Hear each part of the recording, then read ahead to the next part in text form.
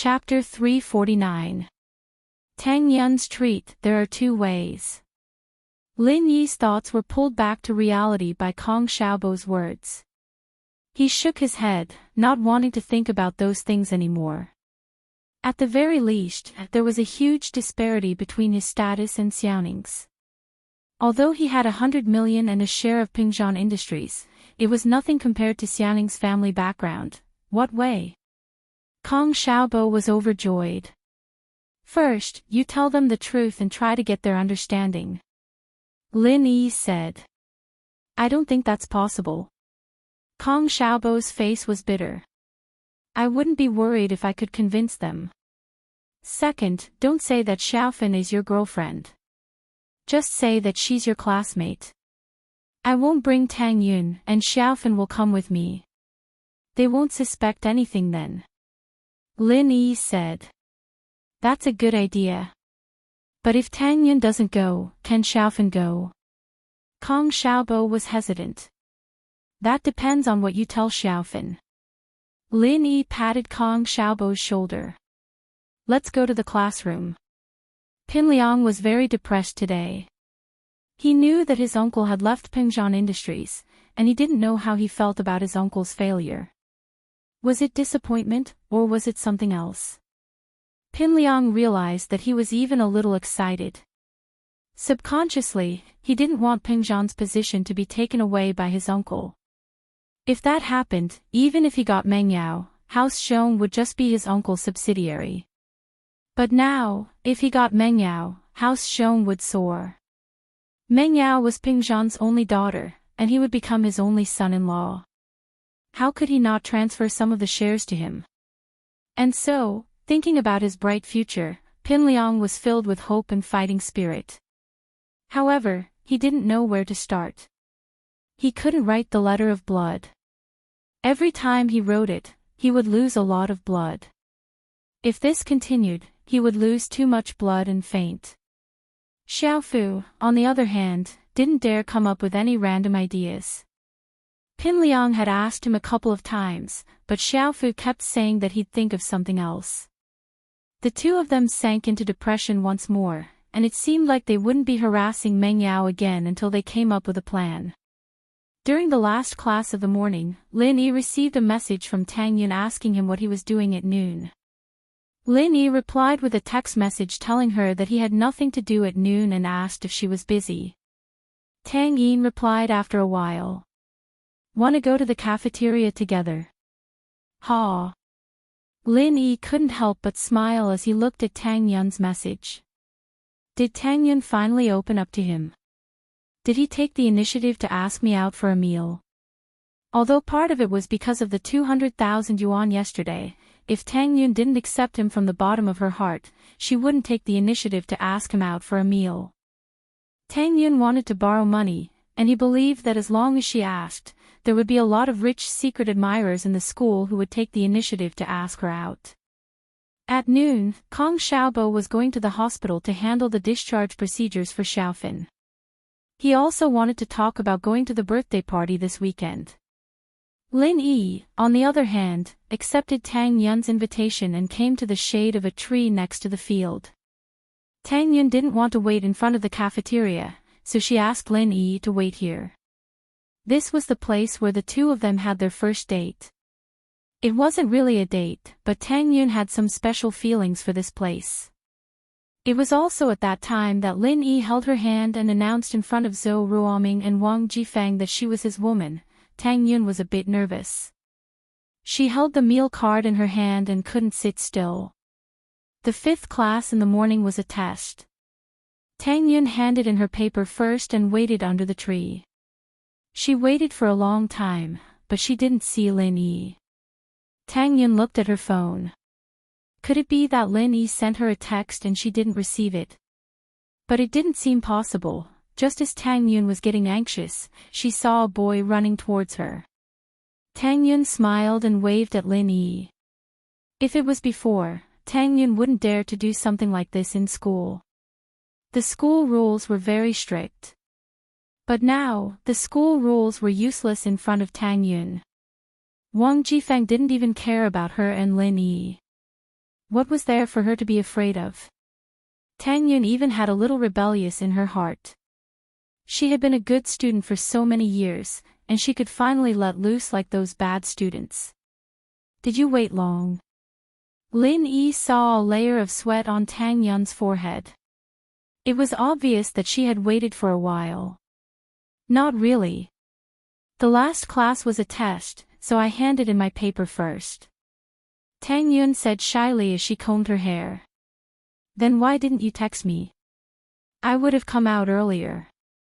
He'd gotten used to skipping class, the dean had already given him a warning, and the teachers of the other subjects didn't bother with him, thinking that he was some rich young master who was here to kill time. It's fine, Tang Yun shook her head, I'll treat you. You treat me. Lin Yi looked at Tang Yun, surprised. Don't look at me like that. I can only treat you to the cafeteria. Tang Yun raised the cafeteria card in her hand. All the money at home was used for my dad's surgery. Although there might be some left over, it's hard to say if we still need money in the future. So, if you want me to treat you to a big meal, we'll have to wait until I earn my own money. No, my cafeteria card has a lot of money in it. It's the same if you use mine. It'll be a waste if you don't eat. Lin Yi took out the card from his pocket and gave it to Tang Yun. How's uncle's condition? Tang Juqing's problem was with his bones, and he needed surgery. Although Lin Yi was good at acupuncture and medicine, he couldn't perform surgery for Tang Juqing on behalf of the hospital. Why are you giving me your card? Tang Yun paused. My mom took my dad to the hospital early in the morning. He should be in the hospital now. But he's been checked regularly, and he's just waiting for surgery. I don't usually eat at the cafeteria, and I'll eat with you in the future, so I'm giving you my card, Lin Yi said. Is there anything I can help with at the hospital? I don't think so. Tang Yun shook her head, her eyes red. Lin Yi, thank you. I don't know how I can thank you. Tang Yun was really touched.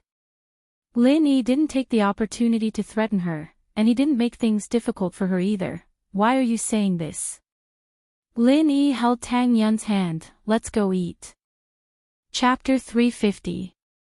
Chapter 350, Ward and Surgery. Lin Yi and Tang Yun's relationship had spread throughout the school. Their relationship wasn't a secret anymore, and Lin Yi announced that Tang Yun was his woman in front of Wang Jifeng. This kind of shocking effect made all the guys and girls who had secret relationships jealous.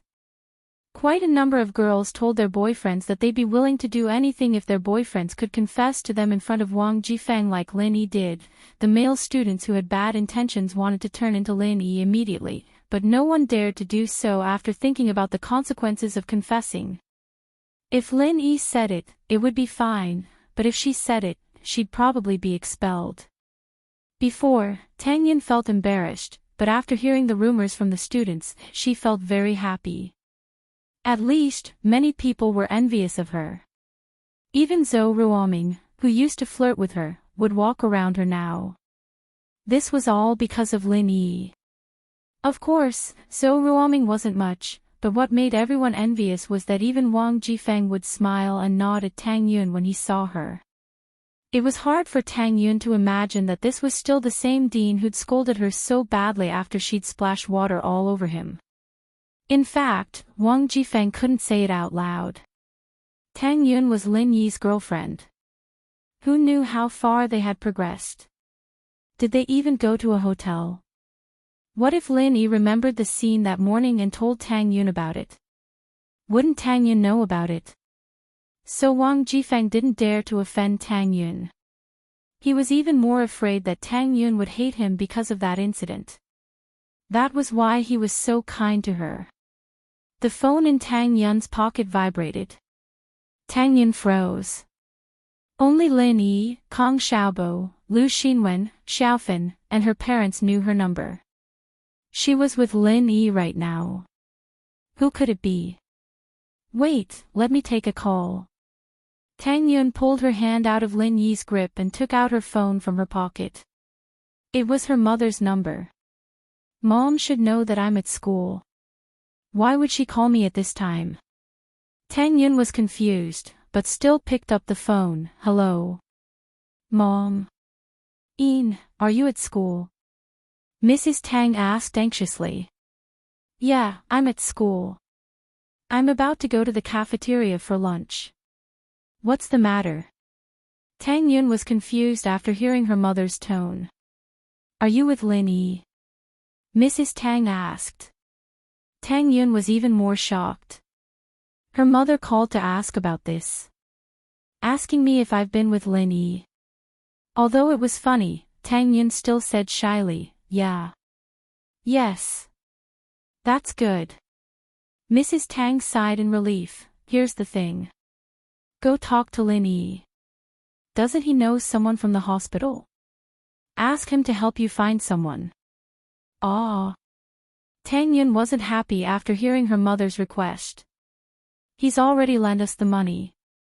Just go to the hospital for the surgery. What's the point of looking for someone? Isn't it troublesome enough? Ian, you don't know how crowded the wards are. If you don't know anyone, you'll have to sleep in the hallway. You don't want your dad to sleep in the hallway, do you?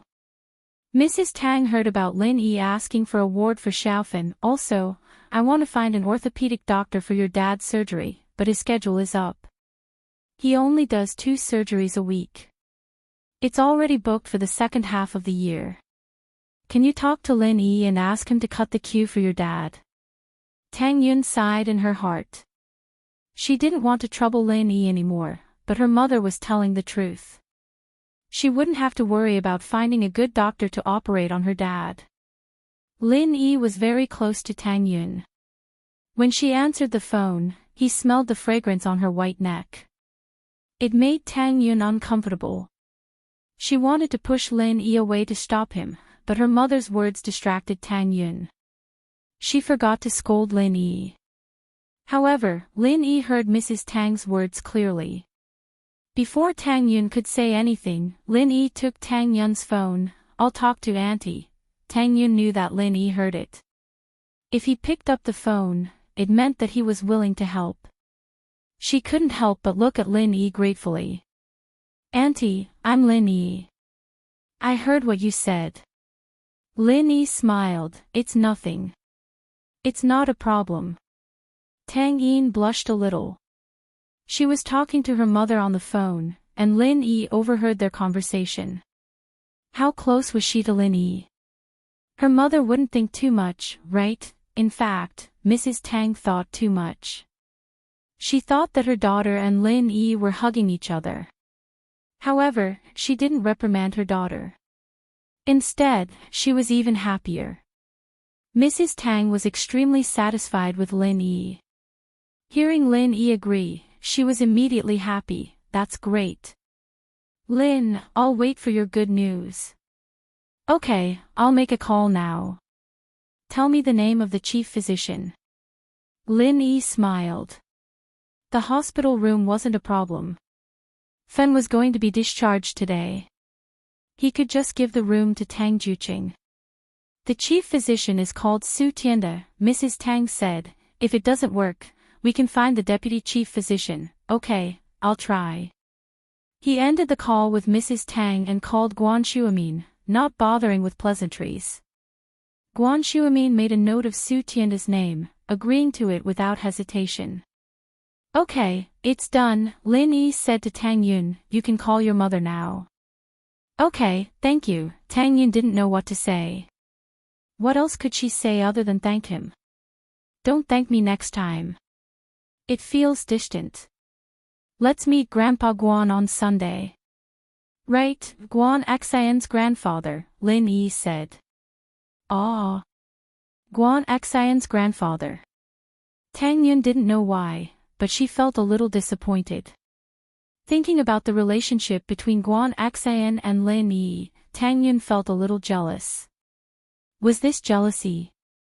Tang Yun shook her head. She didn't think that she would feel jealous one day. Tang Yun's phone rang again before she could call her mother. She picked it up and heard her mother's excited voice. Yin, it's done.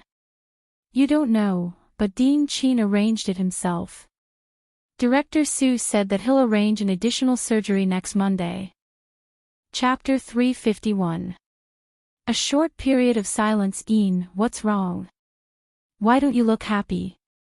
A mother knew her daughter's mood. Mrs. Tang immediately noticed that something was wrong with Tang Yin's voice. It's nothing.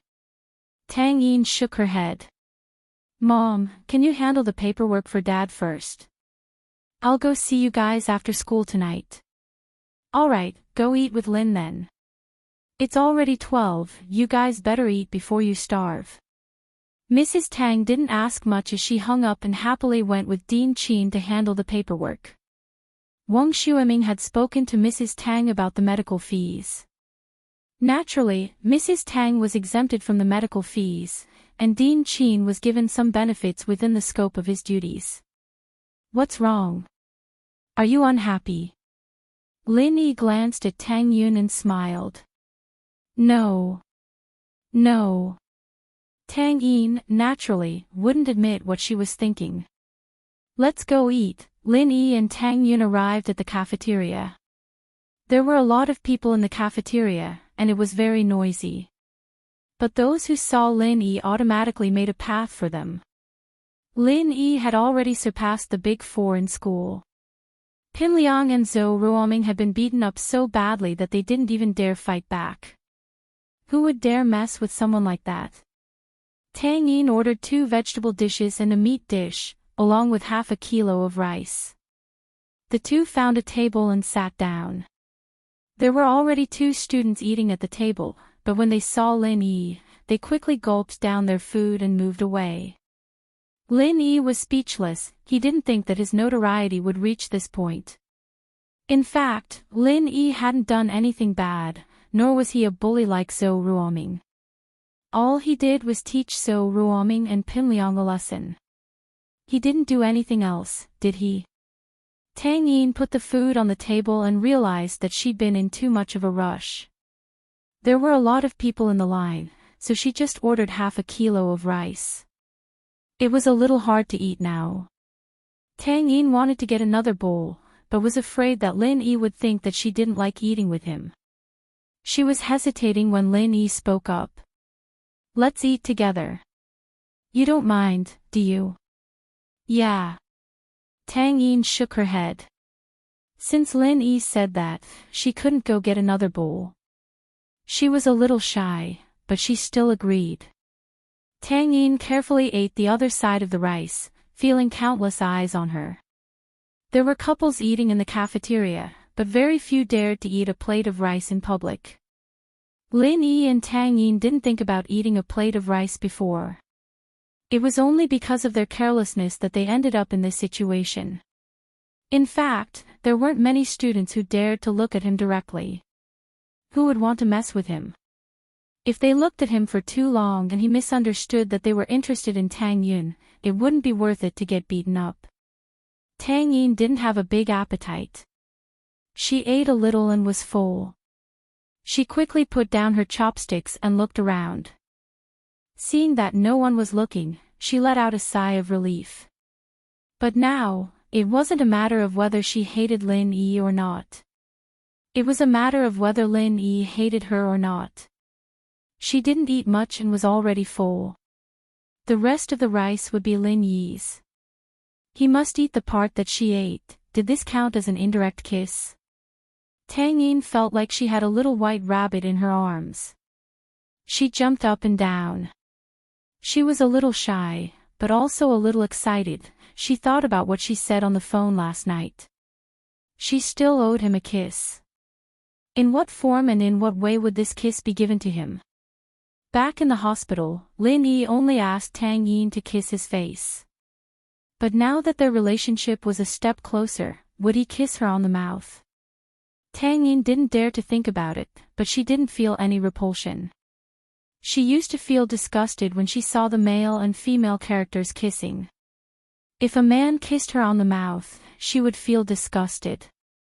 But now, she didn't feel like vomiting. Instead, she was looking forward to it. Lin Yi was afraid that Tang Yin wouldn't have enough to eat, so he ate very slowly. But after Tang Yin finished eating, he cleaned up everything on the table. Tang Yin was stunned. You. Are you full? Tang Yin didn't think that Lin Yi had such a big appetite. He didn't look fat, but he ate so much. I'm full, Lin Yi nodded. Then. Let's go back to class. Tang Yin didn't want to leave Lin Yi like this. Let's walk around the field. Lin Yi stood up and picked up the plates. He walked out of the cafeteria with Tang Yin and left the plates at the door. The bright afternoon sun made Tang Yin squint her eyes. She put her hand in front of her forehead to block the sunlight. She looked at the students playing on the field. She felt a sense of happiness. She met Lin Yi when she was about to leave the school. Tang Yin wanted to cheer, but there was a sense of unease in her heart. It was as if Lin Yi didn't belong to her. The happiness in front of her was short-lived. In her daze, a big hand grabbed onto Tang Yin's. Tang Yin came back to her senses. She hesitated for a moment before grabbing onto the big hand. Which university do you want to go to?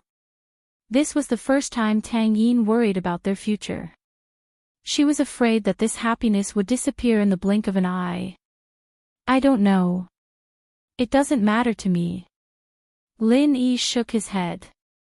He would go wherever Meng Yao went. There was no doubt about that. He smiled to make Tang Yin feel at ease. I'll go wherever you go. Yeah. Tang Yin smiled as she welcomed the sunlight. Her heart was finally at ease, but she was still worried. What if one of us doesn't get enough points? We can spend money, Lin Yi shrugged. Your worries are unnecessary. Nouveau riche. Tang Yin said with a smile, but she was happy that Lin Yi was taking her seriously. The two of them walked under the shade of the tree and found a stone step to sit down. Tang Yin seemed to have a special liking for the shade. She always liked to come here. She supported her chin with her hand and enjoyed the peace. Lin Yi stretched lazily and stayed by Tang Yin's side quietly. But, this brief moment of peace, someone wanted to destroy it. Chapter 352. Does she like you? Yao Yao, let's go sit under the shade for a bit. Yushu suggested with a naughty smile. What for? Watch that Lin Yi hit on girls. Meng Yao frowned as she looked at Lin Yi and Tang Yin sitting together. She didn't like it at all. It was daytime, wasn't it? It was a work day too, and you're messing around with the school beauty instead of being my follower. She and Shu were both school beauties, so why did this guy only have eyes for Tang Yin? She was his boss, the miss. Even if he had a crush on someone, it should be her first. Meng Yao felt like she had been wronged. Was she that unattractive? Meng Yao didn't even care if he liked her or not, but the fact that he was ignoring her and going after another girl pissed her off. It was a blatant disregard. Even if he didn't like her, couldn't he just go for Shu? Why did he have to go for Tang Yin? Although, one had to admit that Lin Yi and Tang Yin in their school uniform really did look like a couple from afar. Perhaps they were a couple after all. Heh, let's see how he hits on girls, we'll learn from him. Yushu nodded.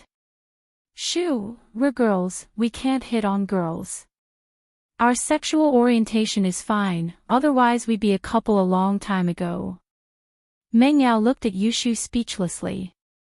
Oh, let's go see Tang Yin then, let's learn how to hit on handsome guys. Yushu was just finding an excuse to keep Meng Yao company to satisfy her curiosity. Is Lin Yi a handsome guy? Do I even need to hit on him? Meng Yao curled her lips. I don't like him at all. But, she still walked towards Lin Yi with Yushu despite her words. Lin Yi couldn't help but smile bitterly when he saw the two misses walking towards him.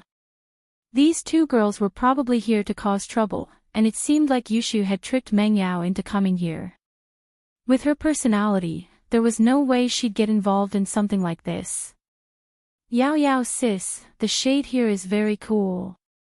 Yushu pulled Meng Yao to the steps under the tree, but the steps were occupied by Lin Yi and Tang Yun.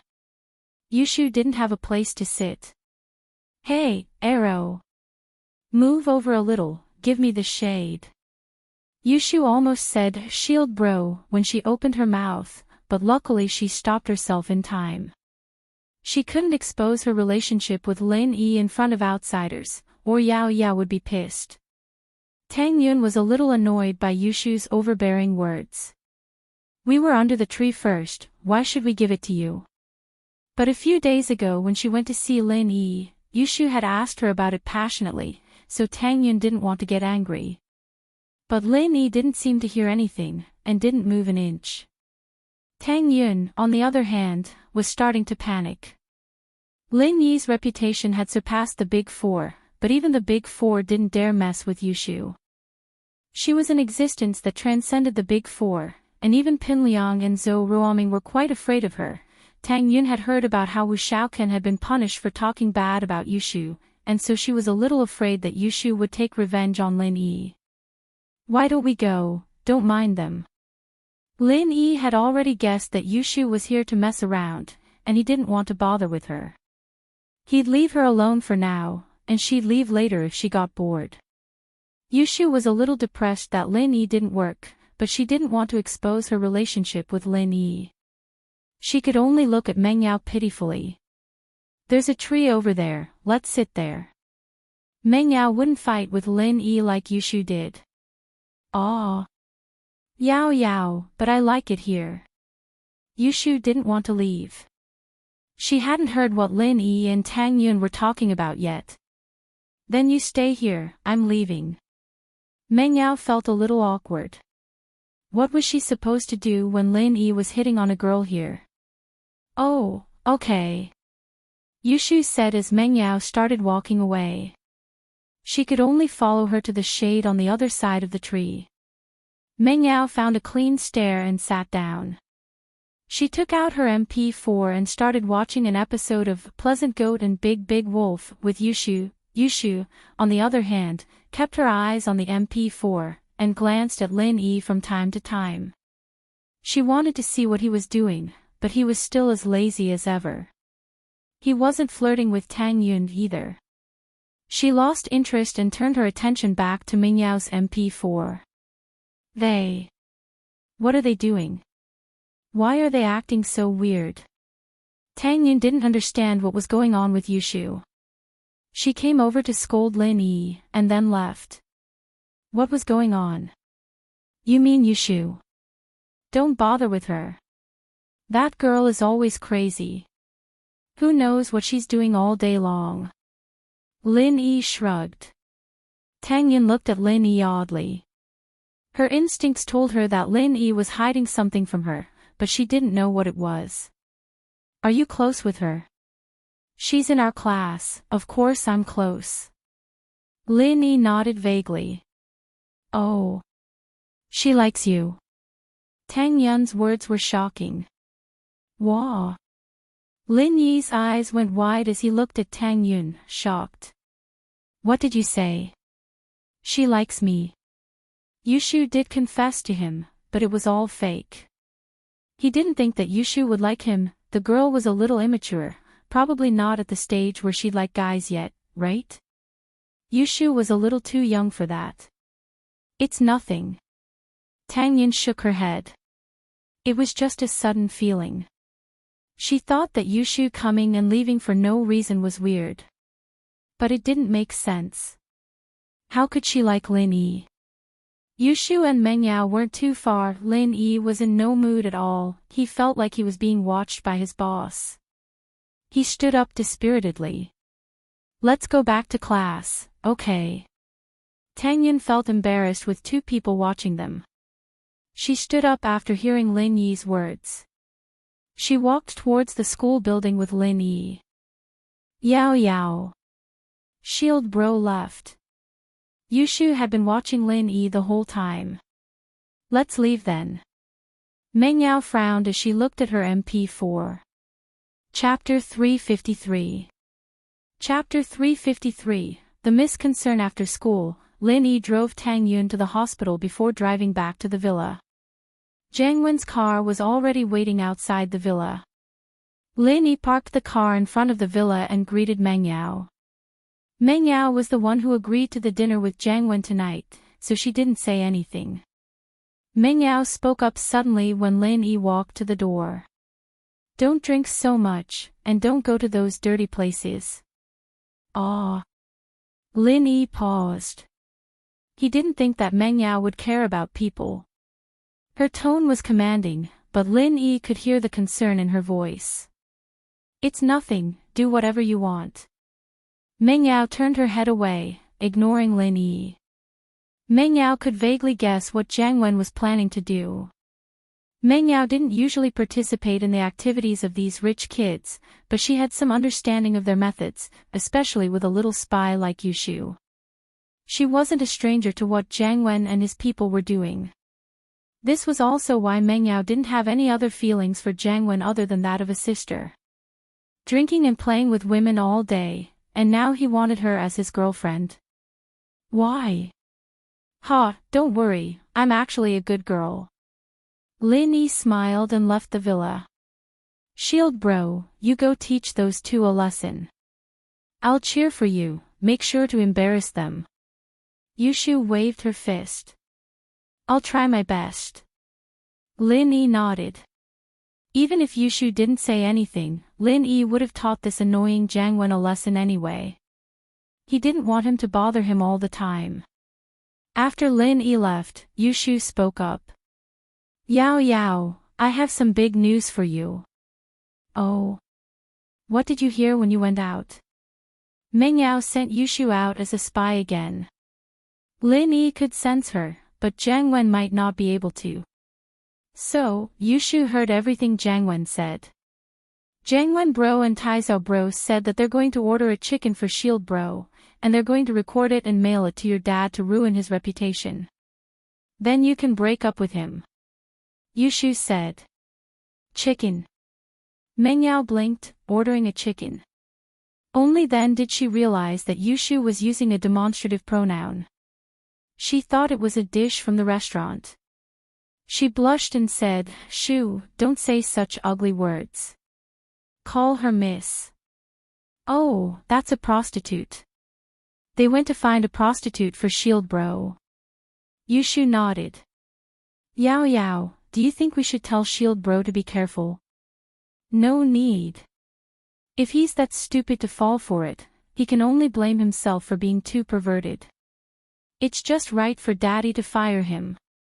Meng Yao humphed, thinking that Jiang Wen was really filthy. She wondered if Yushu's brother was the same as them in the past. Lin Yi walked out of the villa and saw a Porsche 911 behind Jiang Wen's Ferrari. Beside the car was Su Taizao, the guy he met at the theme park restaurant the other day. Lin Yi didn't have a good impression of Taizao. The guy was yelling and screaming that day, and Lin Yi didn't like it at all. But now, the guy was all smiles as he greeted Lin Yi. "Mr. Lin Yi, it's nice to see you. Thank you for what you did for bro that day." Lin Yi waved his hand and ignored him. Jiang Wen walked up to him. "Bro Lin, I didn't expect you to be in the same class as Yao Yao." Jiang Wen had already found out that Lin Yi was Ming Yao's classmate, so it was natural for him to call him Lil Bro Lin according to their age. "Ah. I guess so." Lin Yi nodded faintly. "Aren't we going to eat?" "That's right, let's go now. I've booked a room at Starlight Hotel, let's go now." Jiang Wen introduced, worried that Lin Yi didn't know about it. Starlight Hotel is one of the most luxurious hotels in the city. We used to go there a lot. There's special services too. Taizao walked over as well, patting Lin Yi's shoulder like a family member, as if saying that they were both men, and they had a tacit understanding. "Is that so? I'll have to see it then." Lin Yi nodded, looking at them expectantly. He was smiling coldly inwardly. Meng Yao was right, these two were up to no good, trying to set a trap for him. Jiang Wen breathed out in relief when he saw that Lin Yi didn't reject the idea. Tai Zhao, on the other hand, was overjoyed. He was worried that Lin Yi wouldn't agree, but it'd be great if he did. There were plenty of programs, and he wasn't afraid that Lin Yi wouldn't be satisfied. But, you'd have to pay a price for it after it's over. Haha. Let's go now. Do you want to take my car? Jiang Wen pointed at his Ferrari. It's fine, I'll drive myself. Lin Yi pointed at his broken van. Jiang Wen paused, not expecting Lin Yi to drive a broken van instead of a sports car. But since Lin Yi was willing, he didn't say anything. Sure, it's more convenient if we have our own car. Jiang Wen and Tai Zhao got on the car and drove toward Starlight Hotel, with Lin Yi following behind. Starlight Hotel was one of the most luxurious hotels in Songshan, after all. It had dining, entertainment, karaoke, and nightclubs in one place. Just the parking lot alone was as big as a field. Jiang Wen and Tai Zhao drove the car into the parking lot, and Lin Yi followed them in, only to be stopped by a security guard. Hey, delivery through the back door. The guard glared at Lin Yi. Don't you know the rules? You're new, right? Delivery. Lin Yi paused, knowing that the guard had misunderstood. He shook his head. I'm here to eat. Eat. The guard paused at Lin Yi's words before laughing out loud. You're driving this car to eat. Do you know what the lowest price is here? One meal is enough to buy this car of yours. Alright, stop messing around, let's go. I'm really here to eat. Lin Yi didn't want to argue with this snobbish guard. I don't care what the lowest price is here, someone's paying. Someone's paying. Who treat you? Alright, stop acting cool and get the fuck out. I've seen a lot of people like you, there's at least 8 or 10 of them every day, trying to steal something from the parking lot. The guard looked at Lin Yi with disdain. Who'd treat you, unless they're retarded? Chapter 354. Chapter 354, Jiang Wen's ploy. After all, the people he interacted with were all rich people, and it was only natural for him to feel a sense of superiority. He felt like he was the cream of the crop, and he looked down on the poor. The security guard would bow and scrape to those who drove luxurious cars, but Lin Yi's old car made him think that he was a wolf in sheep's clothing. Who the hell are you calling an idiot? Tai Zhao slapped the guard's face. He and Jiang Wen had parked the car, and since they hadn't seen Lin Yi following them, they ran to the entrance of the parking lot, only to hear the guard calling him and bro idiots. Tai Zhao was furious. The guard didn't know why Tai Zhao had hit him, but he saw that Tai Zhao had branded clothes all over him, and that he'd come from the parking lot as well. He was a VIP here, and he didn't want to piss him off. I wasn't calling you an idiot, you're still fucking lying. Tai Zhao slapped the guard again. I'm treating him to a meal, and you're calling me an idiot. You think I didn't hear that? The guard froze, not expecting someone to treat someone with a broken van. Jiang Wen walked over as well, frowning. What's wrong, Tai Zhao? This guard is calling us idiots. Does he want to die?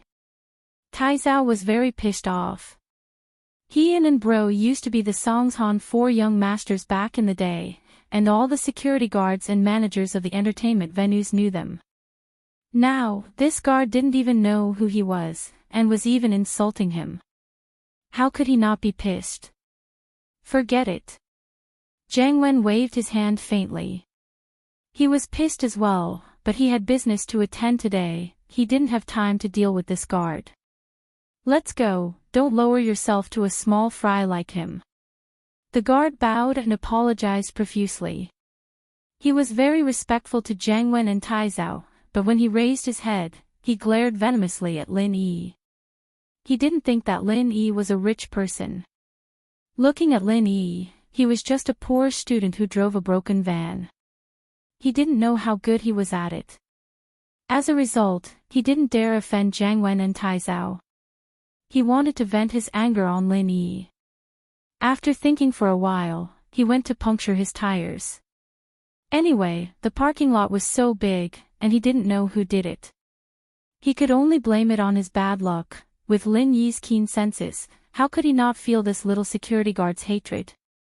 However, he didn't care and said lightly, "You keep an eye on the car for me. If there's a problem with the car, I'll settle the score with you." Ah. The little security guard smiled bitterly, but he didn't expect Lin Yi to see through his thoughts. While he was annoyed, he could only accept his fate. Little did he know that Lin Yi didn't want to lower himself to his level. Otherwise, he would have been lying on the ground a long time ago. Jiang Wen brought Lin Yi to a private room on the 4th floor. The 4th floor was where the best private rooms were, and above that was the entertainment center. The room was very spacious, and one could see the night view of the fountain not far from the hotel through the floor-to-ceiling windows. It was a very good location, and normal people wouldn't be able to get a room like this. "Brother Lin, please have a seat. Don't stand on ceremony." Jiang Wen, on the other hand, seemed to have gotten used to the night view. He put his phone on the table and sat down.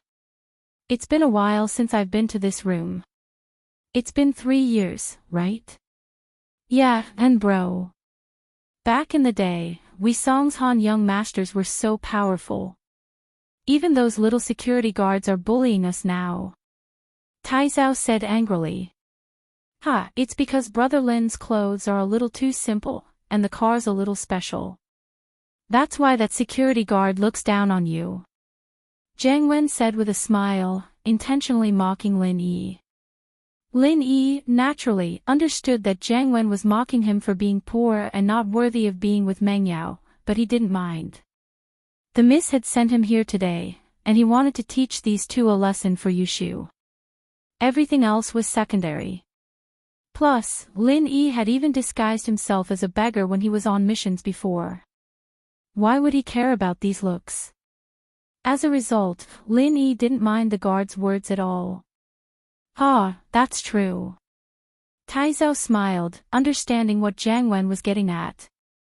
"Lil bro Lin, you need to get Yao Yao to buy you some good clothes, or you'll lose face if you go out like this."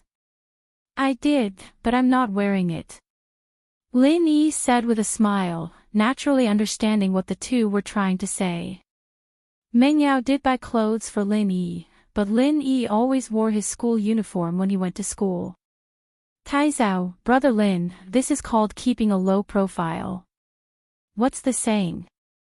"Pretending to be a pig to eat a tiger," Jiang Wen explained with a smile. "Yeah. Pretending to be a pig to eat a tiger. Keeping a low profile." Tai Zhao nodded. These two, naturally, were being sarcastic. As far as they were concerned, Lin Yi wouldn't be able to pretend to be a pig even if he wanted to. Lin Yi didn't explain. "Laugh all you want, I'll make you cry later." Jiang Wen joked with Lin Yi a couple of times, feeling a bit better. But he didn't dare make it too obvious, afraid that Lin Yi would get angry and leave. He didn't wait for Lin Yi to speak and raised his hand to call for the waiter to bring out the dishes. The dishes had been ordered beforehand, and Jiang Wen had called the hotel to prepare them before he left Meng Yao's villa. So, after Jiang Wen gave the order to the waiters, the delicacies were placed on the table one after another. Jiang Wen secretly pressed the record button on his phone. He'd put his phone on the table intentionally, aiming the camera at Lin Yi to record the guy's embarrassing face. As far as Jiang Wen was concerned, Lin Yi probably hadn't eaten all these delicacies before. If he really ate like this, he'd record it and use it as a joke. Of course, this wasn't the main point. The show he'd arranged was the main point. "Brother Lin, don't be so courteous. There's only 3 of us, we don't have that many rules. Let's eat." Jiang Wen raised his wine glass. "Come, let me toast you. You saved my life last time, so I won't say any more thank yous words. It's nothing, and it's Yao Yao's orders, too." Lin Yi raised the glass in his hand and took a sip before putting it down and starting to eat. Chapter 355. Chapter 355, Finding an Opportunity. Wait a bit, let's eat first. I'm hungry. Lin Yi waved his hand dismissively. Alright then. Let's eat first then. Jiang Wen thought that Lin Yi was probably really starved. School had just ended, and he hadn't had dinner yet. It wouldn't be too late to let him eat first. But Lin Yi's leisurely eating speed was driving Jiang Wen crazy. He'd wanted to record Lin Yi wolfing down his food and make it a laughing stock, but Lin Yi was eating very elegantly. He ate quite a lot, but it was a very elegant feeling. Jiang Wen had no choice but to give up on recording. Wasn't this just a waste of memory? What if he couldn't record Lin Yi when he was playing with a prostitute later? Lin Yi only took a sip of the red wine after he was done with his meal. He wiped his mouth. Not bad, the chefs at Starlight Hotel are really good, the food is really good. Of course, this place wouldn't have become our base otherwise. Taizao said proudly. Back in the day, us young masters of Songzhan used to come here all the time. Brother Lin, we're full now. Should we start some activity? Jiang Wen, on the other hand, was all smiles as he looked at Lin Yi. He thought that if the kid didn't leave after eating and drinking, he'd be treating him to a meal for nothing. He didn't even get a single word out of the kid. Oh, that's fine, but wait, I need to go to the washroom. Lin Yi turned around to leave the room. His phone was vibrating. It was probably Meng Yao or Yushu calling. Lin Yi didn't want to answer it in front of Jiang Wen and Taizao. Isn't there a washroom in this room? Taizao pointed at a small door in the room. I'm not used to sitting toilets. Lin Yi smiled. I ate too much, my stomach's a little uncomfortable. Alright then, hurry up and come back soon. Taizao smiled understandingly at Lin Yi's words. Some people were used to squatting and didn't like sitting down. It was normal. Lin Yi went to the washroom, and Jiang Wen and Taizao decided to discuss their next step. They wanted Lin Yi to find a prostitute and record the whole process. It didn't matter if he was Mingyao's boyfriend or not, as long as they gave the video to Pingzhan, he'd be done for. Lin Yi walked quickly to the washroom and picked up the phone. It was indeed Yushu. Shield bro, I'm asking you on behalf of Yao Yao. Yushu said seriously, have you found Miss yet? Not yet. Lin Yi smiled. I just finished eating. Sister Yao Yao said you're not allowed to look for her. If you do, don't come back. Mingyao's voice came from the other side just as Yushu finished. Shu, what are you talking about? I didn't say that. Shield bro, did you teach those two a lesson? Yushu giggled. I didn't find a chance. Let's wait and see. Lin Yi couldn't just beat them up like that, could he? He needed a reason, and Lin Yi didn't want Yushu's words to cause trouble for them. These two were clearly a level higher than Pinliang and Zhou Ruoming. It was best to let them suffer in silence. Okay, then you have to teach them a lesson. Yushu said. I'm hanging up now, you have to hurry. Lin Yi hung up and walked out of the washroom, thinking of a plan as he walked. Suddenly, he heard a familiar name coming from a private room. Sihua bro, what do you think of these two girls? They're the best in Starlight, the best in this place. I spent a lot of money to get them here. A flattering voice came from the private room. Although the voice was very humble, it was very loud, and it was obviously a little unscrupulous. Okay, not bad. A man's laughter came from the room. It was Sihua's voice that Lin Yi saw the other day. Lin Yi stopped in his footsteps. Sihua was eating here too. What a coincidence. He didn't know how Sihua felt after killing two golden class masters, but he still had the mood to come here and play with the best. Twins. What are your names? Sihua was evidently interested as he asked with a perverted voice. I'm Shue Shue, and she's Hua Hua. One of the twins said softly, the bolder one. Okay, Shue Shue, nice name. Sihua laughed loudly. Come, pour me a glass of wine. A smile formed on Lin Yi's lips as he made up his mind. He quickly walked back to his room. Jiang Wen and Tai Zhao had discussed this before. They had to find a girl for Lin Yi no matter what. Even if he didn't want one, they had to persuade him to find one. Otherwise, they'd come for nothing. So they decided that if Lin Yi didn't want one, they'd get him drunk and force him to find one. No matter what, he wouldn't be able to escape tonight. Lin Yi pushed the door open and entered the room. Jiang Wen waved at Lin Yi passionately. Bro Lin, come quick.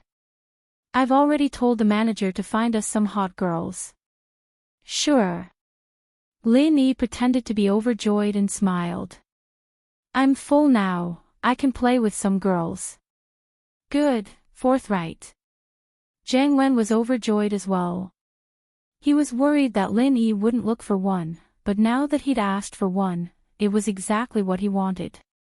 The girls in this hotel are all pretty good, I'll make sure you enjoy yourself. Yeah, I've heard about that a long time ago. But bro, I'm a person with high taste. I don't like normal girls. Lin Yi said with a shake of his head. You know that the girls I usually interact with are all school beauties. I know that. Don't worry, I'll definitely find you the best. Jiang Wen thought to himself. He wasn't afraid of Lin Yi choosing, he was afraid that Lin Yi wouldn't look for one. As long as Lin Yi had the intention, he'd get the manager to find one for him. That's good. Lin Yi chuckled and sat down, looking very expectant. Jiang Wen gave Tai Zhao a look, and he left the room. Not long after, a man in his 30s came in with 5 pretty girls behind him. Mr. Yang, I didn't think that you'd come personally. It's my honor. Jiang Wen smiled. Mr. Yang was the general manager of the hotel, directly reporting to the big boss. He had the final say in everything. Other people might not know who Jiang Wen and Tai Zhao were, but he did. A few years ago, they were famous people in Songshan. Even the big boss of the hotel had to give them face, let alone a manager like him. Chapter 356. Having a target, master, see if these are to your liking. Mr. Yang said with a smile as he showed the girls behind him. Brother Lin is the guest today, Brother Lin, see if you like them first. Jiang Wen said with a nod to Lin Yi. Oh, can I pick 2? Lin Yi asked after one look. Of course. Tai Zhao nodded, he'd been afraid that Lin Yi wouldn't pick, but now he could even pick all of them, let alone 2. The more people there were, the messier it'd be. It'd be more convincing if he showed them to Chu Pingzhan. That's great. Lin Yi smiled. But, to be honest, none of them are to my liking. Jiang Wen and Tai Zhao frowned at Lin Yi's words, wasn't Lin Yi being a little too picky? These 5 girls weren't top-tier beauties, but they'd still be top-tier beauties after putting on makeup. How could Lin Yi not be interested in any of them? Was his standards really too high, or was he doing this on purpose? But no matter what, Jiang Wen had no choice but to ask Mr. Yang to switch. Jiang Wen pretended to be angry. Mr. Yang, what's wrong with you? Is it because I haven't been here for a few years that you're not giving me face anymore? Are you trying to fool us with these kinds of girls? I wouldn't dare. Mr. Yang sweated. I'll go switch them right now. These 5 girls really weren't the best of the best in the Starlight Hotel. Tai Zhao had told him to find some good ones to entertain the guests, and so Mr. Yang thought that these 5 were more than enough. He didn't think too much about it. Who would have thought that this customer was a picky one, and now he'd pissed off Masterin as well. It wasn't worth it, and he quickly left the room with the 5 girls. Jiang Wen could tell from Mr. Yang's expression that these 5 weren't the best of the best. He couldn't help but look at Taizao, puzzled. Why was this guy so unreliable? Since Lin Yi hung out with Meng Yao and Yushu all the time, his standards must be higher than the average person's. Would he even be interested in a normal girl? I'm so sorry, Brother Lin. This Mr. Yang is really bad at handling things. Jiang Wen couldn't blame Taizao, so he pushed the blame onto Mr. Yang. Nothing. Let's wait and see. Lin Yi shook his head slightly, feeling amused. Even if you brought a heaven immortal, I would still look down on you. After a while, the door of the private room was pushed open again. This time, Director Yang brought 3 girls who were obviously a grade higher than the previous 5 into the private room. Master and Master Lin, how did it go? Mr. Yang was full of confidence. He'd brought all of the hotel's top hostesses with him. If he still couldn't pick them out, then he'd have to say that Master Lin had bad taste. Oh, let me see. Lin Yi raised his head calmly, sizing up the 3 girls Mr. Yang had brought. He had to admit that these girls were all top quality. Lin Yi sighed. Why did he have to go into this line of work? But Lin Yi wasn't a savior. He didn't want to care about things like this. Everyone had their own difficulties, and he couldn't possibly understand them one by one. He pretended to look at the 3 girls carefully, thinking that Lin Yi would definitely keep 1 or 2 or even 3 of them when Lin Yi spoke up. Man, it still won't do. Mr. Yang, are you hiding something? Ah. Mr. Yang paused, a little unhappy. Hiding something? What? Master Lin doesn't like any of them. At this point, even Jiang Wen and Taizao thought that Lin Yi was being too picky. Was this guy just going through the motions to brush them off? Maybe he didn't even want to look. Jiang Wen had his suspicions, but he couldn't say it already. What if Lin Yi was really that picky? Brother Lin, don't tell me that you don't like any of them. Taizao's words were a little forceful. After all, even he was a little moved by these 3 girls, but Lin Yi didn't like any of them. Ahem. Alright, I'll get straight to the point then. Mr. Yang, I heard that Starlight has 2 top hostesses, a pair of twins. Lin Yi pretended to be unhappy. I've heard so much about them. It's not just a rumor, is it? Lin Yi's words surprised Mr. Yang, as well as Jiang Wen and Taizao. What surprised Mr. Yang was that Lin Yi wasn't being picky at all, but that he already had a target in mind. Perhaps it was because he wanted to save face, but he didn't say it out loud. Instead, he was hinting at Mr. Yang through his dissatisfaction, asking him to change to someone better. Jiang Wen and Taizao, on the other hand, hadn't been here for years, and they didn't know who the top hostesses were anymore. So when they heard Lin Yi say these 2 names, they thought to themselves that this kid was an expert.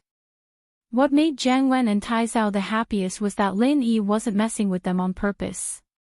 He already had a target in mind, and perhaps he was too embarrassed to say it out loud before, but now that Taizao had forced him to say it. But that wasn't a problem. As long as Lin Yi said the name, everything would be fine. Mr. Yang, that Xue and Hua Hua, aren't they the top hostesses here? Jiang Wen looked at Mr. Yang, his tone neutral.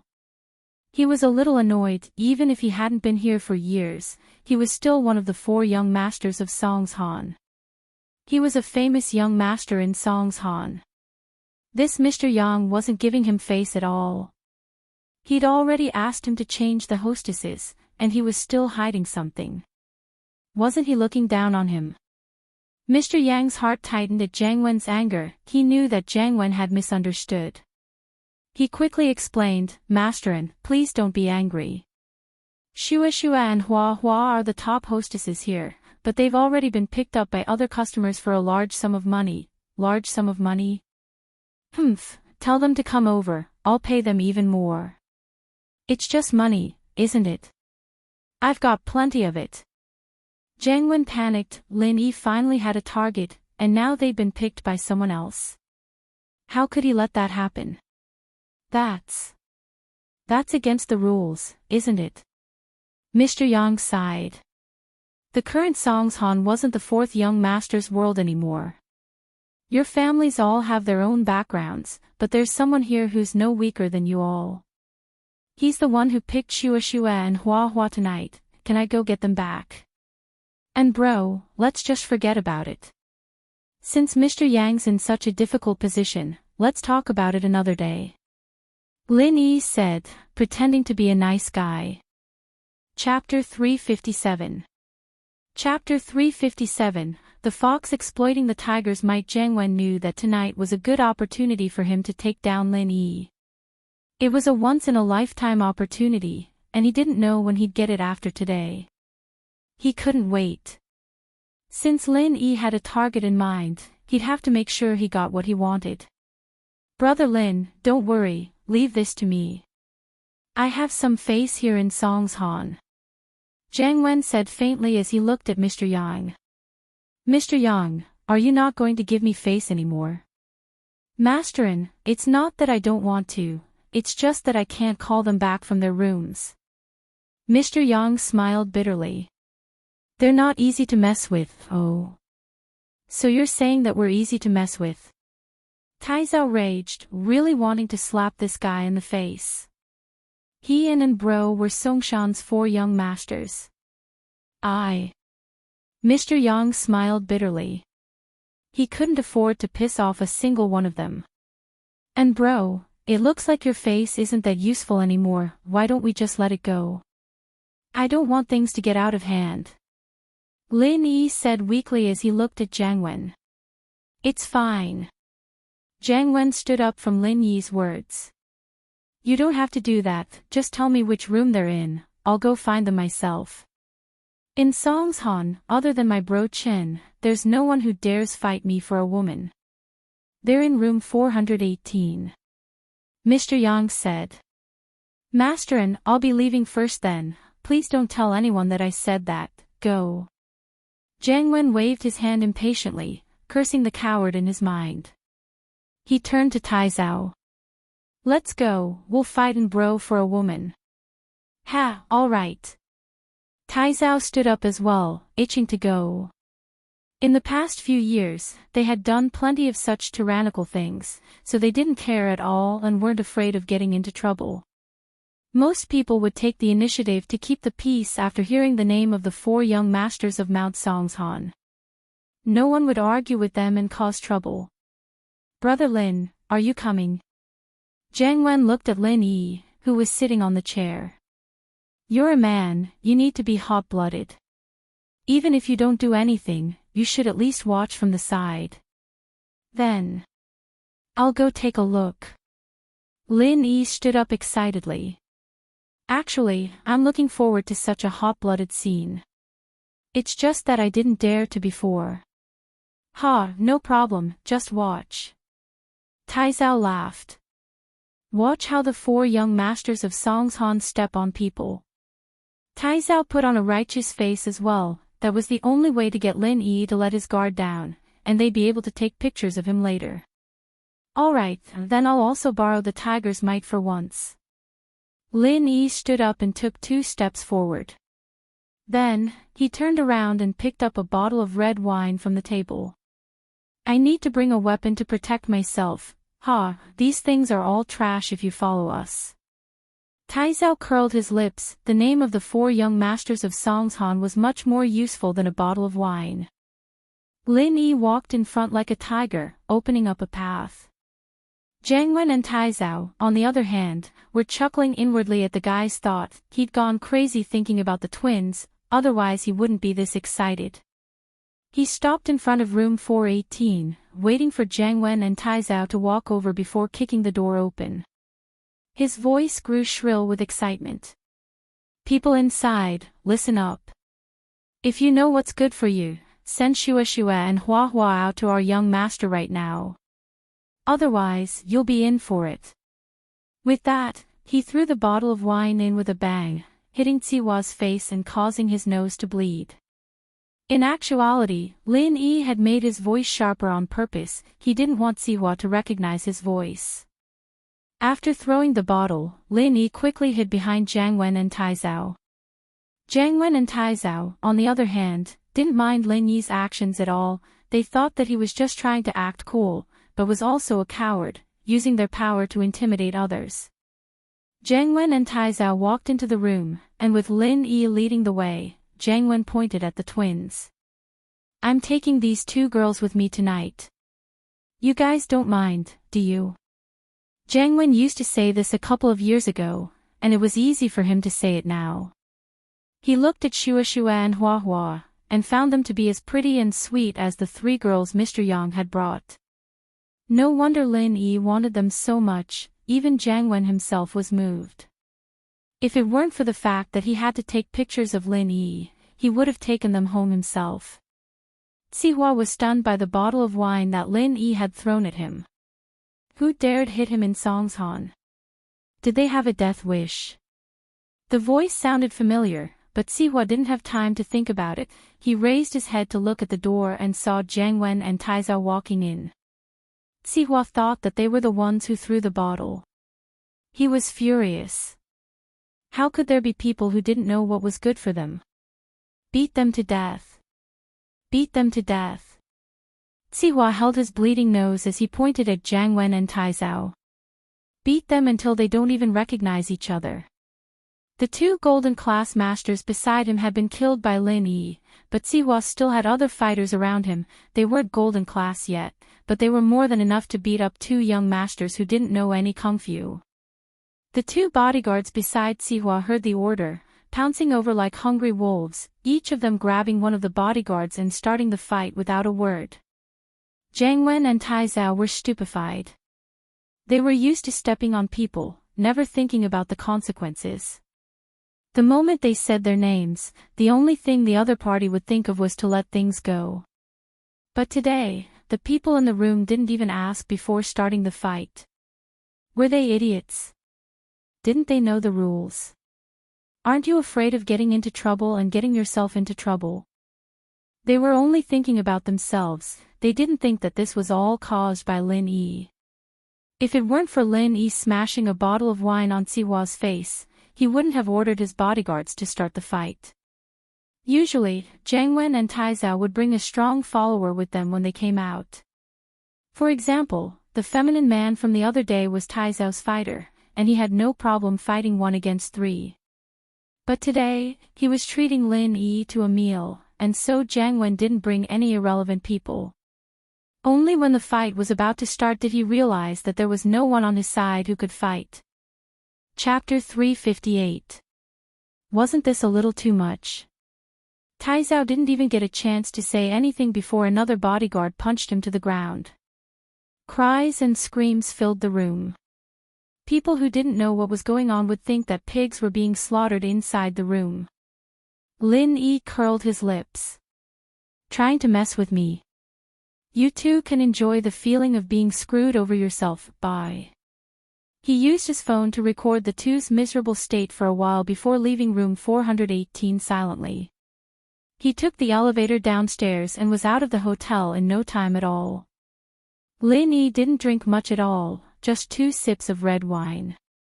Lin Yi wouldn't get drunk even if he drank a lot, so he got in the car and drove back to the villa. Jiang Wen and Tai Zhao might be the Songshan young masters, but they'd probably have to swallow their pride if they knew that it was Sihua who'd beaten them up. They wouldn't be able to get back at him. Yushu called him again on the way home, and Lin Yi picked it up with a smile. What's up? Is there something else?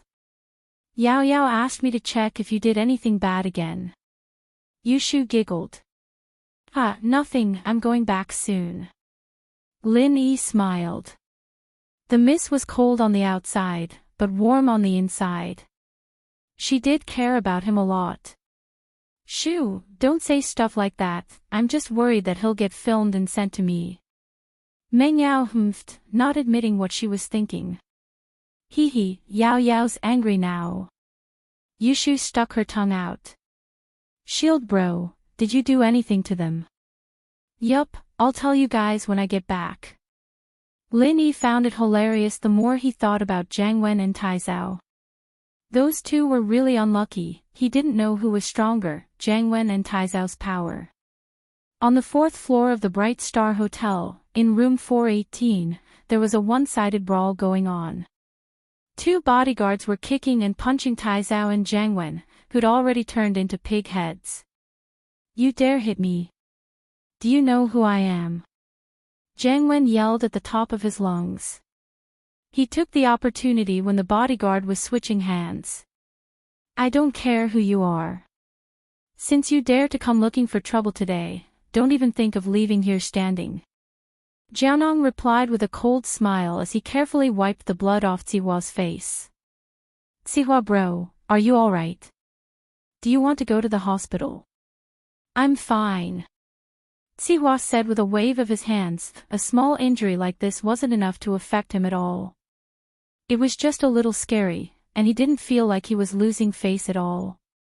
He was a big shot in the underworld, and now his nose was bleeding from a slap. It was quite embarrassing. "I'm Jiang Wen. Songshan young master Jiang Wen. How dare you hit me?" Jiang Wen continued yelling while he still had the chance to speak. He was afraid that the bodyguard would land another punch on his mouth and turn him into a mute. "Wait." Zihua paused after hearing Jiang Wen's words. He quickly waved his hand, signaling the bodyguards to stop fighting. "What did you say? Who are you?" "I'm the 3rd of the Songshan Young Masters, Su Tai Zhao." "He's Jiang Wen broen." Tai Zhao forced himself up from the ground and pointed a finger at Zihua. "What now? Scared now?" "Not really, but there seems to be some kind of misunderstanding here." Zihua stood up and walked up to the man. "Are you really Jiang Wen?" "Of course." Jiang Wen wiped the blood off his face dark. "Do you want to see my ID?" "No need. I'll believe you if you say so.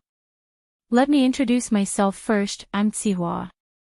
Zihua waved his hand and had the bodyguards help Jiang Wen and Tai Zhao up. "I don't give a fuck who you are. Zihua, double kick, great cannon, whatever. How dare you hit me? You'll have your house confiscated tomorrow."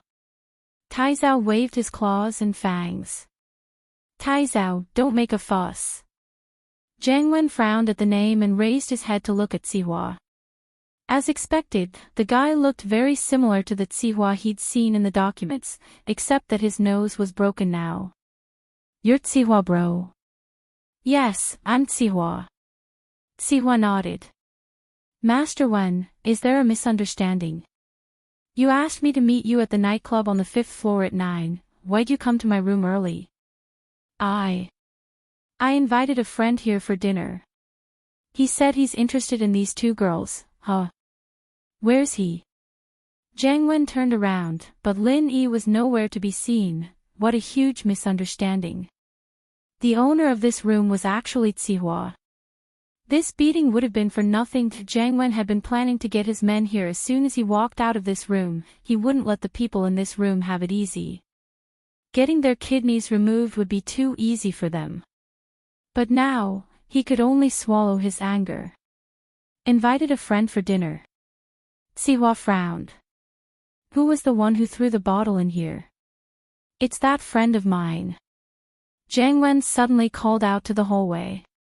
"Lin Yi! Lin Yi! Lin Yi! The friend you invited is called Lin Yi." Zihua's pupils contracted. "You're saying that Lin Yi was the one who threw the bottle in here?" "What? You know Lin Yi, Zihua bro?" Jiang Wen could tell from Zihua's tone that he knew Lin Yi. "I do. How could I not know him?" Zihua smiled coldly. "Not only do I know him, he's my enemy. Master Wen, I'm sure that you've been tricked by that Lin Yi." Jiang Wen's face darkened as he fell into deep thought after hearing Zihua's words. He wasn't an idiot, he connected the dots and came to a conclusion immediately. Lin Yi had done this on purpose. He probably knew that Zihua was in this room, and knew that Shua and Hua were here as well. That was why he'd purposely picked these 2, using Taizao and Jiang Wen as cannon fodder to send them to Zihua's room. In the end, a bottle had escalated the conflict, and Lin Yi was gone when the two of them went in stupidly. Chapter 359. Chapter 359. Getting beaten up for nothing. What Lin Yi didn't know was that Jiang Wen and Zihua actually knew each other, and had even arranged to meet up at night. According to Lin Yi, even if Jiang Wen and Taizao weren't killed, they'd be crippled by Zihua's men. Zihua, on the other hand, wasn't a man who wouldn't react when his nose was bleeding. Masterin, I can only apologize for what happened earlier. I hope you don't mind, but I've become like this as well. Zihua said with a shrug as he pointed at his face. The power behind Zihua wasn't weak, but Jiang Wen's house wasn't weak either. Add Taizao's house to the mix, there was even less of a need for Zihua to start a feud. The two of them didn't even have a grudge against each other, and were even working together. It was all that bastard Lin Yi's fault. It's fine. Jiang Wen waved his hand. He knew that he couldn't blame Zihua for what happened today, the only person to blame was Lin Yi. That bastard was simply too evil. Taizao, on the other hand, was a little indignant. Lin Yi was the one who started this, but he couldn't just beat someone up like that, could he? He'd never heard of the name Zihua, after all. Who the hell knew who he was?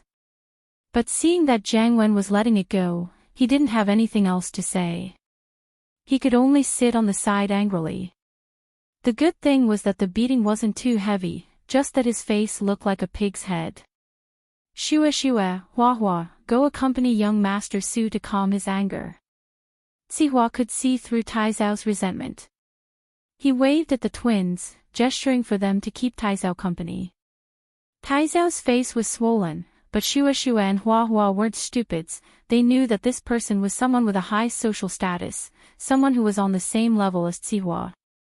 Plus, he was a pig now, but he'd been a handsome guy when he first came in. It wouldn't be a loss to keep him company. Master Su. Taizao had been holding a grudge at first, but now that Zihua had given him these two headliners, that grudge vanished without a trace. He wasn't the kind of person who was shrewd. The purpose of coming to the private room this time was to snatch the woman. Now that he had achieved his goal, he had his face. Naturally, Taizao didn't say anything else about Zihua's thoughtfulness and respect. Happily, he brought the two girls into the lounge. Zihua smiled faintly. Naturally, he knew what Taizao was thinking, but he didn't care about him at all.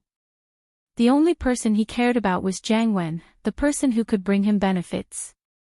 Young Masterin, forgive me for being blunt, but why are you treating Lin Yi to a meal? Are you friends with him? Zihua had to figure out the relationship between Jiang Wen and Lin Yi first. He knew that Jiang Wen was pissed off after Lin Yi set him up, but that was just on the surface. Who knew if there was a deeper connection between the two? If Jiang Wen and Lin Yi were really friends, then this cooperation wouldn't be able to go on. Friends? Jiang Wen smiled coldly. More like love rivals. Oh. Zihua narrowed his eyes. He'd gotten a useful piece of information. I was wondering why he'd set you up. I've underestimated the kid's intellect. It seems like he knew that I had bad intentions towards him all along, so he set me up after eating me. Jiang Wen said angrily. Zihua bro, you and Lin Yi is Mingyao's bodyguard. We wanted to kidnap Mingyao to achieve our goals, but Lin Yi ruined our plan. Zihua said nonchalantly. Naturally, he wouldn't reveal something as shameful as losing two golden class masters, and now that the plan had failed, Gubang had lost the ability to deal with Pingzhan. Zihua couldn't be bothered with Mengyao, but Lin Yi, on the other hand, was something he couldn't let go of. Oh. Is Lin Yi really Mingyao's bodyguard? Jiang Wen paused. He'd had his suspicions before, but if Lin Yi really was Mingyao's bodyguard, then he still had a chance. I thought that he had some sort of relationship with Mengyao before, but I realized that he was closer to that Yushu. Zihua was talking about the theme park incident. Lin Yi risked his life to jump into the sea with Yushu, and that made Sihua suspicious. Yushu. Ha, that's great. Jiang Wen lost his composure a little after hearing Sihua's words. But he couldn't be blamed for that. He'd been planning to cause trouble for Lin Yi because he'd heard that Lin Yi was Mingyao's boyfriend. Now that he was sure that Lin Yi wasn't, Jiang Wen felt quite satisfied. What's wrong, Masterin? The girl you're in love with isn't Mengyao, is it? Sihua seemed to have noticed something. I'm sorry, Sihua bro, but Yao Yao and I are childhood friends, we grew up together. Jiang Wen nodded. I saw Lin Yi with Mengyao when I came back to China, so I brought him out to see what's going on. That kid isn't simple. Even if he's just a bodyguard, you still have to be careful of him. Sihua reminded. He didn't mind using this opportunity to drive a wedge between Jiang Wen and Lin Yi into the fray. I will. Jiang Wen nodded. Sihua bro, you guys want to go after Mengyao? It's all in the past, and that plan has been terminated. Don't worry. Sihua smiled. Even if it wasn't terminated, I wouldn't do anything for Master N's sake. Thank you, Sihua bro. Jiang Wen was quite satisfied with Sihua's attitude. The two had some conflict at first, but that was all because of Lin Yi. Now that things were out in the open, Jiang Wen still wanted to work with Sihua. Masterin, we don't get to know each other without a fight. We're both straightforward people, so just say what you want. Sihua smiled as he poured Jiang Wen a glass of red wine. Because of the misunderstanding, the two skipped the pleasantries and probing each other's secrets and went straight to the point. Jiang Wen glanced at the private room. Tai Zhao was in there, and then at Sihua's bodyguards. He wanted to say something, but he didn't. Sihua smiled, naturally understanding what Jiang Wen meant. He waved his hand at his bodyguards. You guys leave first. Yes. The bodyguards didn't say anything and left the private room. After closing the door tightly, they stood guard at the door of the private room. Chapter 360. Kneeling on the CPU. Hello, Mr. Su, your name's pretty cute. Jiang Wen sweated a little at the name, it was a pretty cool name. Ha! Jiaonong smiled. I'm from the same family as that Master Su inside. Don't worry, Masterin, this room's soundproof, we can't hear anything from inside, right? Jiang Wen nodded. Sihua bro, I'm sure you know what kind of business my family does. My big brother used to be in charge here in Songshan, and I don't care what he does, but I've heard a lot about you, Sihua bro. You're the boss of Songshan's underground forces. That's why I'm here to pay you a visit. No matter what, Jiang Wen's words made Sihua feel good. Naturally, Sihua knew what kind of business Jiang Wen's family was in, after all, selling human organs. Jiang Wen's big brother, Enjinda, hadn't visited Sihua when he was here. He didn't think much of Sihua because he had a golden class mid-phase as his underling. But Enjinda's business back then was the kind where money was exchanged for goods. It was illegal, but it didn't have anything to do with the underground forces. Sihua didn't want to get into an enemy's business because of that.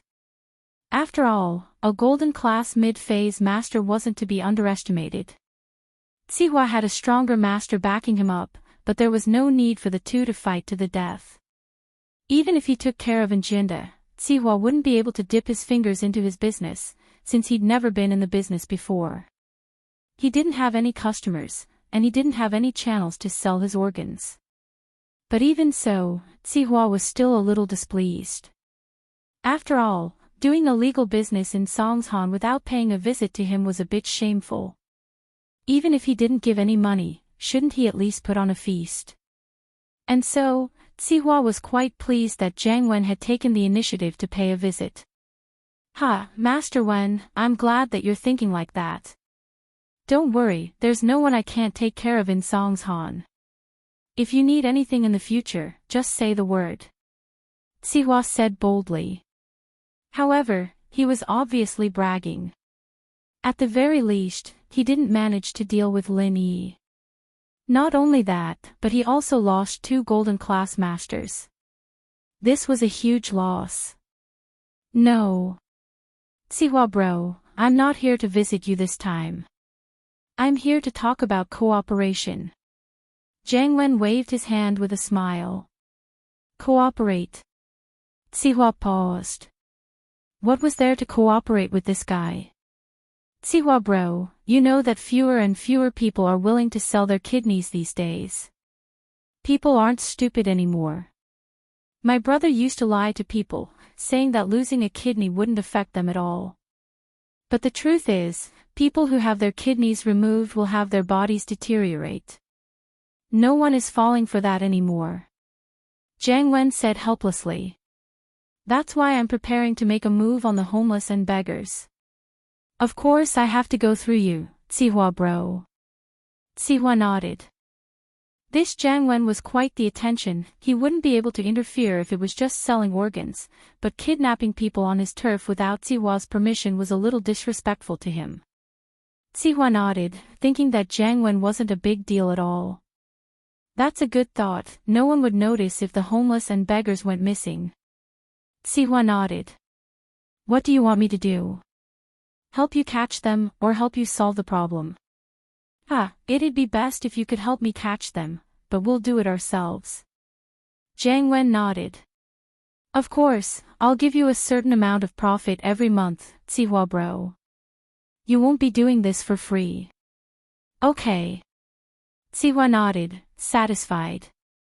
Organ trading was a very profitable business, and it would be a good idea if Jiang Wen could give him a portion of the profit.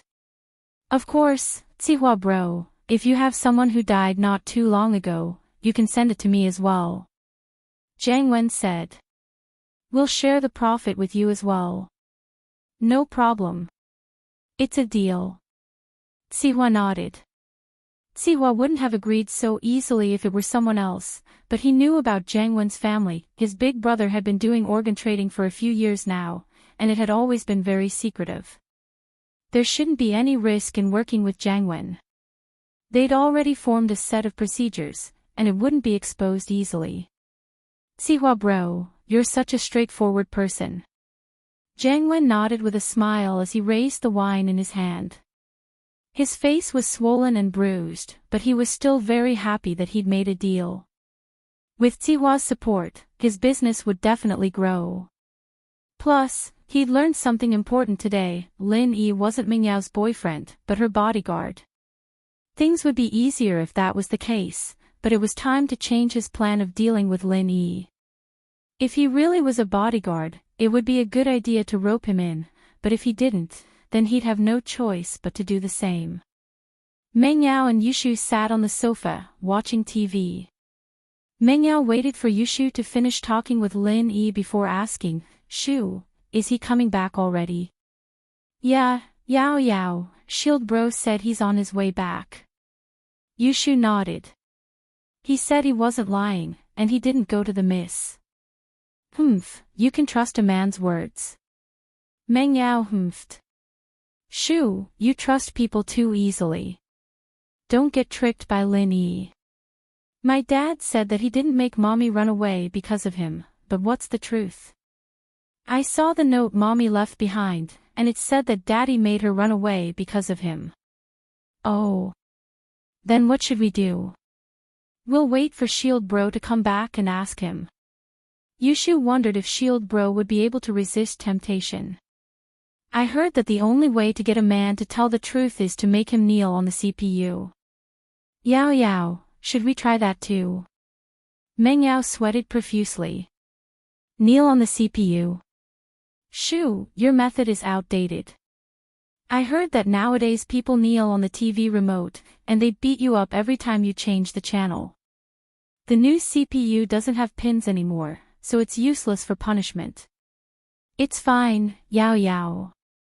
We can turn on the computer and remove the fan, and make Shield Bro kneel on it.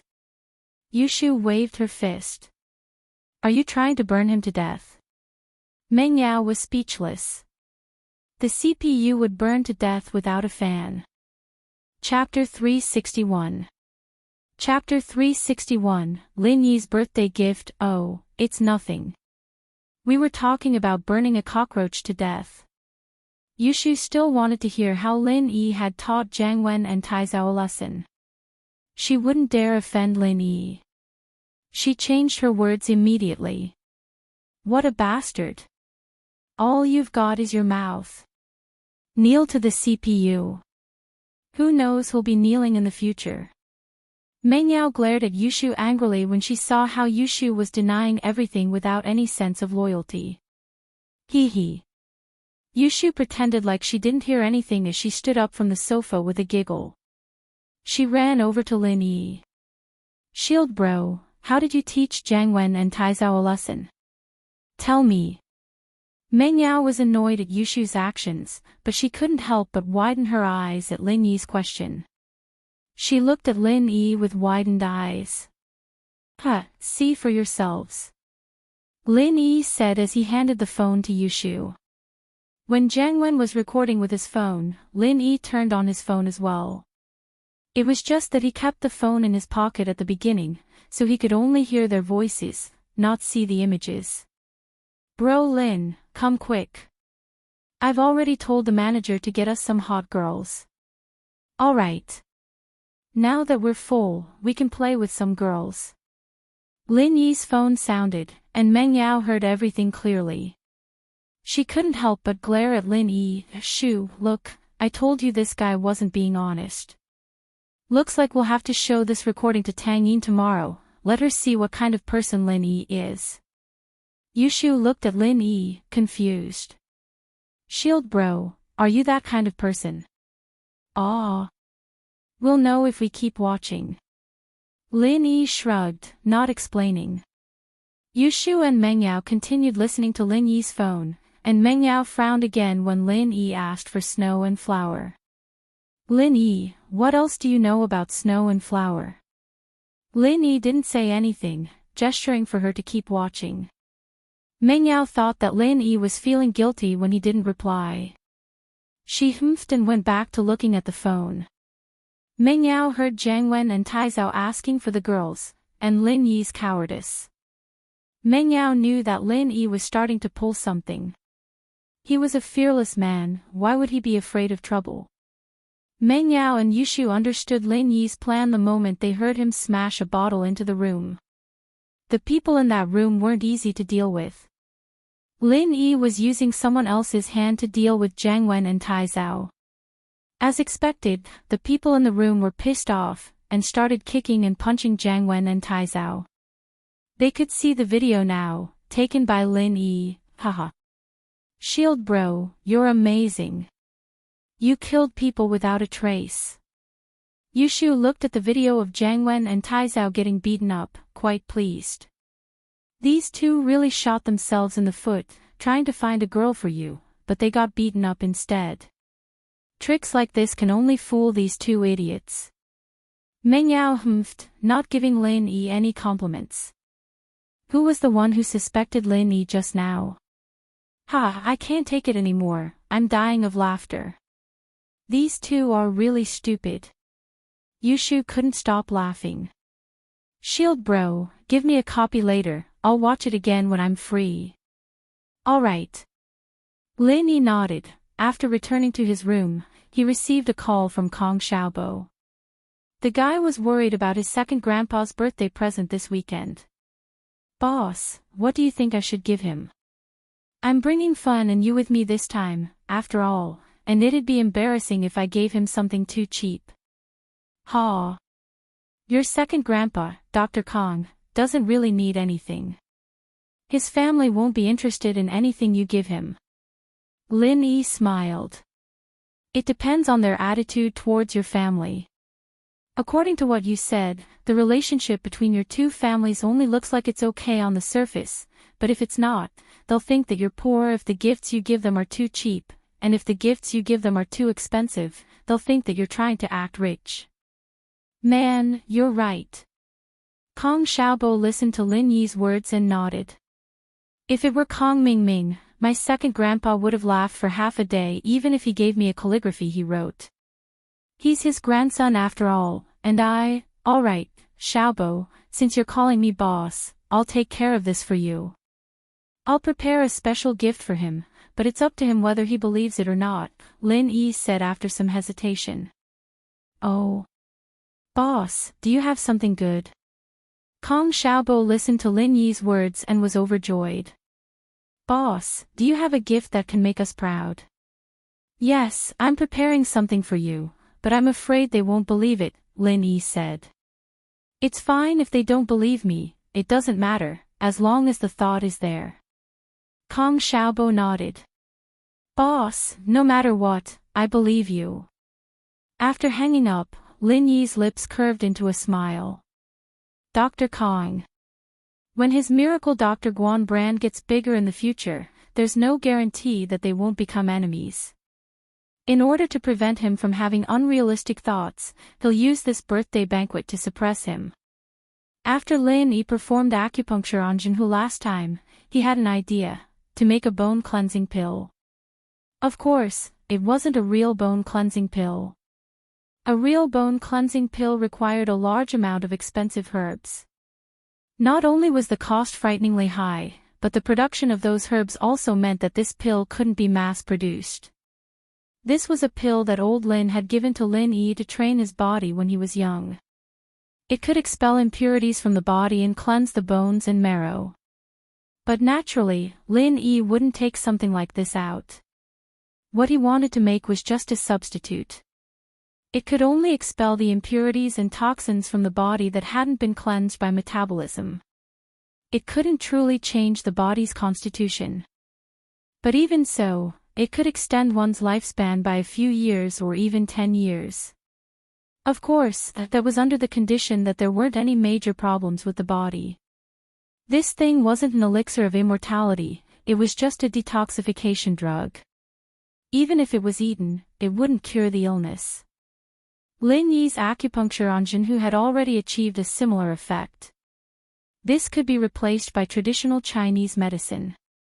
This time, when Lin Yi attended Kong Xiaobo's second grandfather's birthday banquet, he was prepared to bring out a bone-cleansing pill like this. However, Lin Yi renamed it the Pill of Life Extension and Toxin Cleansing. Chapter 362. Boss has a way, of course, even if this thing could be mass-produced, Lin Yi didn't want to do it. He didn't want to leak the recipe either. Rare things were more valuable. People would only crazily chase after it when it was unique. Plus, once this thing was released, it would definitely attract the attention of various forces. Lin Yi didn't want to stand in the limelight just yet. He only took out a few pills. He didn't want to say that he made it himself. He just wanted to release some from time to time. This way, he could keep a low profile. Originally, Lin Yi wanted to make a few pills and give them to the celebrities when Miracle Dr. Guan's medical company opened. He wanted to make Miracle Dr. Guan's name known. But it wasn't a bad idea to give one to Dr. Kong as a birthday gift. If he believed it, then his words would be more convincing. If he didn't believe it, then he could only pretend that he wasn't fated to enjoy such a good thing. Lin Yi originally wanted to wait for Kong Xiaobo's second grandpa's birthday celebration to make the pill. But because of this phone call, Lin Yi had to prepare in advance. Luckily, he still had time. On Saturday afternoon, Kong Xiaobo called. Lin Yi drove to Ningshi Road Station to pick up Kong Xiaobo. Tang Yun's father, Tang Juqing, was going to have surgery on Monday. Tang Yun had to stay in the hospital with her mother, so she was at the hospital. Lin Yi wanted to pick up Tang Yun after picking up Kong Xiaobo. As for Xiaofan, Kong Xiaobo had already discussed it with his parents. Lin Yi was his good brother, Tang Yun was Lin Yi's girlfriend, and Xiaofan was Tang Yun's best friend. Kong Xiaobo's parents didn't suspect anything. Instead, they thought that it was a good sign that Kong Xiaobo could bring a classmate. After all, Kong Xiaobo wasn't willing to go to his second grandpa's house in the past. The people on the other side invited him warmly, but Xiaobo continued to ignore them. Kong Xiaobo's parents didn't know that Kong Mingming had been mocking Kong Xiaobo in private. He was only pretending to be normal. The car stopped at Ningxia Road Station. Kong Xiaobo opened the door and got in. "Boss, let's go pick up Xiaofan first. She's at home." Lin Yi nodded. Xiaofan lived in the slums, so Lin Yi was familiar with the place. "Man, Fan doesn't really want to go. She said she'd go, but now she's backing out." Xiaobo sighed after getting in the car.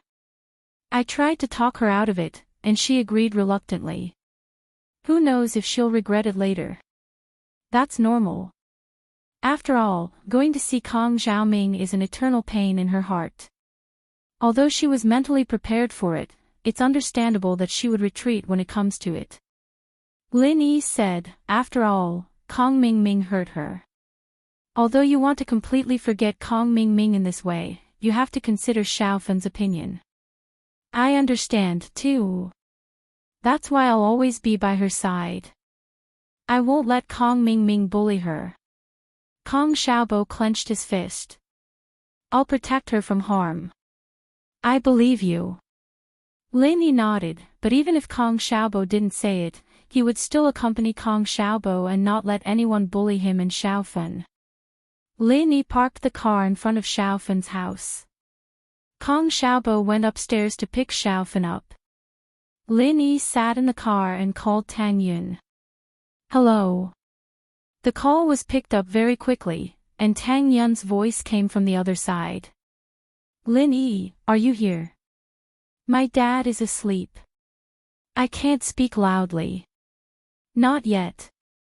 I accompanied Xiaobo to pick up Xiaofan," Lin Yi said. "I'm downstairs. I'll pick you up later." Tang Yun replied softly. Before she could say anything, Lin Yi heard Mrs. Tang's voice from the other side of the phone. "Yun, is that Xiaolin? Go and play.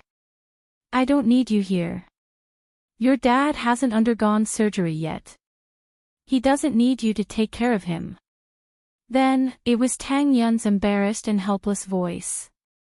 All right. Mom, I understand. You don't have to worry.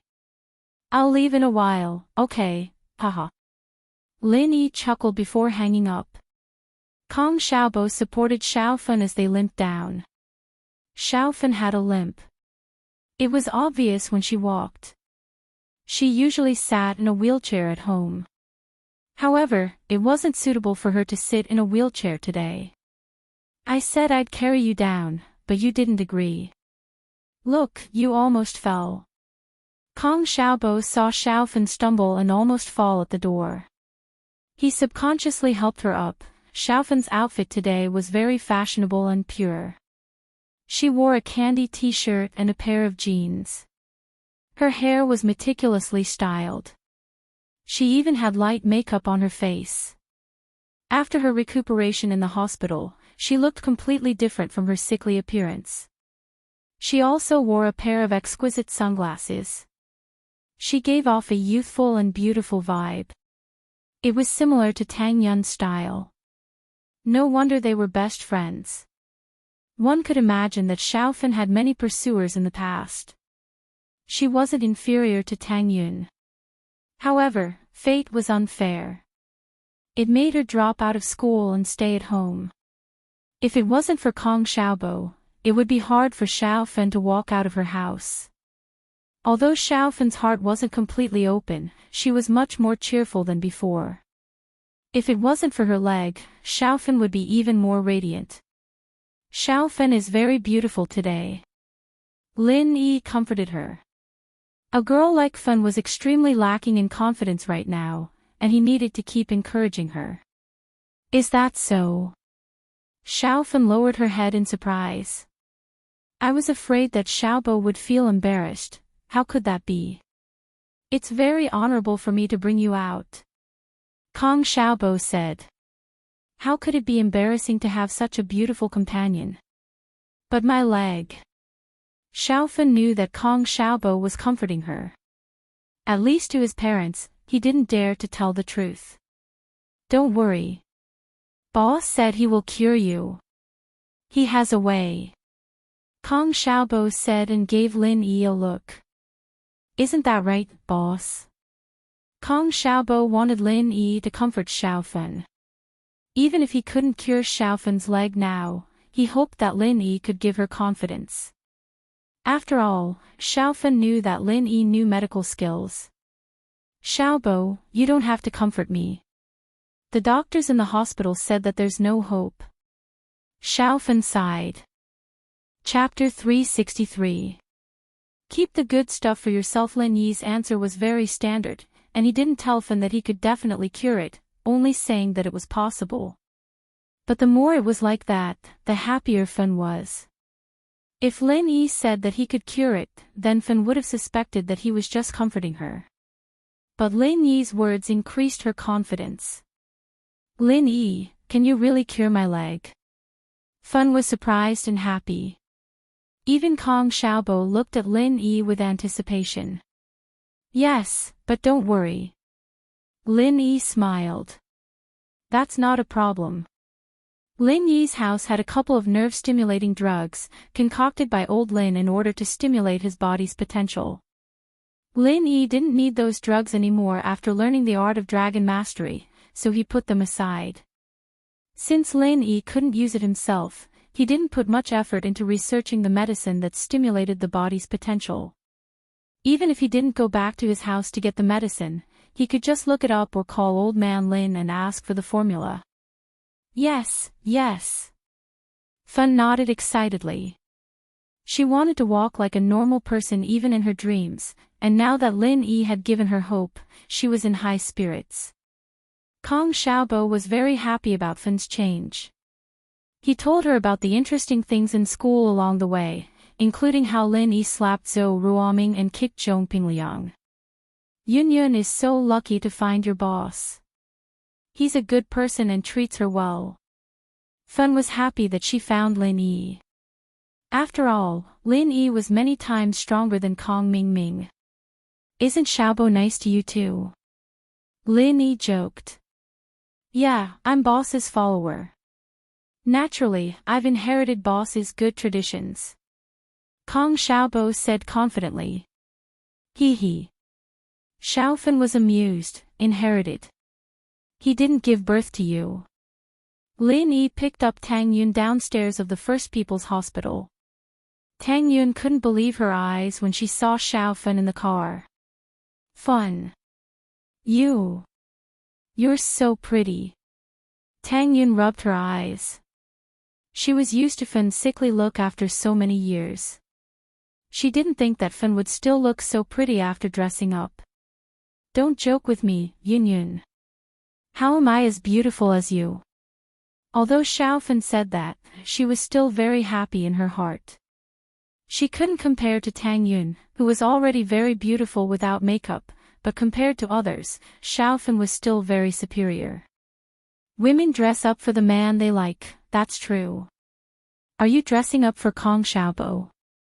Tang Yun joked. How dare you talk about me?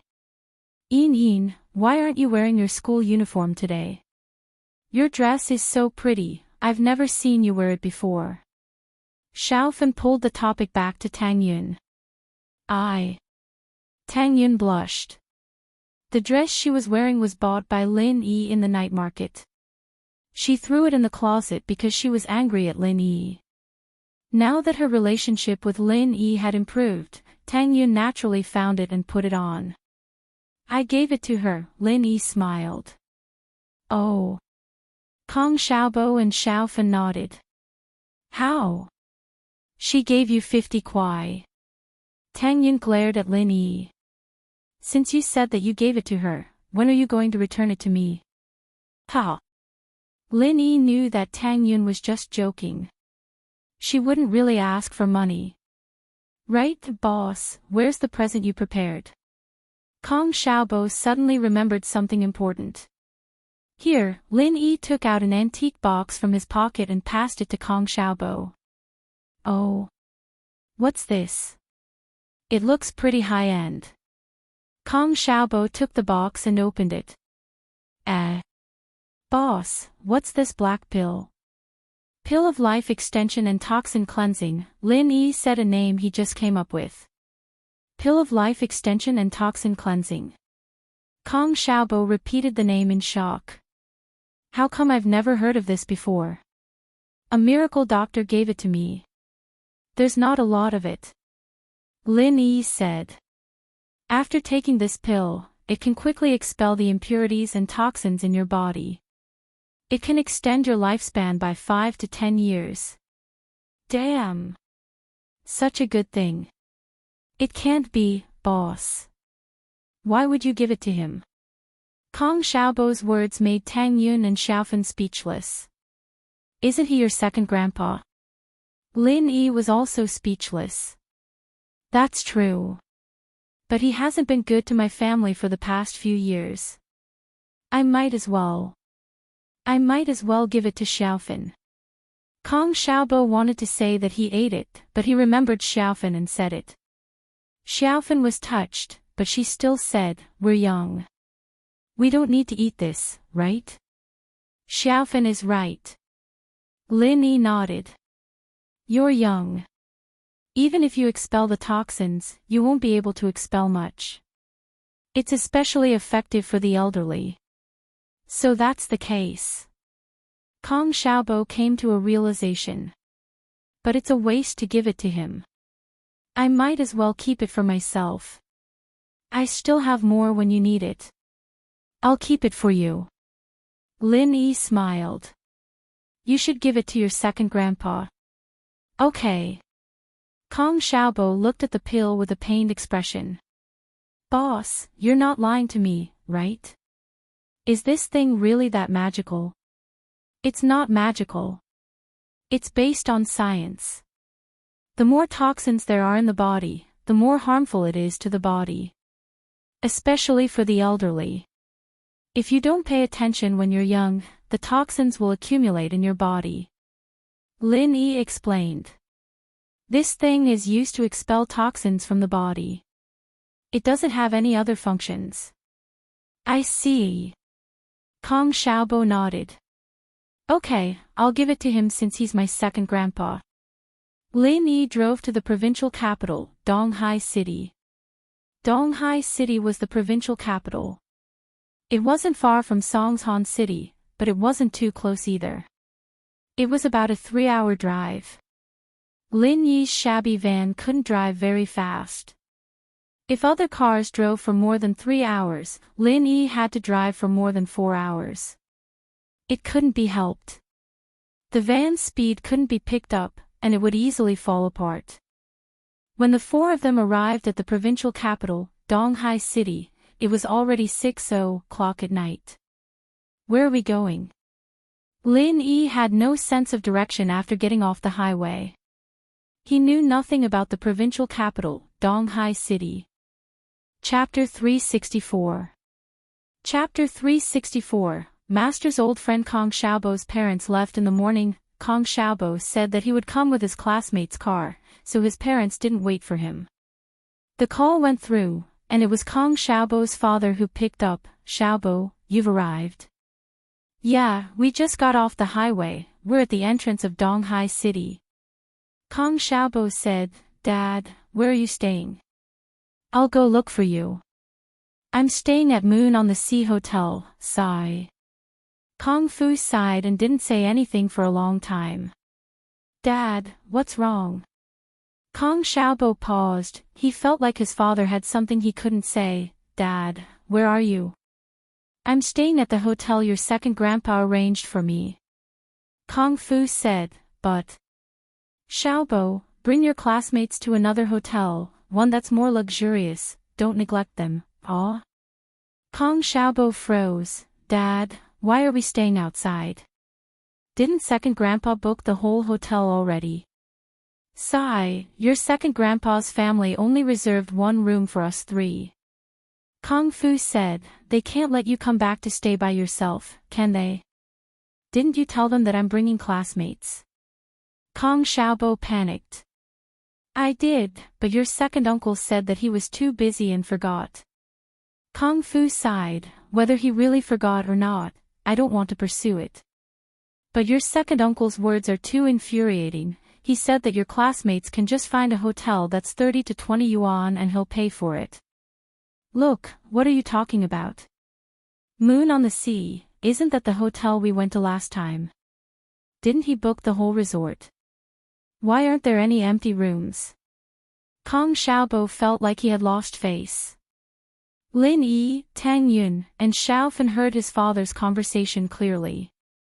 It made him angry. He said there will be VIPs. Forget it, Xiaobo, Dad will pay for you. Take your classmate to a more luxurious hotel. Kong Xiaobo's father was unwilling to argue on this topic. Don't neglect your classmate. Okay. Kong Xiaobo hung up the phone. He was so angry that he wanted to punch the car shed, but he finally retracted his hand. What a fucking bully. Why? Last time on his second grandpa's birthday, Kong Mingming found a bunch of scoundrel friends and they were all arranged to stay in the hotel. Many of them even had single rooms. His friends were fine, but his classmates had to stay in the hotel. What kind of logic was that? Forget it, Xiaobo. Lin Yi didn't think much of it. Then let's find a place ourselves. Boss, you don't know. Moon on the Sea is actually a resort. It's huge. How can there be no rooms?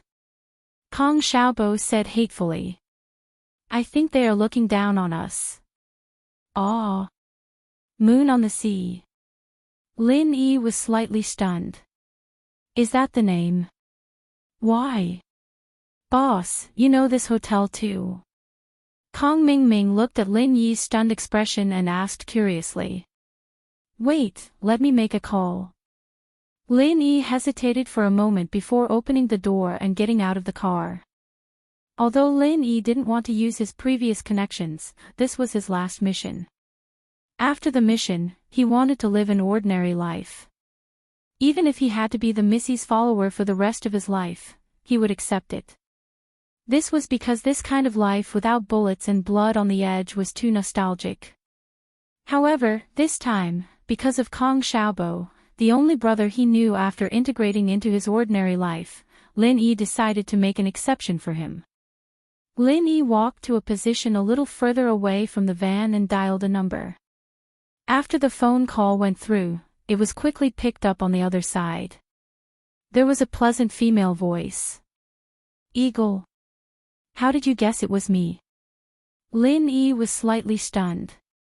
The location of the call is Donghai City. The voice was a little reproachful. At present, except for you who has a special mission there is no one there. Oh. As expected of the princess of the hacker world. Lin Yi smiled bitterly. You can immediately know my location.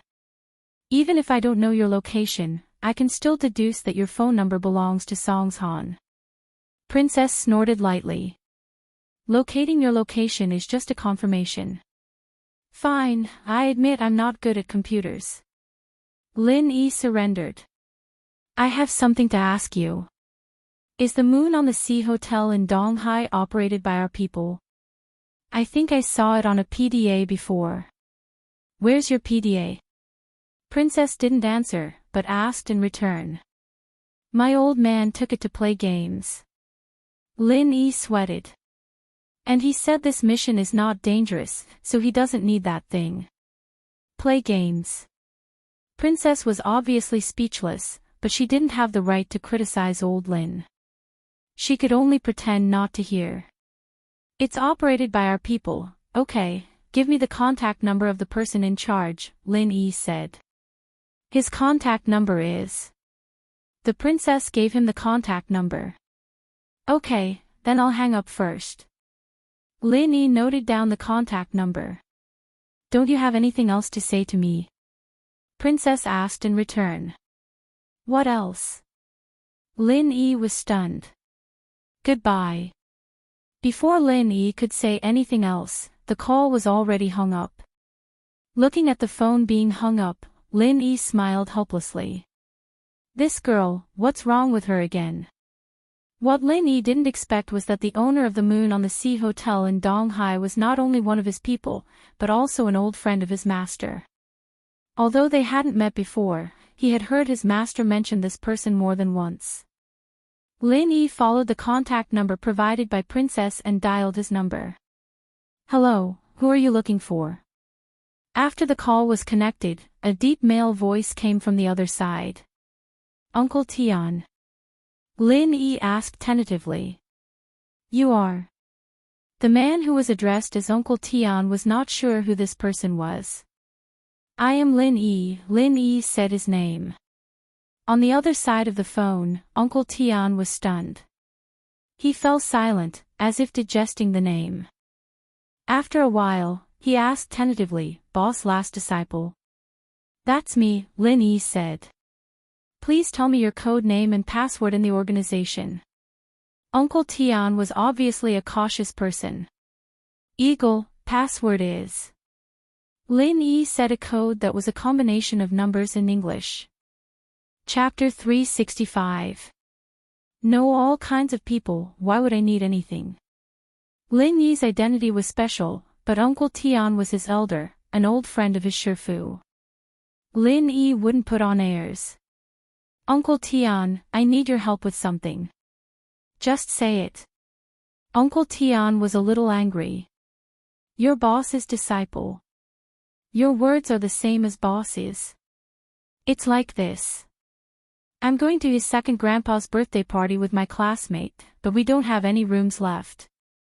Do you have a place to stay?" Lin Yi asked. "That's it." Uncle Tian froze. It was too simple. "Are you going to Kong Lightsai's birthday party?" "His surname is Kong, Dr. Kong, but I'm not sure if it's this Kong Lai Kai." Lin Yi felt a chill when he heard Dr. Kang's name. As expected of a moneymaker. "That's him then." Uncle Tian smiled. "The entire resort has been booked by the Kong family, but I have a private villa that's not open to the public. You can just come over." "Alright, I'll head over now. I'll call you when I get there." Lin Yi reminded him. "I'm a student now." "I understand." Uncle Tian smiled. He wouldn't ask too much about Lin Yi's identity and what he was going to do. Lin Yi hung up and returned to the car. He said to Kong Xiaobo, "It's done. Let's go." "Where?"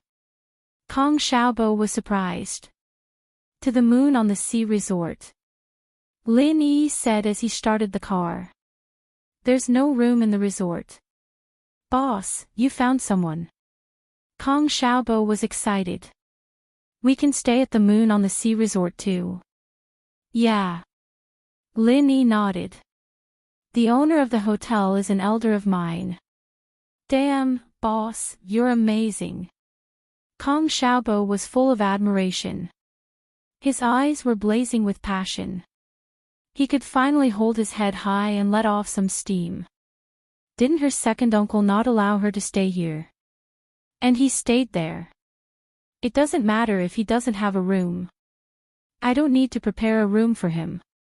I have a room to stay in. Seeing how excited Kong Xiaobo was, Tang Yun looked at Lin Yi curiously. This guy seemed to be able to solve any trouble easily. Did he know the owner of Donghai Ocean Moon Hotel? He knew quite a few people. Oh. Well, don't be angry. Not only do we have a room to live in, but we also live in a villa. Lin Yi smiled and comforted Kong Xiaobo. Villa?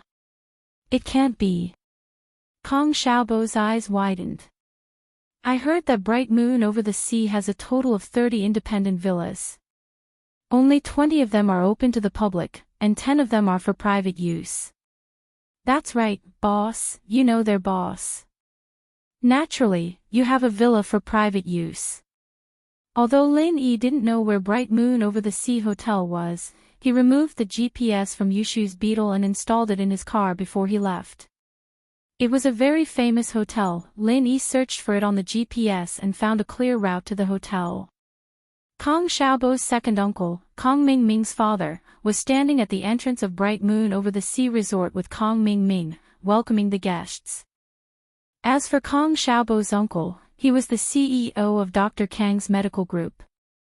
His position was much more important than Kong Xiaobo's second uncle. He was currently in the hotel with a few important guests. "Boss, that's my second uncle. The one beside him is Kong Mingming." Kong Xiaobo pointed at the person not far away and introduced him to Lin Yi. "Xiaobo."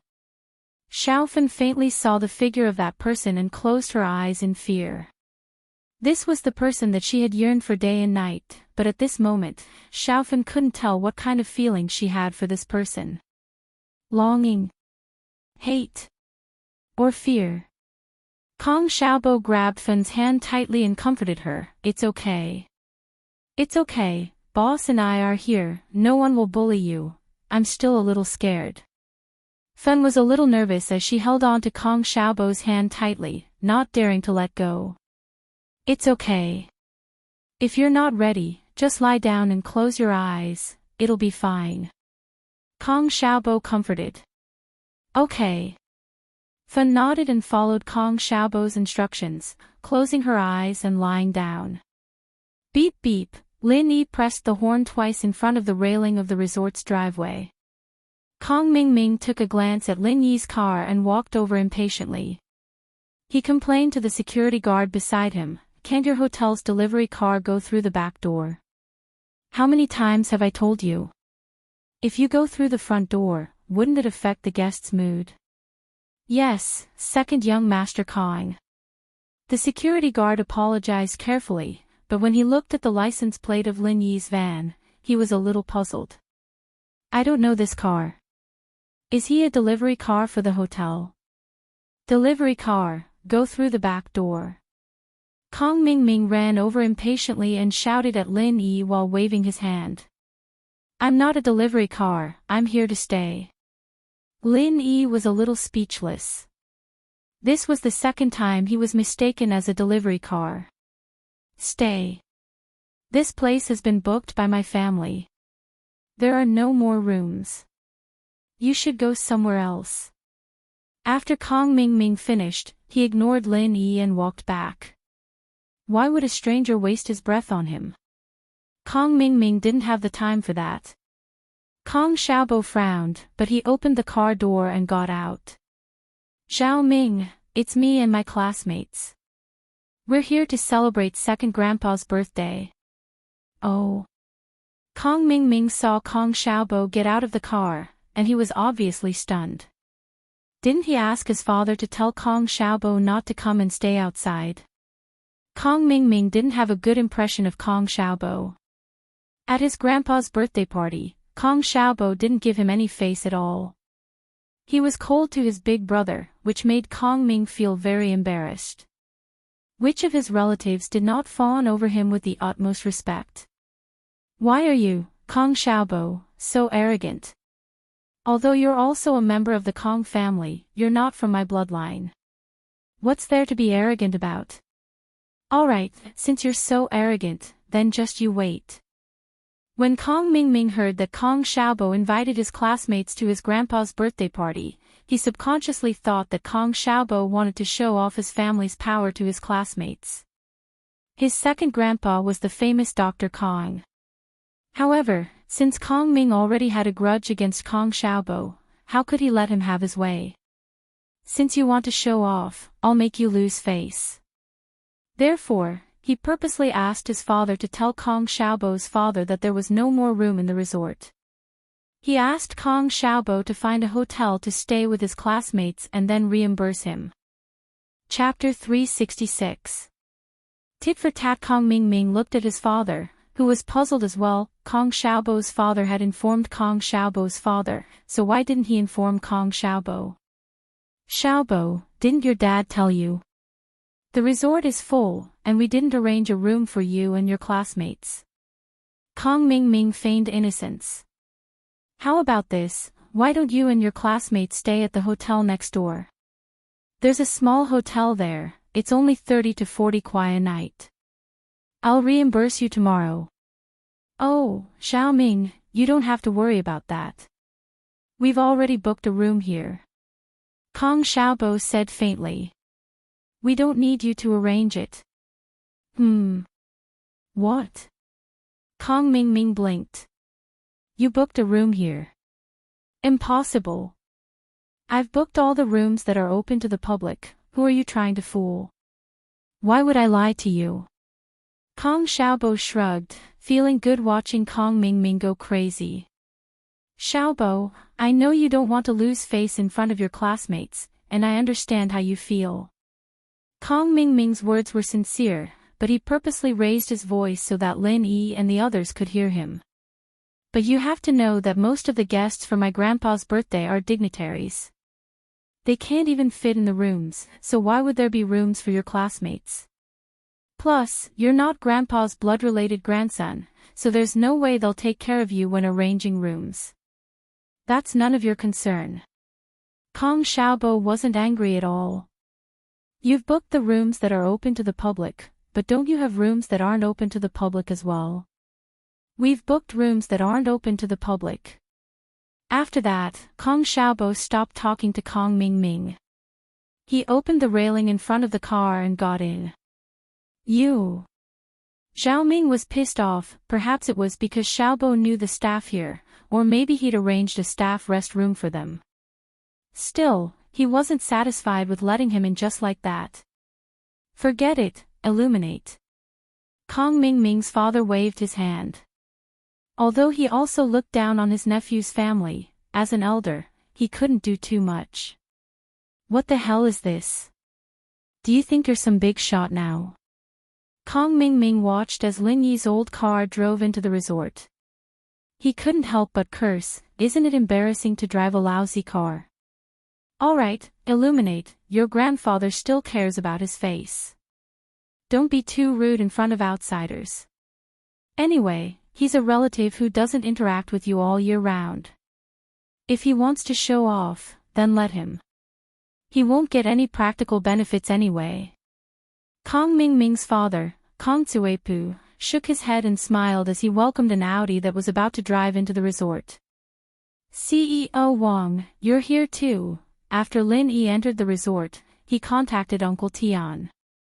Because of Lin Yi's repeated refusal and instructions, Uncle Tian didn't come out to welcome him personally. Instead, he sent a confidant to welcome Lin Yi. However, even the confidant didn't know Lin Yi's true identity. Lin Yi wanted to keep a low profile. If he was so close to the resort's boss in a high-profile manner, it was inevitable that he would be noticed by the Kong family. This time, Lin Yi accompanied Kong Xiaobo as a bystander. His main goal was to let Xiaofan clearly see the ugly faces of Kong Mingming and the others and completely erase him from her memory. If Lin Yi exposed the fact that he was close to Uncle Tian, then Kong Mingming might change his attitude and purposely get close to him to flatter him. That way, Xiaofan wouldn't be able to see his true colors. Young Master Lin, hello. CEO Tian asked me to come over. A man in his 30s walked quickly to Lin Yi's car. He didn't look down on Lin Yi's old car at all. His eyes maintained a respectful expression without a trace of suspicion. I'm Li Xuan. Young Master Lin can just call me Xiao Li. Uncle Tian must have told him the car number, so he immediately confirmed Lin Yi's identity. Mr. Li can just bring us to the villa, Lin Yi said politely. Young Master Lin, please follow me. Li Xuan nodded. Do you want me to get in the car, or do you want to take my car? Li Xuan said and pointed to a business car parked not far away. Mr. Li, please get in the car. I can drive myself, Lin Yi said. Li Xuan didn't say much. He got in the car and pointed the way to Lin Yi. It didn't take long for him to arrive in front of a villa by the seaside. This villa had the best view out of all the villas in the area. However, there was a "for personal use" sign at the door of the villa. It was obviously not open to the public. Young Master Lin, the villa is ready. You can move in now. Li Xuan said and gave Lin Yi a name card. This is my contact number. If you need anything, young Master Lin can contact me directly. Okay, thank you. Lin Yi took the name card and kept it. Li Yixuan didn't speak much. He nodded and left. This kind of person was important because of his style of doing things. He didn't talk much and didn't ask much. Young Master Lin. Boss, are you really a young master from a rich family? Didn't you say you only have a rich relative? Kong Xiaobo heard Li Yixuan call Lin Yi young Master Lin. He looked at Lin Yi excitedly. Boss, be honest. Are you the rumored rich second generation? Do I look like it? Lin Yi smiled bitterly. Your brother is, hee hee. Xiaofan. Kong Xiaobo wanted to tease him, but when he looked down, he saw that Xiaofan's face was covered in tears. He was so scared that his heart was about to explode. Xiaofan, don't cry. What's wrong? Lin Yi and Tang Yun heard Kong Xiaobo's voice. They turned around and saw Xiaofan's tear-stained face. However, Lin Yi and Tang Yun didn't know what to say. This was expected. Xiaofan saw Kong Mingming again. Although they didn't meet face to face, just looking at him from afar was enough to shake Xiaofan's fragile heart. At this time, only Kong Xiaobo could comfort her. Lin Yi and Tang Yun didn't know what to say. Xiaobo, carry Xiaofan into the room and comfort her. Lin Yi suggested. Okay. Kong Xiaobo nodded and ran into the villa with Xiaofan in his arms. Let's go in later. Lin Yi sighed. He stopped the car in front of the villa and turned off the engine. Chapter 367. Do you dare? I hope so. Lin Yi nodded. Every family has their own problems. Kong Xiaobo's family is very complicated, and they don't have much of a family relationship. Yeah, a rich family like that can't even compare to us poor families. Tang Yun said. They don't have that much wealth, and they don't have that many problems. Right, how's your brother's situation? Lin Yi suddenly remembered about Tang Yun's cousin. I gave him the money, and he should have returned it already. He hasn't called in the past few days, and I've been busy with Dad's surgery with Mom. Tang Yun said. But don't worry, I'll definitely return the money to you. I don't mean for you to return the money. Don't think too much about it, and tell your brother not to feel too much pressure. Lin Yi said. Yeah. Tang Yun nodded and raised her head. You really don't need me to return it. No need. Lin Yi said. Why are you so nice to me? Tang Yun was a little agitated as she looked at Lin Yi without blinking. Nice. It's not that nice, is it? Lin Yi scratched his head. He couldn't take Tang Yun's direct gaze. Pfft. Tang Yun laughed out loud. It was a serious topic, but Lin Yi's words turned it into a joke. Then do you dare to be nicer to me? Tang Yun wanted to ask Lin Yi if he wanted to be with her for the rest of his life, but Lin Yi's answer made it hard for her to continue asking. It was good that she didn't ask, though. It would save both of them from the awkwardness. Who knew what would happen in the future? For the first time, Tang Yun joked with Lin Yi. Of course. Lin Yi nodded. Ha! Tang Yun laughed happily. Remember what you said, how will you stay at night? Lin Yi suddenly thought of the problem of staying at night. Kong Xiaobo should be accompanying Xiaofan, then he and Tang Yun.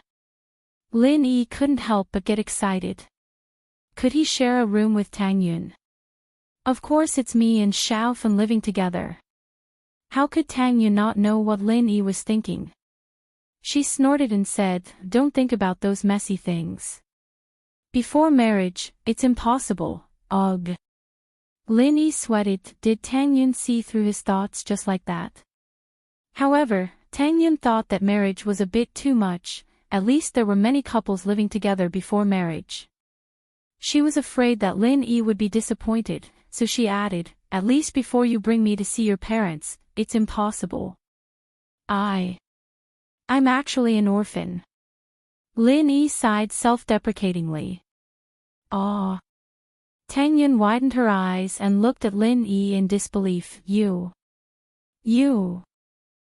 an orphan?" "Yeah." Lin Yi nodded. "I don't even know who my real parents are." "I'm sorry." Tang Yun didn't think that Lin Yi was an orphan. Then her words were inappropriate. "I didn't know you were an orphan." "I didn't say anything just now." "Aw, it's fine. I'm used to it." Lin Yi shook his head indifferently, "But my family has an old man who raised me up and a strict master. Speaking of which, they are my elders. I'll bring you to see them when the time comes." Tang Yun saw that Lin Yi wasn't disappointed and secretly sighed in relief. At the same time, she was happy that Lin Yi planned to bring her to see his old man and master. Although she didn't know who these two people were, she knew that they weren't ordinary people. Otherwise, if Lin Yi was willing to bring her there, it meant that he approved of her. Tang Yun thought that Lin Yi was a rich young master, but she didn't think that he was an orphan. Although Tang Yun knew more about Lin Yi and knew that he didn't have the temperament of a rich young master, she just thought that it was because he had a good upbringing. She didn't know that his background was like this. However, Tang Yun put down the idea that Lin Yi's family was out of reach. She was afraid that Lin Yi's family was rich and wouldn't admit her relationship with Lin Yi. Now, it seemed that this worry was unnecessary. It made Tang Yun feel much better. "Boss, come in. Xiaofen is asleep."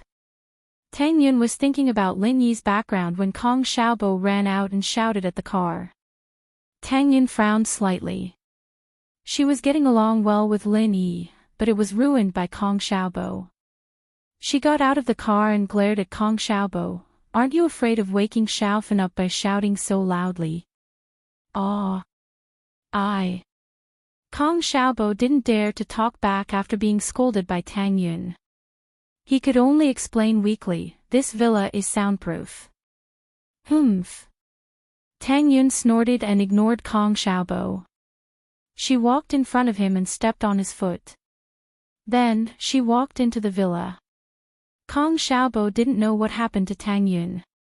He looked at Lin Yi helplessly. "Boss, what happened to sis-in-law? Why is she so angry?" "How would I know? She was about to kiss me and was interrupted by you." Lin Yi shrugged. "No way. Even this was interrupted by me. It seems like I'm a sinner." Kong Xiaobo looked like he deserved it. "It's over. Sister-in-law's impression of me has worsened." Lin Yi was too lazy to care about him. He locked the car and entered the villa with Kong Xiaobo. Tang Yun was sitting on the sofa in the living room. Xiaofen was lying beside her. She hadn't woken up yet. "What are we eating tonight?" Lin Yi glanced at Tang Yun and asked softly. "Anything. Instant noodles will do. Why don't we wait for Xiaofen to wake up?" Tang Yun looked at the time on her phone.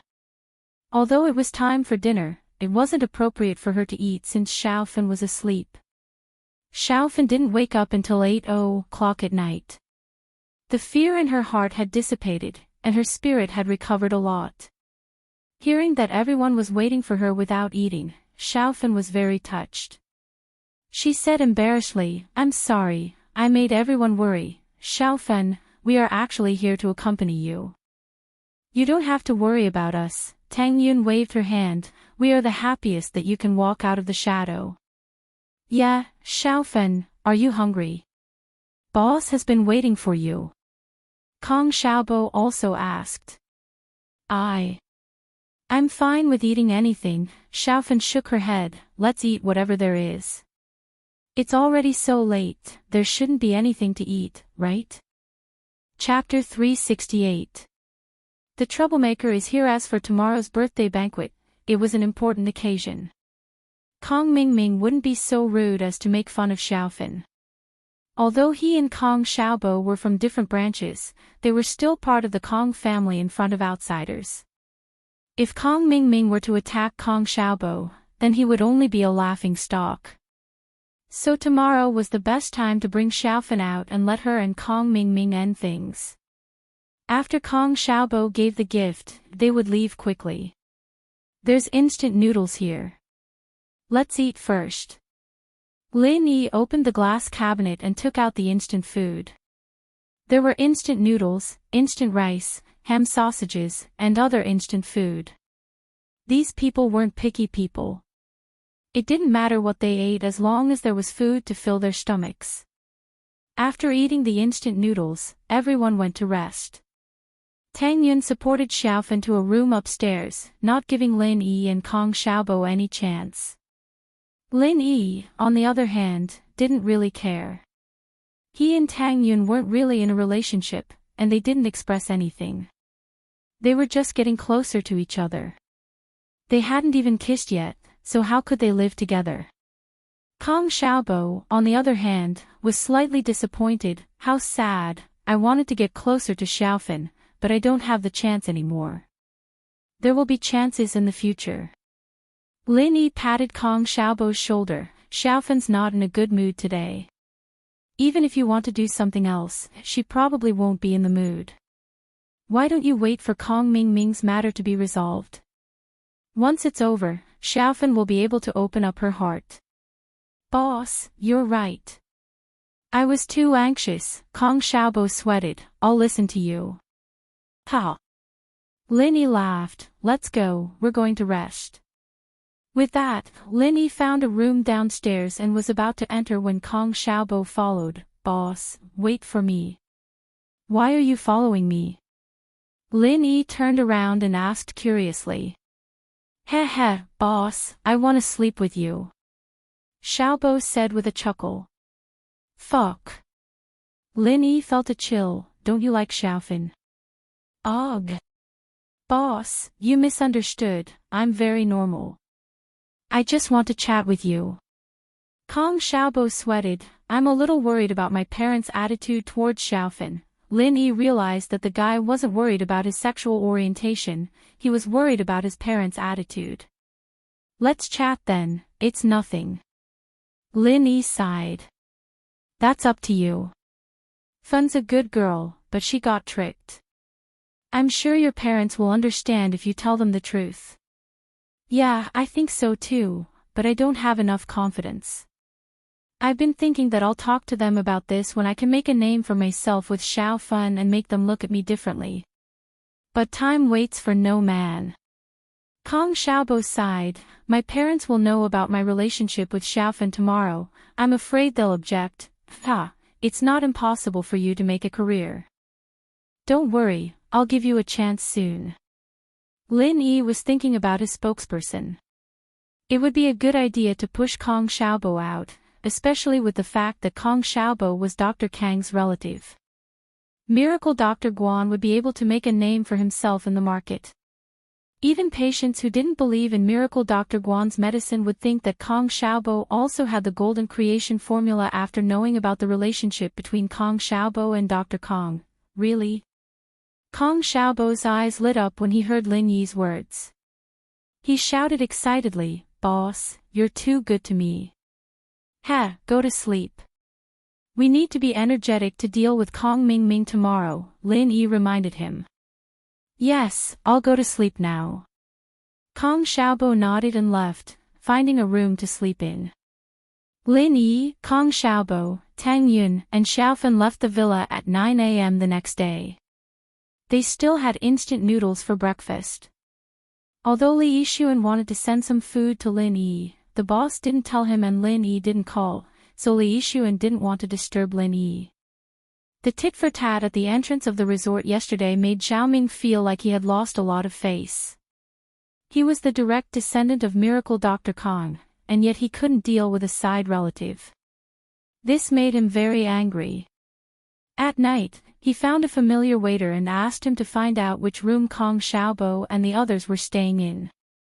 He wanted to bring his men to humiliate them, but he couldn't find out anything. He could only let them go.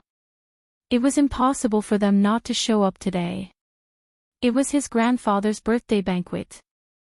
Kong Xiaobo and the others would definitely come. Kong Mingming brought his men to wait at the entrance of the banquet hall. When Kong Xiaobo and the others came, he would humiliate them. Do you remember what second young Master Kong said? One of Kong Mingming's men, Zhu Xiaozhang, gave a few bills to the security guards at the entrance and asked them arrogantly. I remember. Don't worry, Zhu bro. A security captain took the bills and said respectfully. Don't call me Zhu bro. Zhu Xiaozhang glared at him. Zhu bro and pig bro had the same pronunciation, which made him a little unhappy. Call me Xiaozhang bro, understand? Xiaozhang bro and arrogant bro had the same pronunciation, so Zhu Xiaozhang preferred people to call him arrogant bro. He was Kong Mingming's #1 lackey. With Kong Mingming's name, he was indeed very arrogant. No one dared to mess with him. Yes, arrogant bro. The security captain quickly said. They're here. Another of Kong Mingming's men, Wang Shubing, had sharp eyes.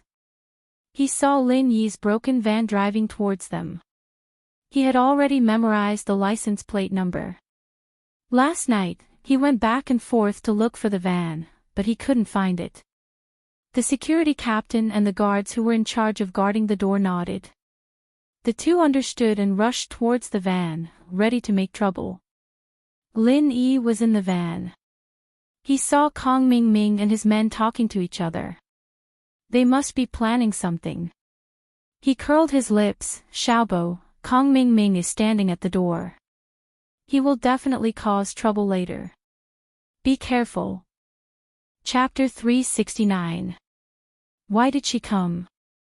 Chapter 369. Why did she come? Xiaofan already knew that Kong Mingming didn't like her at all and was just playing with her. Kong Mingming would never change his mind. Although Kong Mingming's family moved from Songshan to Donghai, the two cities weren't far apart.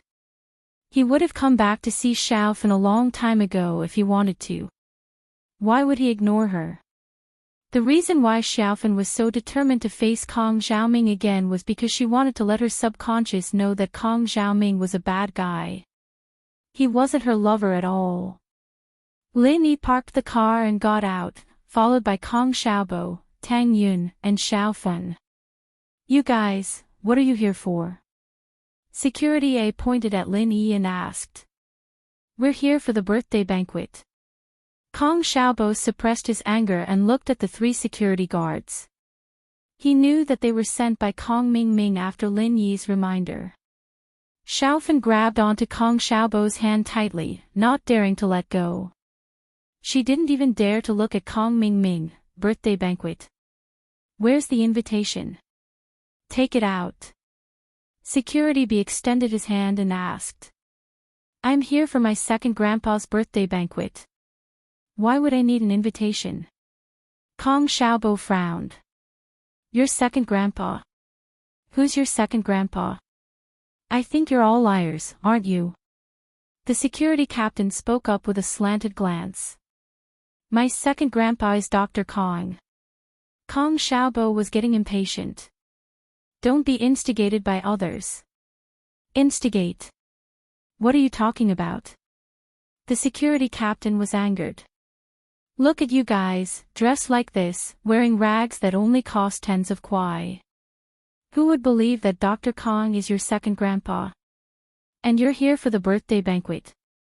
I think you're all liars, right? Are you here to scam food and drink? Who are you calling a liar? Kong Xiaobo was anxious. Lin Yi tugged at Kong Xiaobo, motioning him to calm down. He glanced at the security captain and said lightly, What's your name? What the fuck do you care about my name? I'm telling you, you liars should leave as soon as possible, or I'll call the police. The security captain sneered and did not answer Lin Yi's words. Looks like I have to give Brother Li Yishuan a call. Why are the security guards under him so high class? Kick the guests out. Lin Yi shook his head in disdain and reached into his pocket. Where did I put the business card? Oh, here it is. Seeing that Lin Yi mentioned Li Yixuan's name and really took out Li Yixuan's name card to make a call, the security captain was immediately dumbfounded. Of course, he knew what kind of person Li Yixuan was.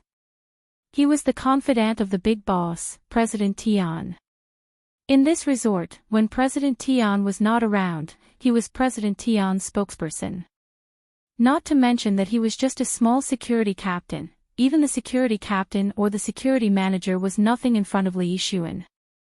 Previously, when he helped Kong Mingming to cause trouble for Lin Yi, the security captain was only doing it for the sake of money. But on Lin Yi's side, it was not as simple as money. If he offended Kong Mingming, at most, he would lose his money. If he offended Lin Yi, he would lose his job. Big brother. Don't call. I have eyes but failed to recognize you. Please don't lower yourself to my level. The security captain was about to cry. It turned out that the person who drove the broken van was the real god. He knew Li Yixuan. Even if their relationship was not that good, and they were just friends, Li Yixuan would definitely not offend Lin Yi for a small security captain like him. In Li Yixuan's eyes, he was just an insignificant person. If he was fired, there would be too many people who would want to replace him. On the other side, on Kong Mingming's side, they did not notice the conversation between Lin Yi and the security captain. The person they were paying attention to was Xiao Fen, who was beside Kong Xiaobo. Second young Master Kong, look at the woman beside your idiot brother. Why does she look like the woman you used to play with? Zhu Xiaozhang pointed at Xiao Fen and said in surprise. You don't say, but it really looks like that little slut Lan Fun. Kong Mingming also widened his eyes in disbelief. Wasn't she killed by a car? Why is she still alive? I don't know. I gave the driver 500,000 yuan to kill her. Why didn't she die? Zhu Xiaozhang also thought it was strange. I spent 500,000 yuan for nothing. Xiaozhang, don't mention this anymore. Kong Mingming glared at him. How could he casually talk about hiring someone to kill someone? Fortunately, the three of them had done bad things together, so no one could criticize each other. Zhu Xiaozhang and Wang Shubing were involved in Xiao Fen's incident. It's just the three of us. Zhu Xiaozhang also felt that he had said something wrong. This matter really couldn't be casually talked about. If it was spread out, he would go to jail. But thinking about it, Xiao Fen's family didn't have much power and was extremely poor. Even if they heard this rumor, they couldn't do anything to them. Why is Xiao Fen here? Doesn't she know that I am Kong Xiaobo's brother? Kong Mingming was curious about Xiao Fen's purpose of coming here. Logically speaking, if Xiao Fen knew that he was Kong Xiaobo's cousin, she wouldn't come here to embarrass herself. He didn't think that Xiao Fen was here to cause trouble. Since she dared to come here to cause trouble, it was impossible for her to get any benefits. He wouldn't give it to her. She shouldn't be stupid. She wouldn't come here to embarrass herself, right? I was worried that I couldn't find a reason to humiliate them. Let's go and humiliate them. Zhu Xiaozhang smiled and suggested.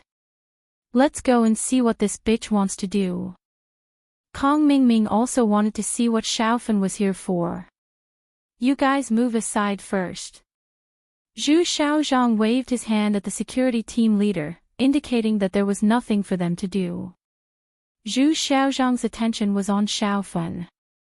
He didn't see what happened between Lin Yi and the security team leader.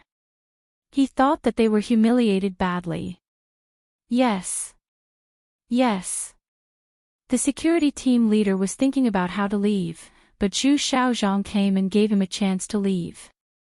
If he didn't leave now, when would he leave? The security team leader quickly left with his subordinates.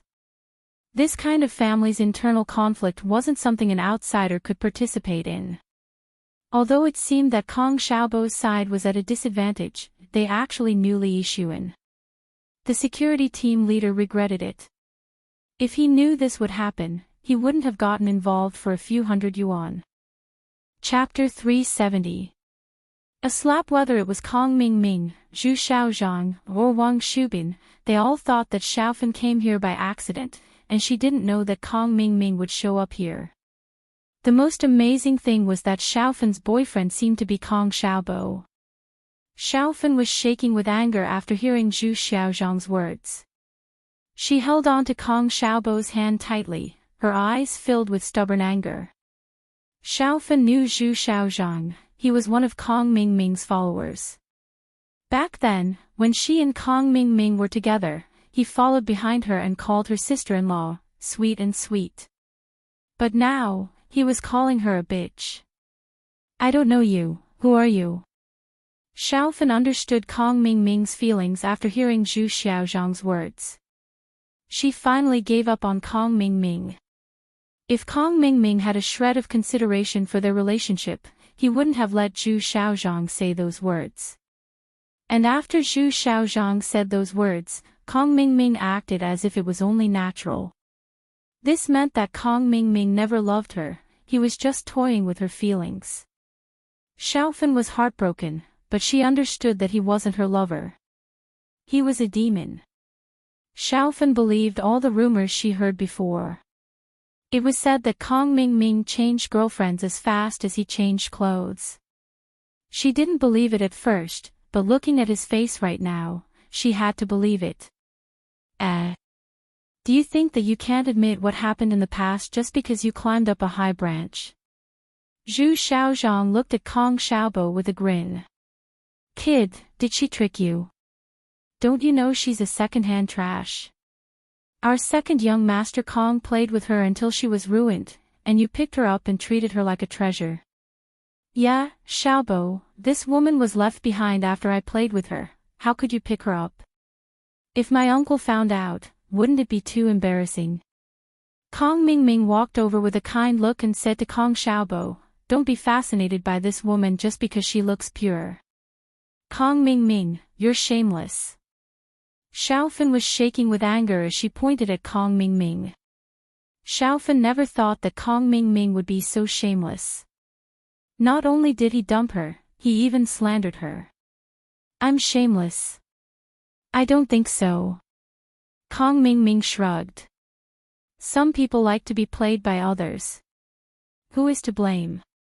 I'm just reminding my brother not to be tricked by some bitch. Enough. Seeing that Xiaofan was about to cry, Kong Xiaobo suddenly roared, Kong Mingming, you'll die a horrible death.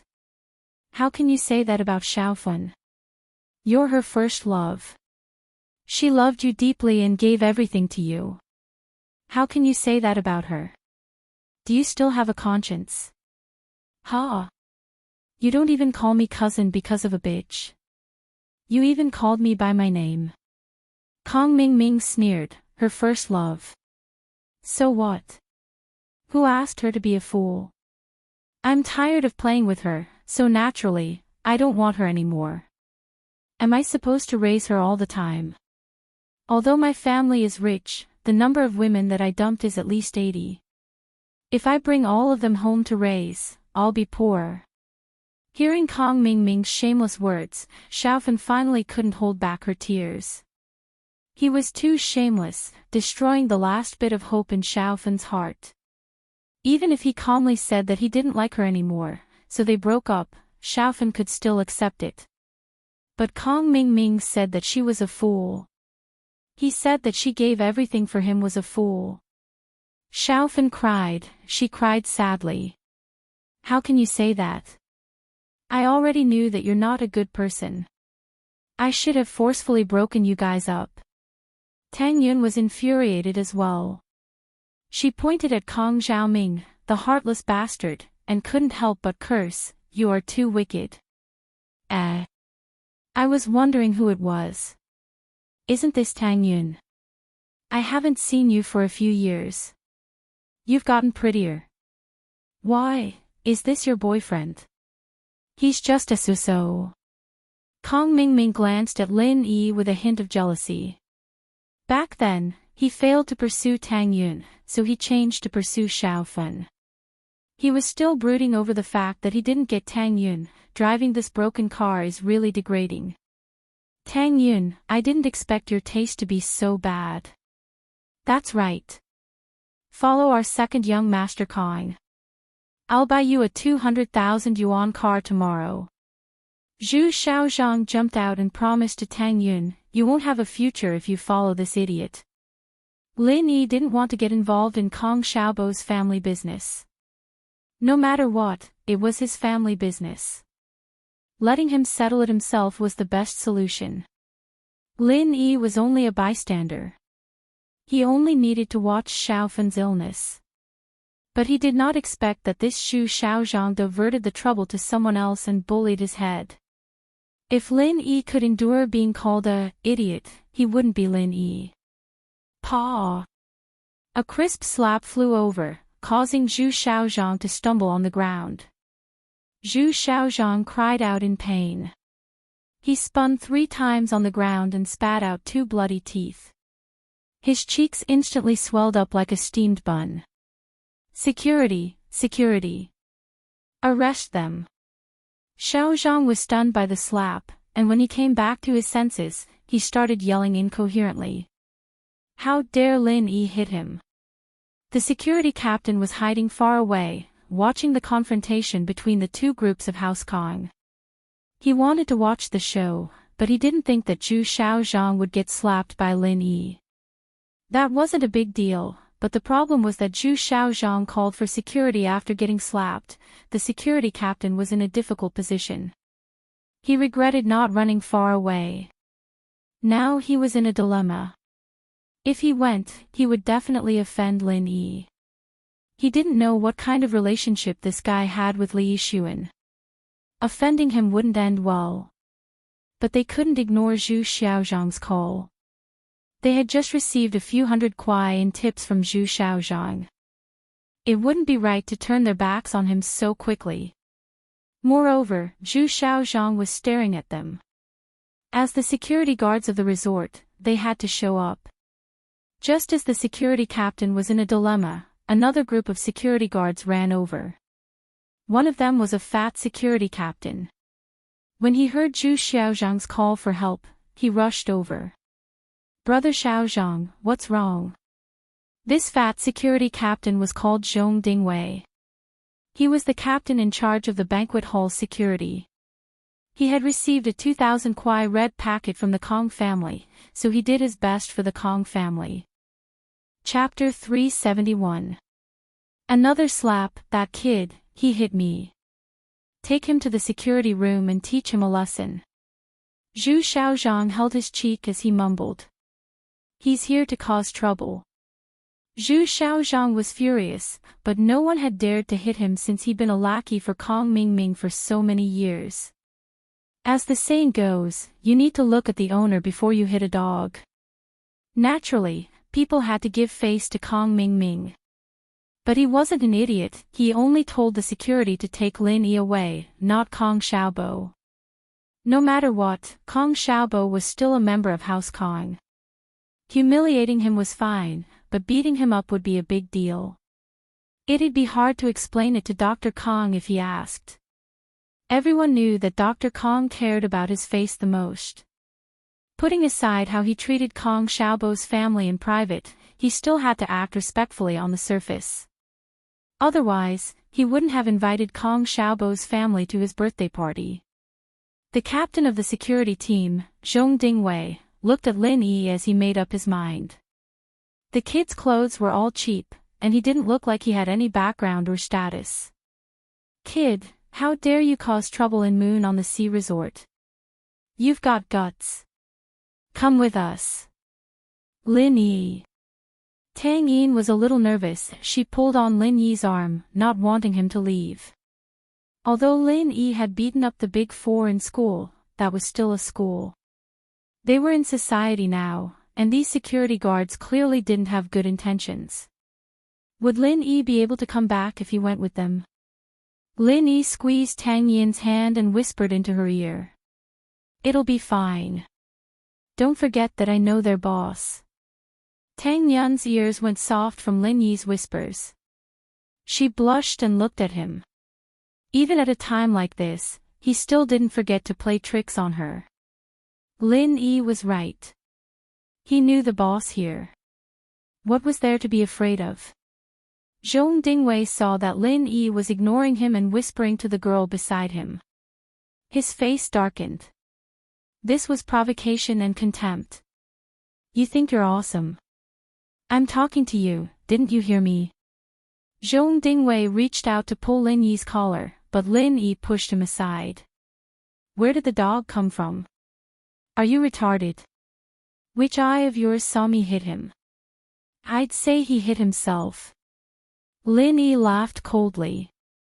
His eyes suddenly turned to where the security captain was hiding.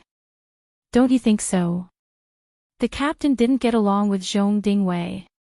He wanted to see Zhong Dingwei make a fool of himself. He didn't think that Lin Yi would ask him to come out and testify. Cold sweat formed on the captain's forehead. He didn't dare offend Lin Yi, but he just accepted Zhu Xiaozhang's money. He'd be offending both sides if he kept his mouth shut, and wouldn't be getting any favors from either side. The captain made up his mind. He already had a grudge against Zhong Dingwei. So what if he helped Lin Yi testify? Hence, he rushed out and pointed at Zhu Xiaozhang. I saw it. He hit himself. Zhong Dingwei, you're the captain of the banquet hall. I'm in charge of the security outside. Why are you sticking your nose in? Ah. Zhong Dingwei blinked. Zhu Xiaozhang hit himself. Is this for real? However, when he saw Zhu Xiaozhang's vicious eyes, he understood. Zhu Xiaozhang definitely didn't hit himself. Who would be so stupid as to hit themselves for fun? Old Sui, this has nothing to do with you. Do you want to testify? Do you know who Mr. Zhu Xiaozhang is? He's second young Master Kang's. Before Zhong Dingwei finished, he was interrupted by Lin Yi. It's just a dog. Lin Yi curled his lips. Ha ha ha ha. Kong Xiaobo laughed. In this situation, Lin Yi still dared to make such a joke. This made Kong Xiaobo feel very refreshed. All this time, Kong Xiaoming had always been the one suppressing him, but now, the people on his side were being trampled by Lin Yi. The most amazing thing was that someone came to testify. Zhu Xiaozhang's face turned the color of pig liver. Kong Mingming's face didn't look too good either. He didn't know where this Lin Yi came from. How could he make Old Sui, the captain of the security team, betray him? Kid, who the fuck are you?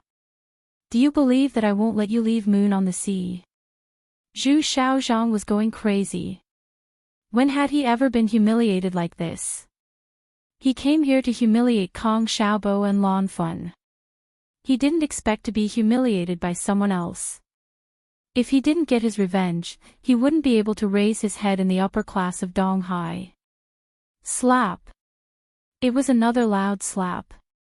But this time, no one saw Lin Yi make a move. This time, Zhu Xiaozhang's swollen face was on the right side. According to the palm print, he was hit with his left hand. But now, Lin Yi's left hand was holding Tang Yun's hand. You dare hit me. Captain Zhong, did you see this? He was the one who hit me. Hurry up and bring him back. We have a witness here. Let's see if he still won't admit it. Zhu Xiaozhang bared his fangs and brandished his claws as he yelled, all of you, keep an eye on him. I'll teach him a lesson after the banquet ends. But this time, Kong Mingming and Wang Shubin didn't speak up for Zhu Xiaozhang. Zhong Dingwei, on the other hand, was stunned. The first slap was indeed from Lin Yi, but who was the one who did the second slap? Lin Yi's left hand was holding Tang Yun's hand. This was a fact that everyone saw. Plus, no one saw him make a move. What's wrong with you guys?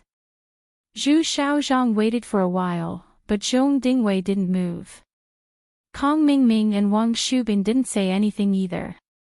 He felt that something was wrong. You really are a lackey. You only have the IQ of a dog. Lin Yi looked at Zhu Xiaozhang with sympathy. You're starting to get delusional. There are so many people here, and no one saw me hit you. But you're saying that I hit you. You're hopeless. I suggest you buy some retarded pills. Maybe it will increase your IQ. Ha ha ha ha ha. Xiaobo started laughing heartily. He'd never felt so proud of himself before, and seeing Zhu Xiaozhang and the others get humiliated was incredibly satisfying. Even Fun, who'd been crying a while ago, had a smile on her face. She, too, felt like she'd vented her anger. Chapter 372. Suffering in silence. Tang Yun had thought that it was just her imagination, but it seemed like that wasn't the case. Lin Yi had made his move, but it was too fast and too ingenious. No one saw how he did it. Tang Yun was pleasantly surprised. She blamed Lin Yi for being so evil, making Zhu Xiaozhang suffer in silence. It's your doing, right? Xiaozhang didn't believe that Lin Yi wasn't the one who hit him. His face was swollen. Captain Zhong, pull out the recording and see if it's him. Xiaozhang wasn't that stupid. He was furious, but he still thought of using the recording as evidence. I'm sorry, but I'm the one in charge of the security at the entrance. I refuse your request. Old Sui was already standing firmly on Lin Yi's side, so he had to go all the way. There's so many people here, and none of them saw this Mr. hit someone. Your request is unreasonable. Are you saying that we're all blind? Xiaozhang, of course, wasn't calling him blind. Even if he did, he wouldn't say it out loud. He was only suspecting that Lin Yi had used some sort of distraction tactic to achieve his goal. Old Sui, you're here to protect these troublemakers, aren't you? Dingwei couldn't find any evidence, but he couldn't just ignore what was happening in front of him. He had to start from another angle. I'm just telling the truth. I really didn't see anything, and neither did you. Old Sui said faintly. All right, Old Sui. Don't you know that Mr. Zhu and Master Kong are our honored guests? Li Bro specifically told us to ensure their safety. Now that Xiaozhang Bro is in trouble in your turf, I'd like to see how Li Bro is going to handle this. Dingwei pulled out his walkie-talkie and pressed a few numbers and a call button. He and Old Sui were of the same rank, both security captains. They didn't have any direct superiors or subordinates, so Old Sui could only use his superiors to pressure him. Whatever. When Old Sui heard that Zhong Dingwei was looking for Yixuan, he was overjoyed. He was afraid that Old Sui would not look for him. Now that Yixuan was here, and he knew Lin Yi, things would be easier. Dingwei Zhong thought that Lao Sui was being stubborn.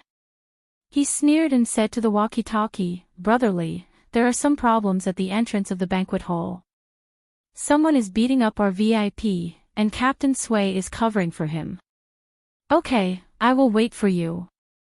After Zhong Dingwei finished, he looked at Old Sui proudly and thought to himself, let's see how you die.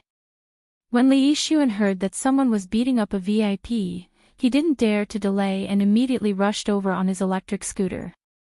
However, when he got off the scooter, he saw Lin Yi.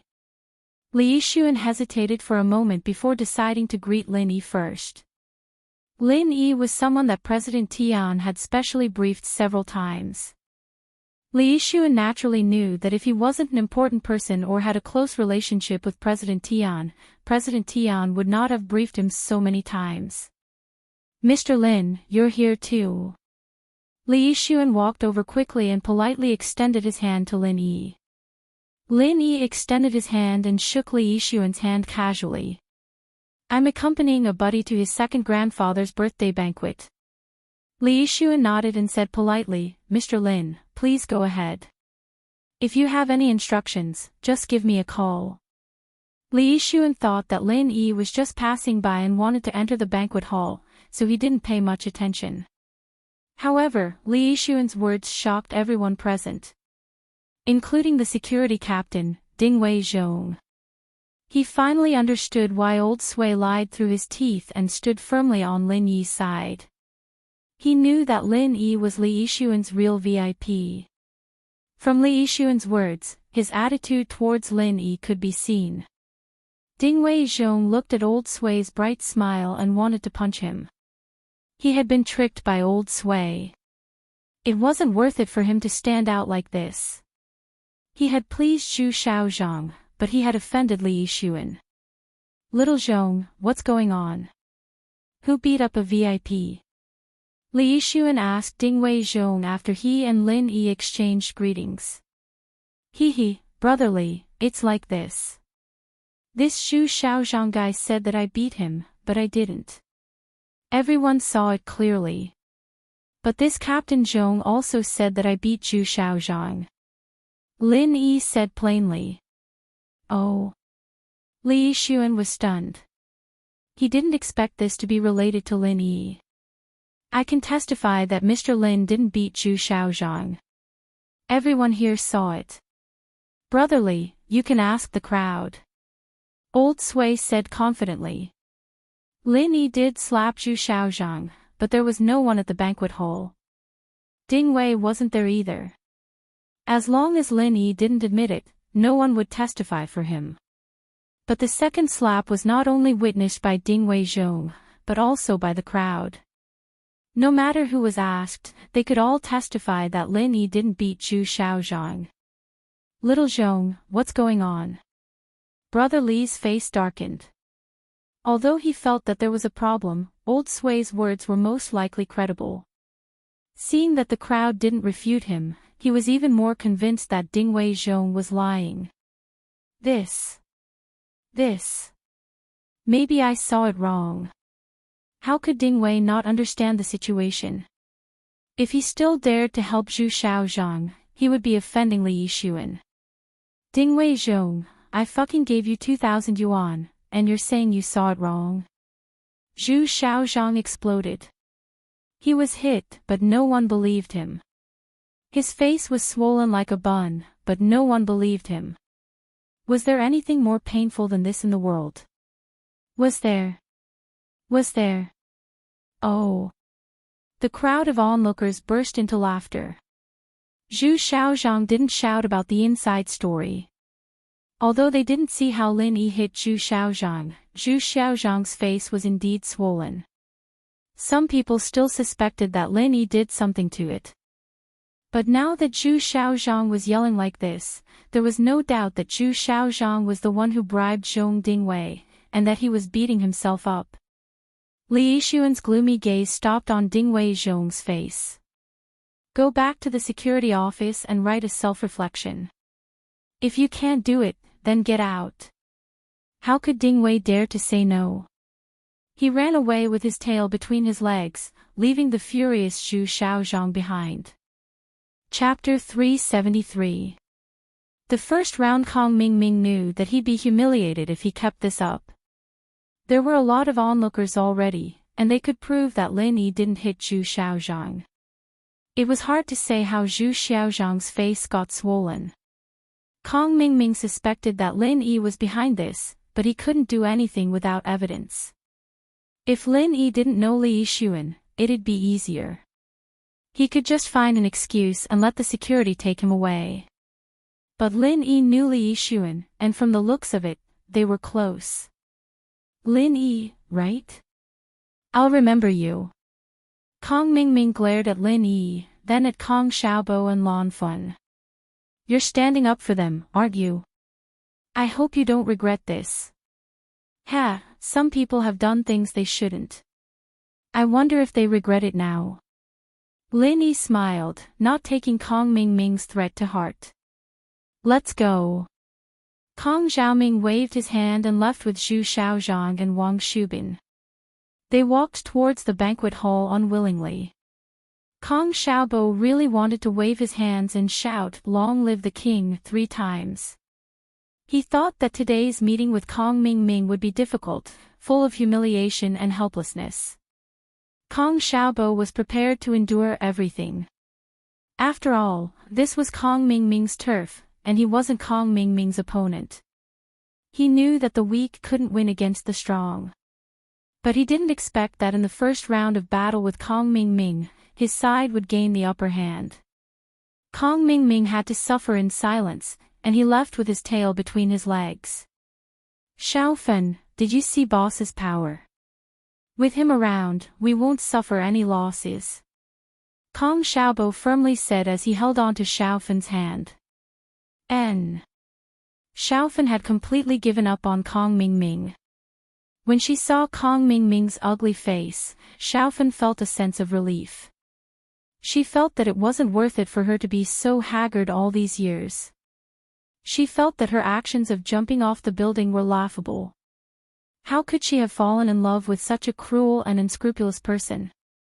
At this moment, Xiaofen had walked out of the shadow in her heart. She could face her life bravely in the future. Because Kong Ming wasn't worth her sacrifice. She could only pretend that she was blind. Seeing the smile on Xiaofen's face, Kong Xiaobo let out a breath of relief. Tang Yun was also happy for her. Xiaofen, have you thought it through? Yes, I've thought it through. I was too stupid in the past. Xiaofen shook her head in self-mockery. This kind of person. How can I like this kind of person? I should cherish what I have now. As she spoke, Xiaofen held on to Kong Xiaobo's hand even tighter. Kong Xiaobo was instantly excited. In the past, although he and Xiaofen had feelings for each other, and they both acknowledged their relationship, Kong Xiaobo knew that there was always a shadow in Xiaofen's heart, and that was Kong Ming. If he didn't get over this, he would always be Kong Ming's substitute. This made Kong Xiaobo very uncomfortable, and it was also the reason why he insisted on bringing Xiaofen to see Kong Ming. But at this moment, Kong Xiaobo knew that Xiaofen had already confessed to him and expressed her feelings. How could Kong Xiaobo not be excited? Young Master Lin, if there's nothing else, I'll be leaving first. Call me if there's anything. Li Yixuan saw that there was nothing else for him to do, so he nodded to Lin Yi and said politely. Lin Yi nodded. Sorry to trouble you, brother Li. Li Yixuan gestured that it was nothing and left on the electric scooter. Lin Yi, Tang Yun, Kong Xiaobo, and Xiaofen walked into the banquet hall, and the crowd followed them. Among these people, there were people who knew Kong Xiaobo and Kong Ming and knew that they were cousins. They only treated the conflict between the younger generation of the Kong family as a joke. Dr. Kang's birthday banquet was a Western-style buffet. Kong Xiaobo brought Lin Yi to a corner of the banquet hall. Actually, the purpose of this time was achieved. Xiaofen saw Kong Ming's true colors, and let her walk out of the shadow in her heart, allowing her to have a new life. After entering the banquet hall, Xiaofen's mood was a little down. She must have been affected by the previous incident. Although she was completely disappointed in Kong Ming, anyone who encountered such an incident would feel bad. Especially after being stupid for so many years, persevering for so many years, and in the end, it was all for naught. Anyone would feel uncomfortable. Tang Yun persuaded Xiaofen softly, but this kind of thing didn't need anyone to persuade her. She would be fine after a few days. Boss, since we're here, it's not good for us to leave immediately. But after the younger generation celebrates the birthday, we can leave directly. I don't want to stay here for another minute. Kong Xiaobo was extremely disgusted with Kong Ming's face. Is that person your father? Lin Yi didn't answer Kong Xiaobo's question. Instead, he pointed at a middle-aged man not far away. Beside him was Kong Ming, who was gesticulating and saying something. It's my dad, but what is Kong Ming doing? Kong Xiaobo was stunned. He didn't understand why Kong Ming went to look for his father. Could it be that he went to complain? Kong Ming couldn't be such a coward, right? After being humiliated at the entrance, he went to complain to the adults. I'm guessing that it's about Xiaofan. Lin Yi frowned. I didn't expect Kong Mingming to be so mean. He actually went to your dad and said bad things about Xiaofan, fuck his 18 generations of ancestors. Kong Xiaobo was furious. If what Lin Yi said was true, then wasn't Kong Mingming a little too despicable? His 18 generations of ancestors. Isn't it your 18 generations of ancestors? Lin Yi smiled. Actually, it's nothing. You should think about it. You will have to tell your parents about this matter sooner or later. After he said this, you can tell your parents about Xiaofan's experience. I think they aren't unreasonable people. Lin Yi saw that Kong Xiaobo's father was a good person. Although he wanted to save some face, he wasn't a cold-hearted bad person. As long as he was reasonable and moved by his emotions, it wouldn't be difficult for him to accept Xiaofan. Really? Kong Xiaobo heard Lin Yi's words and was overjoyed. Bro, you aren't lying to me, right? Why would I lie to you? Lin Yi shook his head. If it doesn't work, I can help you. Lin Yi's understanding of people's hearts was very accurate. He could help Kong Xiaobo. Chapter 374. Too bad it's fake. As expected, Kong Xiaobo's father frowned as he looked at Kong Xiaobo's side. He couldn't help but frown when he saw the 2 boys and 2 girls. He didn't think too much about it before. It was normal for his son to bring his classmates to the banquet, but 2 boys and 2 girls. That was a little too obvious. Kong Fu also suspected that there were 2 couples after hearing Kong Mingming's words. Did his son learn bad things? But Mr. Kong couldn't ask Xiaobo about it in front of everyone, and he knew that his nephew wasn't doing this out of goodwill. He tried so hard to stop Xiaobo and his classmate from staying at the hotel, after all, and there had to be some sort of grudge between them. It seemed that the grudge was with the girl beside his son. As for the girl shamelessly seducing this and that, Kong Fu was skeptical. Dr. Kang's birthday banquet officially started at 10 in the morning, and Lin Yi saw a few familiar faces. There was Lu Tianyi and Guan Xuemin, both of them sitting at a table and chatting. Dr. Kang's eldest son, the current head of Dr. Kang's group, Kong Guifeng, was also sitting at their table, chatting with the 2 of them. Lin Yi didn't go over to greet them. He hid in the corner, waiting for the banquet to start. Kong Xiaobo gave his gift and left. It seemed that after he created the Miracle Dr. Guan brand, it was inevitable that he would become Dr. Kang's competitor. He didn't have to worry about anything anymore. Judging from Kong Xiaobo's current situation, there was no way he could get back together with Kong Mingming's family. At least not with Xiaofan around. Amidst the impassioned speech of the MC and the applause of the guests, Dr. Kong slowly walked out. This was an old man with a rather dignified appearance. He was dressed in a red Han costume and had the temperament of an ancient Chinese medicine practitioner. Although it was a little speechless to become a leading enterprise in the domestic pharmaceutical industry because of a magical prescription, it was undeniable that Dr. Kang's golden creation did have a magical effect. Of course, many old people in the medical field didn't care much about Dr. Kong, because in their opinion, Dr. Kong couldn't be called a miracle doctor at all. They didn't know where he got a good prescription from, which made him the Dr. Kong of today. Looking at the other medicines produced by his company, they were nothing more than common medicines for common colds, headaches, and fever. The formulas were all open to the public, and there was nothing special about them. If it weren't for his golden creation medicine's reputation, he might not even be able to sell his home medicine. But he was lucky. With the red medicine, no matter what he produced later on, even if it was a normal medicine, it would still sell well. That was why he was able to create such a colossus like Dr. Kang's medical group in a short period of time. In fact, many people knew that Dr. Kang's medical skills weren't great. Thank you, guests, for coming to Dr. Kang's 62nd birthday. Next, we will send our blessings from Dr. Kang's descendants. The MC started the first procedure of the birthday banquet, which was to let the descendants present their gifts. After the descendants had presented their gifts, it would be the turn of the famous people in the society and Dr. Kang's friends. As for the others, they wouldn't have the chance to present their gifts on stage and could only place their gifts at the registration counter at the entrance. The first to go on stage was Dr. Kang's eldest son, Kong Guifeng. He walked up the stage with his head held high, holding a red brocade box in his hand. The packaging was exquisite. "Dad, I'm giving you 100-year Tianshan snow lotus." His eldest son, Kong Guifeng, presented the brocade box with both hands and said respectfully, "I wish Dad a long and healthy life." "Good, very good. Bring it over and let me have a look." Dr. Kong ordered the MC. The MC quickly presented the brocade box to Dr. Kong.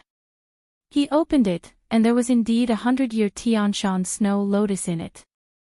Looking at its size, even if it wasn't a 100-year Tianshan snow lotus, it was at least 70 or 80 years old.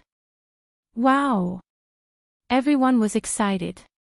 As expected of a family of miracle doctors, even their birthday gifts were rare treasures.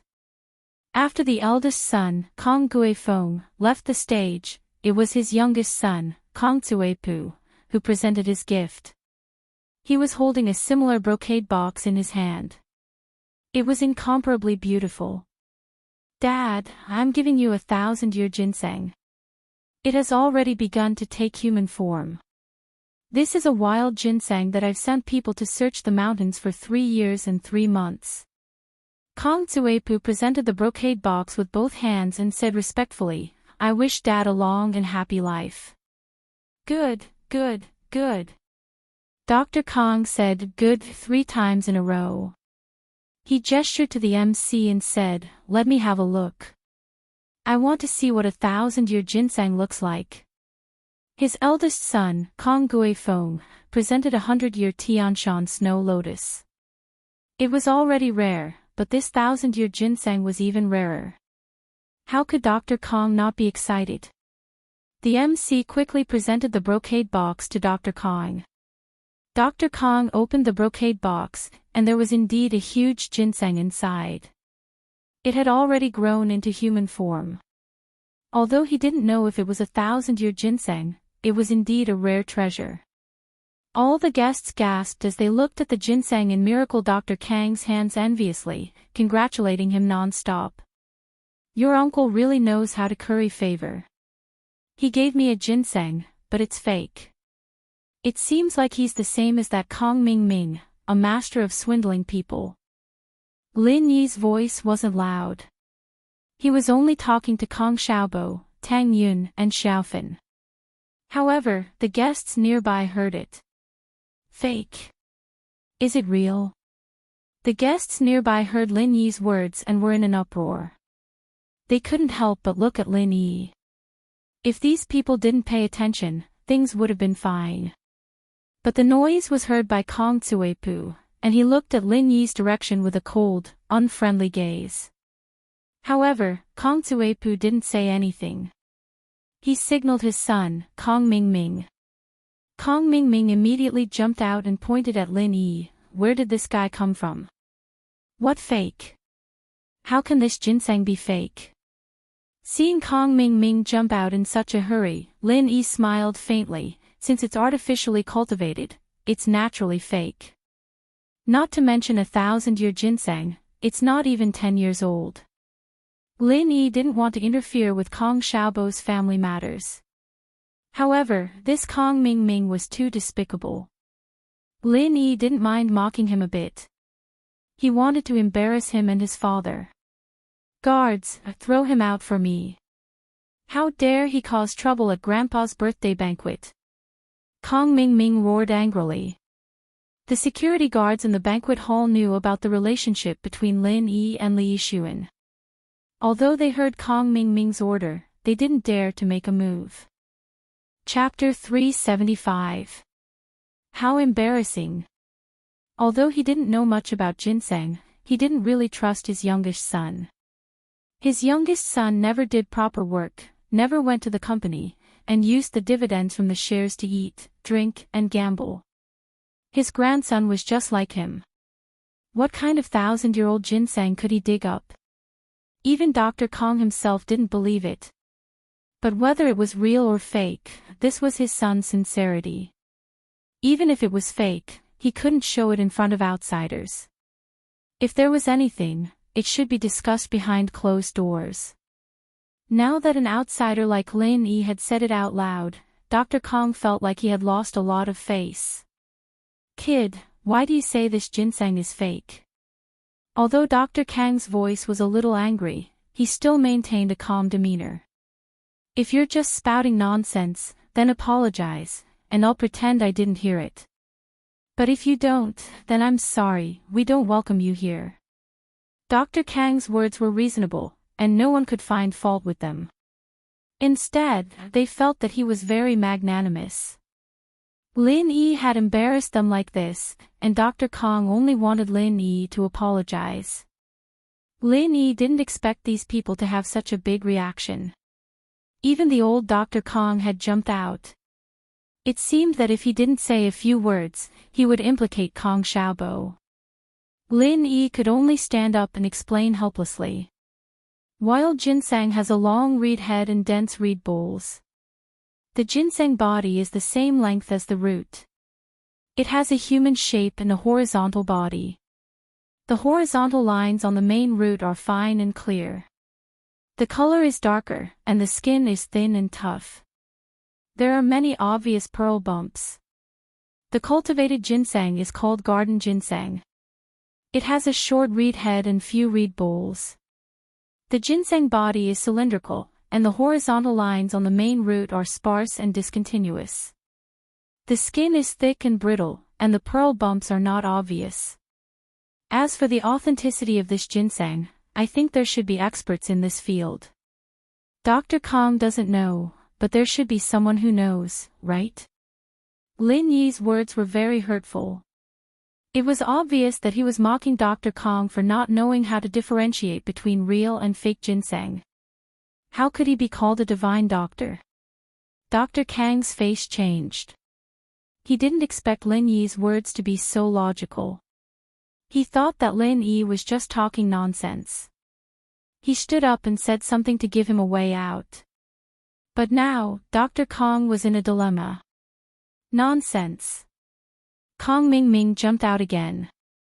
"Grandpa, don't listen to this guy's nonsense. He was sent here by Kong Xiaobo to cause trouble. Let's put the ginseng away and ignore him." Kong Mingming's words obviously made people think that he had a guilty conscience. If the ginseng wasn't fake, he should take it out and let the experts here identify it. Why did he ask them to put it away? Kong Mingming did have a guilty conscience. This ginseng was bought with his father, Kong Cuipu. How could he not know whether it was real or fake? This ginseng was bought from an artificial farm. It only cost a few thousand yuan. How could it be 1,000-year-old ginseng? But Kong Cuipu and Kong Mingming both knew that their father didn't know whether the ginseng was real or fake. Kong Cuipu's brother, Kong Guifeng, also didn't know. Even if Kong Guifeng guessed that it was fake, he wouldn't lose face in front of others. Besides, Kong Cuipu only took the dividends in the company and didn't fight for power. This made Kong Guifeng have no resentment towards Kong Cuipu. The two brothers got along well. Kong Guifeng often cleaned up after Kong Cuipu's bad things. However, they didn't expect that Lin Yi would appear out of nowhere. "Forget it. Take it away. Whether it's real or fake, it's a gift from Cuipu." Dr. Kong was not stupid. Since Lin Yi said so, he must be confident. If he took it seriously, he would only humiliate himself. It was better to admit it generously. Anyway, others knew what kind of person his youngest son was. His reputation was already bad. It didn't matter if it was a little bit more. Dr. Kong admitted it so casually. It didn't cause any uproar. Since Dr. Kong said so, people didn't want to distinguish whether it was real or fake. Next was Kong Xiaobo's father. It was a very ordinary gift. It was just a few years old Ganoderma. Kong Zuepu and Kong Mingming had wanted to find fault with it, but it was just a few years old Ganoderma.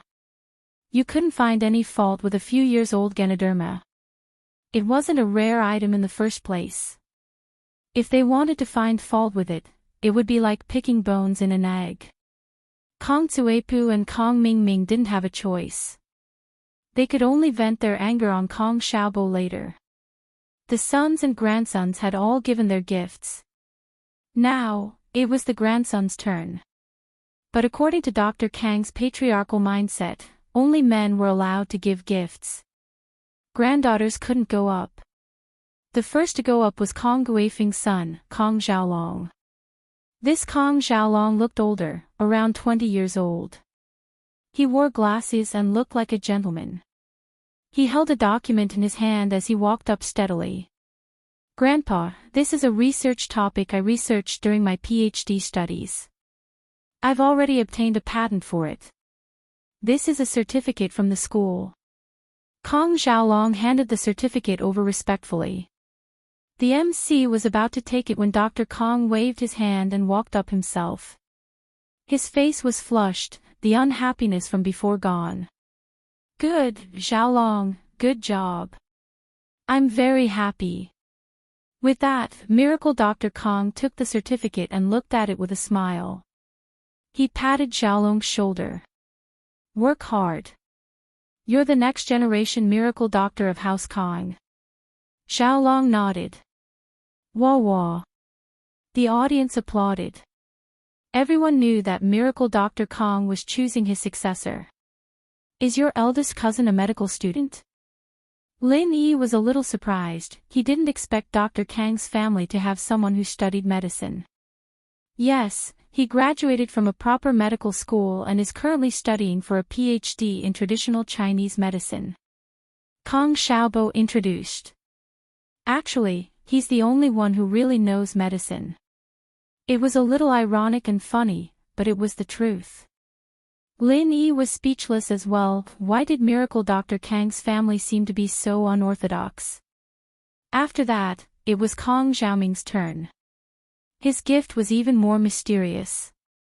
He said it was some kind of ancient prescription. But with his father Kong Zuepu's example, no one was curious anymore. It was obvious that it was fake. How could ancient prescriptions be so easily obtained? Chapter 376. I step. Even if Dr. Kong didn't know much about medicine, he'd read a lot of books in order not to be a laughingstock. How could such an ordinary prescription for typhoid be called an ancient prescription? What a wastrel. Dr. Kong sighed inwardly. Fortunately, Dr. Kong had his eldest son Kong Guifeng and grandson Xiaolong. At least the Kangs had a continuation, and they wouldn't fall after his death. At least until Xiaolong's generation. As for his great-grandchildren, they'd have their own destinies. Miracle Dr. Kong couldn't care less about what would happen after his death. Dr. Kong placed Kong Mingming's prescription under Xiaolong's certificate and nodded nonchalantly. All right. Whether or not this prescription works, it's still a token of Xiaoming's sincerity. After Kong Mingming left, it was Kong Xiaobo's turn to present his gift. When the MC called out Kong Xiaobo's name, Kong Xiaobo tensed up. Boss, can I do it? Sure, why not? Just go. Lin Yi patted Kong Xiaobo's shoulder encouragingly. Kong Xiaobo nodded and walked up the stage with the antique box Lin Yi had given him. Second Grandpa, this is a rare pill called the Pill of Life Extension and Toxin Cleansing. After taking it, a large amount of impurities will be expelled from the body, cleansing the bones and marrow. After the toxins are expelled, the body's physiological functions will return to peak condition, and it'll add at least 5 to 10 years to your lifespan. Kong Xiaobo presented the box with both hands. Happy birthday, Second Grandpa. Oh. Dr. Kong frowned, displeased. As Dr. Kong, he was at the pinnacle of the medical world, and he'd never heard of something like the pill of life extension and toxin cleansing. After eating it, it could even cleanse the marrow and reshape the bones. Could it really achieve the goal of prolonging one's life? Dr. Kong felt that if he accepted this elixir, he would lose face. As a Dr. Kong, did he still need this kind of elixir? Moreover, it sounded like an unreliable elixir. However, before Dr. Kong could speak, Kong Ming jumped out and grabbed the small box in Kong Xiaobo's hand. Just as he was worrying about not being able to find a reason or excuse to attack Kong Xiaobo, this Kong Xiaobo actually took the initiative to come to him. Kong Xiaobo, don't try to mystify us. The pill of life extension and toxin cleansing. How could this be? Do you think you're a martial arts practitioner who sells strength pills? Kong Xiaoming glared at him. What kind of person is my grandpa? It's Dr. Kong. What medicine doesn't our family have? But I've never heard of such a thing in this world. There are many things you haven't heard of. Kong Xiaobo said coldly. What kind of trash is this? Then I'll open it for everyone to see. When Kong Ming heard that Kong Xiaobo still dared to argue, he was furious. You won't shed a tear until you see your coffin, huh?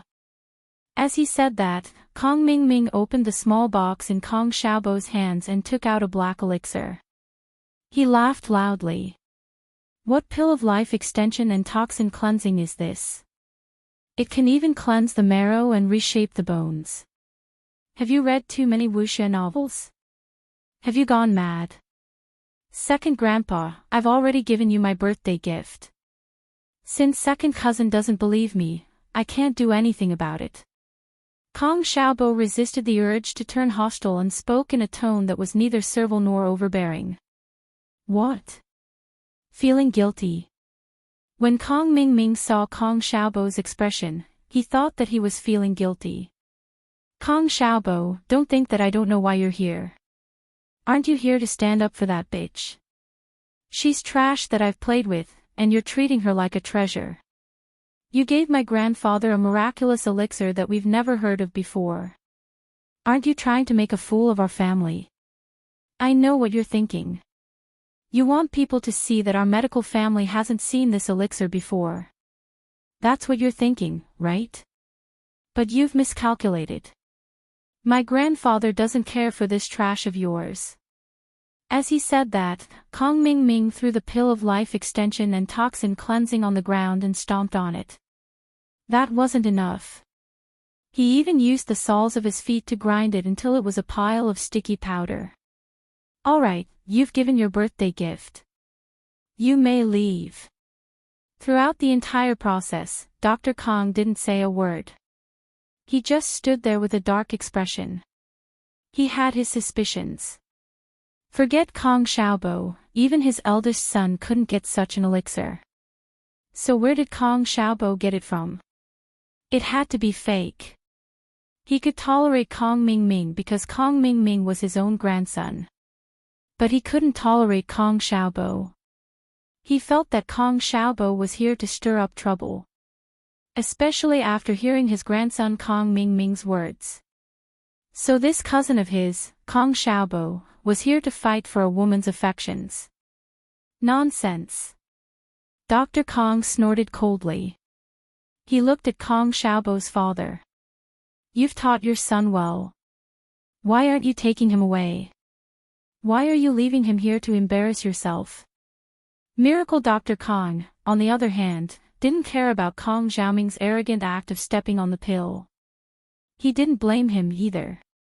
Clearly, he was protecting him. Xiaobo's father was quite furious. It wasn't very appropriate for his son to get some elixir as a gift, but Kong Xiaoming was the one who'd been causing trouble from the beginning. How was he supposed to embarrass his son? Xiaobo, were you bewitched by someone? Who gave you the divine expansion elixir? Apologize to your second grandpa now. Kung Fu reprimanded Kong Xiaobo.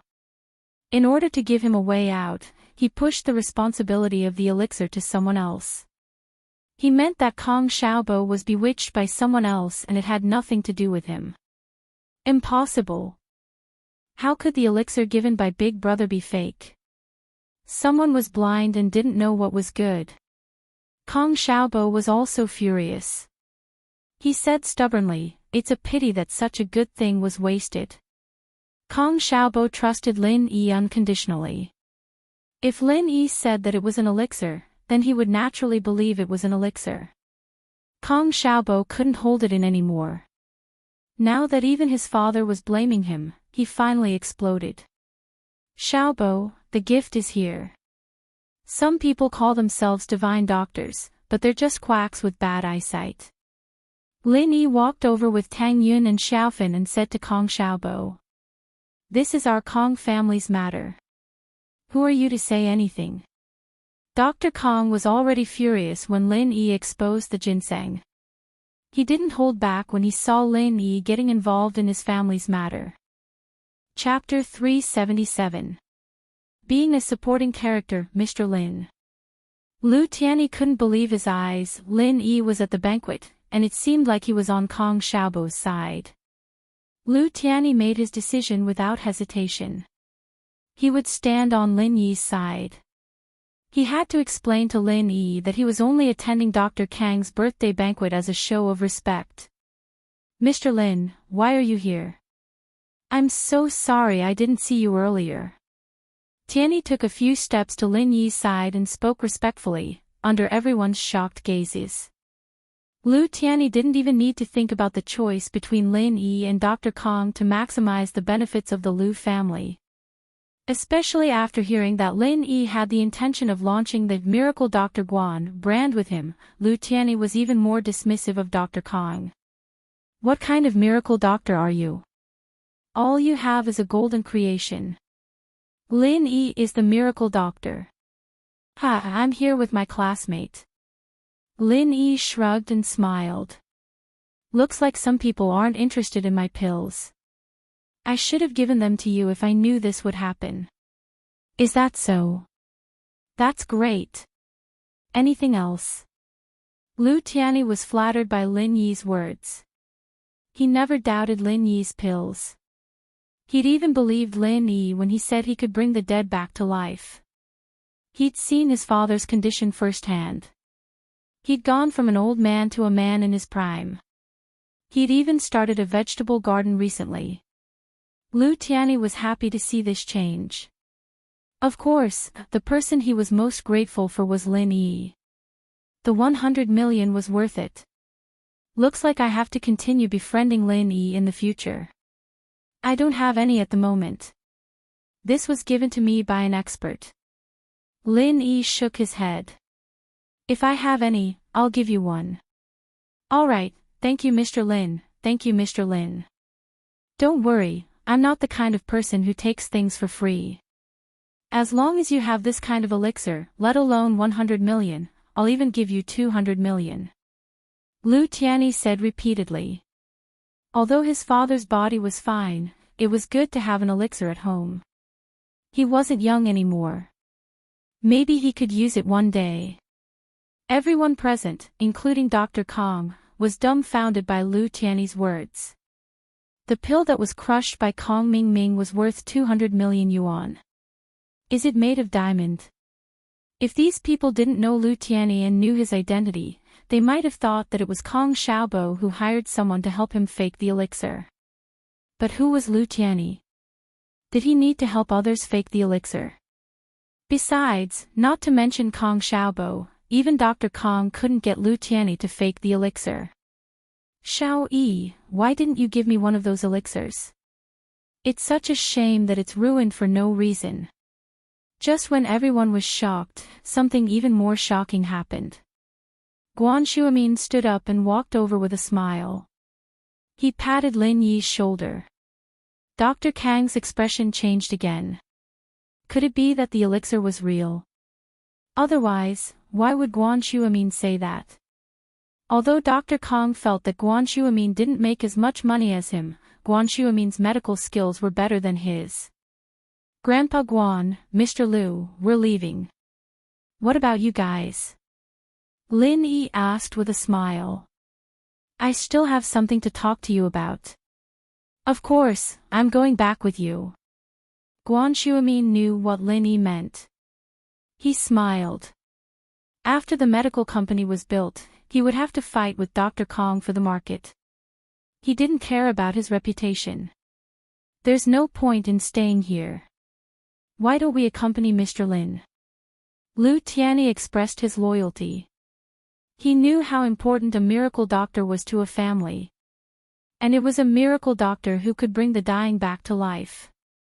So Lu Tianyi had already put down his pride. What was the use of having more money and power in his hands? Wouldn't he lose everything if he died? But with a friend like Lin Yi, it was equivalent to having an exemption from death. Lu Tianyi wasn't stupid. Kong Xiaobo's father wanted to stand up and scold his son. What kind of friend did he find to mess around at the banquet? But at this moment, there was only excitement left in his heart. His son's classmate was so capable. House Lu's Lu Tianyi and Guan Shuimin were very friendly to him. This made Dr. Kang's reputation fall to the bottom. Lin Yi turned around and looked at Kong Xiaobo indifferently. If you're a man, hold Xiaofan's hand and prove it to them. This was a good opportunity for Kong Xiaobo. If he forced him to acknowledge Xiaofan as his girlfriend, then even if Kong Xiaobo's parents were unwilling, they couldn't do anything about it. Lin Yi had already set a good start for him. Now that everyone was on his side, if Kong Xiaobo held Xiaofan's hand and announced something to Kong Mingming, he wouldn't receive disdain from the crowd, but shock. Kong Xiaobo nodded and held Xiaofan's hand. He puffed out his chest and looked at Kong Mingming. Second cousin, I'll return the damage you've done to Xiaofan one day. Who the hell are you? Don't think that just because your friend knows a few people, you're someone too. Kong Mingming might be arrogant and despotic, but he wasn't an idiot. When he saw how Lu Tianyi and Guan Shuimin were chasing after the pill of life extension and toxin cleansing, he knew that he was in trouble. That pill might really be the real deal. He didn't know where the brat beside Kong Xiaobo got it from, but no matter what, he still crushed it. Therefore, Kong Mingming was obviously trying to be tough on the outside, afraid that others would blame him, so he shifted his target to Kong Xiaobo. Kong Xiaobo ignored him and turned to look at his second grandfather, saying with disappointment, Dr. Kong, huh? I'm not worthy of you. Someone else gave you a fake ginseng and a fake prescription, and you happily accepted it. I sincerely gave you a pill of life extension and toxin cleansing, but you treated it like trash. It's fine if I don't enter this house. After saying that, Kong Xiaobo held Xiaofan's hand and walked out of the banquet hall. Lin Yi had already laid the groundwork for him. If Kong Xiaobo didn't have the courage to stand up and say these words, then he'd really be a coward. Lin Yi held Tang Yin's hand and followed behind Kong Xiaobo. Today, he appeared as a side character, and the main character was still Kong Xiaobo. Seeing Kong Xiaobo and Lin Yi's silhouettes getting smaller and smaller, Dr. Kong knew that today's banquet was destined to become a farce. Where's the pill? Dr. Kong wasn't in a good mood, so he could only vent his anger on Kong Mingming. The pill. Kong Mingming's heart skipped a beat as he looked at the spot where he'd stepped on the pill. Chapter 378. Meeting a fatty, however, just as Lin Yi was about to walk out of the banquet hall, something unexpected happened again. Lin Yi had just reached the entrance of the banquet hall when Yishuan followed a middle-aged man into the hall in a hurry. The middle-aged man was the owner of Moon on the Sea, President Tian. He and Yishuan were supposed to celebrate Dr. Kang's birthday, and since they were holding a birthday banquet in his territory, he had to be there as the owner to give his blessings. But to his surprise, people were already leaving the banquet hall. Hadn't the banquet just started? The dishes hadn't even been served yet, so why were people leaving already? Just when Mr. Tian was confused, Li Yishuan reminded him in a small voice, Mr. Tian, this is Mr. Lin Yi. Ah! President Tian froze and looked at Lin Yi carefully. Sure enough, he was the same as the photo in the file. He hadn't noticed before, but after Yishuan's reminder, he immediately greeted him with a kind smile. "Young Master Lin, you're leaving." "Hee, Uncle Tian, right?" Lin Yi saw him walk over with Yishuan and guessed who he was. "I'm just accompanying a classmate to his second grandpa's birthday banquet.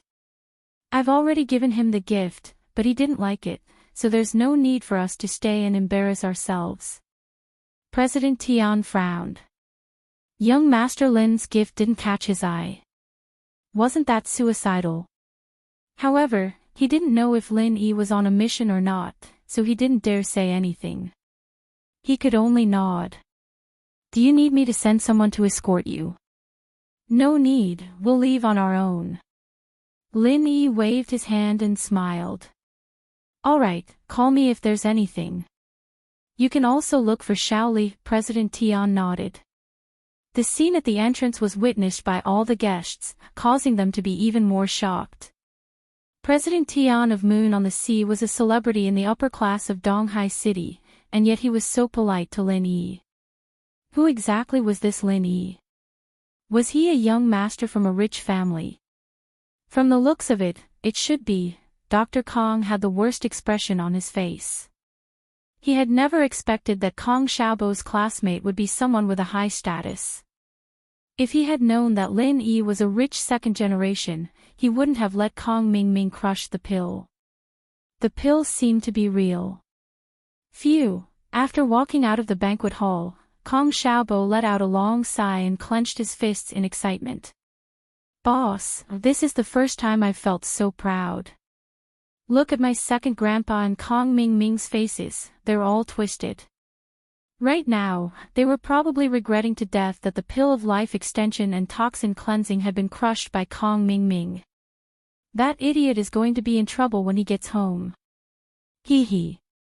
Lin Yi patted Kong Xiaobo's shoulder. At the very least, Kong Xiaobo had taken the first step today, making him a man of indomitable spirit. Yeah, it's such a pity. If I'd known that Mr. Lin was the one who provided the pill, I'd gone up to the stage and snatched it even if I'd been laughed at. Tianyi said regretfully. What a waste of a treasure. Xiaofan was worried that she would be humiliated by Kong Mingming's family. But now, she understood that she could also stand on a high ground and look down on the Kong family. Just now, when Kong Xiaobo said those words in a cold voice, when he said that he wanted Kong Mingming to return the harm he had done to her, Xiaofan was so emotional. As for Kong Mingming, his eyes were flickering, and he didn't even dare to speak. Thank you, Xiaobo. Xiaofan turned to look at Lin Yi. Thank you. Xiaobo's boss, what's the point of saying all these? Lin Yi waved his hand. We're on the same side. Xiaobo, I'm going to give you a stage to show off. I'm going to let you stand at the same height as Dr. Kong, or even surpass him. Really? Kong Xiaobo was stunned, and his eyes shone with hope. He never doubted Lin Yi's words. This was just to express the surprise in his heart. Boss, thank you. Don't worry, I won't let you down. Just when Kong Xiaobo was extremely excited, a fatty ran out of the banquet hall, panting as he ran. As he ran, he said, little bro, wait for me. Lin Yi looked at the panting fatty and was confused. Who are you calling? I'm calling you, little bro. The fatty ran to Lin Yi and kneeled in front of Lin Yi. Little bro, please, sell me one of that pill of life extension and toxin cleansing. I'm willing to pay any price, 100 million. No, 500 million is fine too. Lin Yi was speechless as he looked at the fatty. Was there something wrong with this guy? Running out to buy a pill from him? Did he really believe it? Little bro, I'm begging you. Seeing that Lin Yi wasn't answering, the fatty suddenly hugged Lin Yi's leg and started sobbing. Sell me one, I'm willing to pay any price. As long as you're willing to sell it to me, you'll be Fatty Lie's savior, I'm begging you, I'm gonna faint. Don't cry first. Lin Yi was a little dumbfounded. He'd wanted to move the fatty away and ignore him, but he didn't expect the guy to start crying like that, not to mention in such a heartbreaking manner. A grown man crying in front of him. Lin Yi really didn't know what to say. "Little bro, if you promise me, I'll stop crying." Fatty Lai woke up, snot dripping onto Lin Yi's pants. Lin Yi felt a chill run down his spine. "Then cry yourself to death." Lin Yi was speechless. "Then if I stop crying, you'll sell it to me?" Fatty Lai asked, quickly stopping his crying. "Old Lai, what are you doing? If you have something to say, just say it. Look at you making a fool out of yourself." Lu Tianyi spoke up. Evidently, he knew the fatty. "Old Lu, don't you feel pain in your back? You're so happy that your dad's cured, but my old man's still lying on the sickbed," sob. Fatty Lai started sobbing again. "I told you to tell me the miracle doctor who treated your dad, but you kept it a secret. If I don't fight for it now, I'll lose my chance again. You old fox." Lin Yi understood now. This guy had a sick dad too. He knew Lu Tianyi, and he knew that Lu Tianyi's dad was cured, so he paid attention to it. He might have asked Lu Tianyi before, but Lu Tianyi didn't dare tell anyone about him without his permission, so Fatty Lai still held a grudge against Lu Tianyi. Chapter 379. Grab rubbish, bro, I'm not crying anymore. Can you sell me one? Fatty Lai ignored Lu Tianyi and looked at Lin Yi while wiping his tears. "Not for sale." Lin Yi shook his head. "Why?" Sob. "Bro, I have money. Whatever that old fox Lu Tianyi can spend, I can too. I can spend even more than him." Fatty Lai cried again. Lin Yi was a little depressed. Why did this fatty love to cry so much? A crybaby. He helplessly explained, "I only have this one. I don't have any more now." "If that's the case, then when will you have it?" Fatty Lai's face turned dejected. "Just one. No more." "I'm not sure." Lin Yi didn't know Fatty Lai at all, so he wouldn't just give him a random pill. The few elixirs in his hands were meant to be given out when the company opened for business as a gift to boost the company's reputation. Of course, Lin Yi wouldn't waste them. Fatty Lai was a crybaby, and he seemed like a filial son, but there were too many filial crybabies out there. Every single one of them would run up to him with tears and snot all over their faces, asking for pills. Even if he didn't tire himself to death refining pills, he'd still be annoyed to death by them. Therefore, this precedent could not be broken. He would never give it to someone he wasn't familiar with. "Ah, I see," sob. Fatty Lai started bawling again when he heard Lin Yi's words. "Dr. Kong, that unfilial bastard. That bastard. What a waste of a heavenly gift. Motherfucker." Lin Yi sympathized with Fatty Lai's situation, but he couldn't just give him a pill out of sympathy, could he? Lin Yi wasn't a charity organization, after all. At that moment, a cleaner walked over with a trash bag, ready to throw it into the trash can of the resort. Fatty Lai's eyes were sharp, and he recognized the cleaner right away. It was the one who cleaned the pill that Kong Xiaoming had crushed in the banquet hall. He jumped up from the ground and ran to the cleaner's side. "Don't throw it away, just give me the trash bag." The cleaner was startled and was at a loss of what to do. She looked at the fatty, whose face was still full of tears, in horror. You. What do you want?" Fatty Lai didn't want to drag this on any longer, so he didn't bother explaining and grabbed the trash bag from the cleaner's hands. He'd have screamed robbery if it weren't for the trash in the bag. But because the garbage bag was filled with useless trash, the cleaner didn't even fight with Fatty Lai when he saw him snatching it like a madman. He let go and ran away in fright. Who would fight with a madman like him over a trash bag? The cleaner thought that this fatty dressed like a dog, but he was actually a madman. It seemed like he had to stay away from him. Fatty Lai ignored the cleaner. He didn't care what the cleaner thought. Finding the pill that Kong Xiaoming crushed was the most important thing. Lin Yi, Kong Xiaobo, Tang Yun, Fun, and even Lu Tianyi looked at the crazy Fatty Lai in shock. They didn't know what he was trying to do. Old Lai, what are you doing? What's wrong with you? Lu Tianyi had a small conflict with Fatty Lai, but their relationship wasn't bad. He quickly reminded Fatty Lai when he saw him acting so shamelessly. If his business rivals saw this and filmed it, wouldn't they laugh at him? But Fatty Lai didn't seem to hear Lu Tianyi's words at all. He opened the trash bag in his hand and took out the things inside and threw them into the trash can. There were lunch boxes, instant noodle buckets, toilet paper with snot on it, chewed bubble gum, disposable chopsticks, and everything. There were even flies and mosquitoes flying out. Lu Tianyi felt disgusted. Was this Fatty Lai crazy? What was he doing? Shut up. I want to find the pill that was crushed by that wastrel. Fatty Lai roared as he searched the trash bag for something. Forget it, let him look for it. It would be his fortune if he could find it. Lin Yi shook his head. Although it was crushed by Kong Mingming, the effect was the same. Lu Tianyi was shocked. He didn't expect Fatty Lai to come up with this idea. He wanted to find the pill that Kong Mingming crushed. Found it. Found it.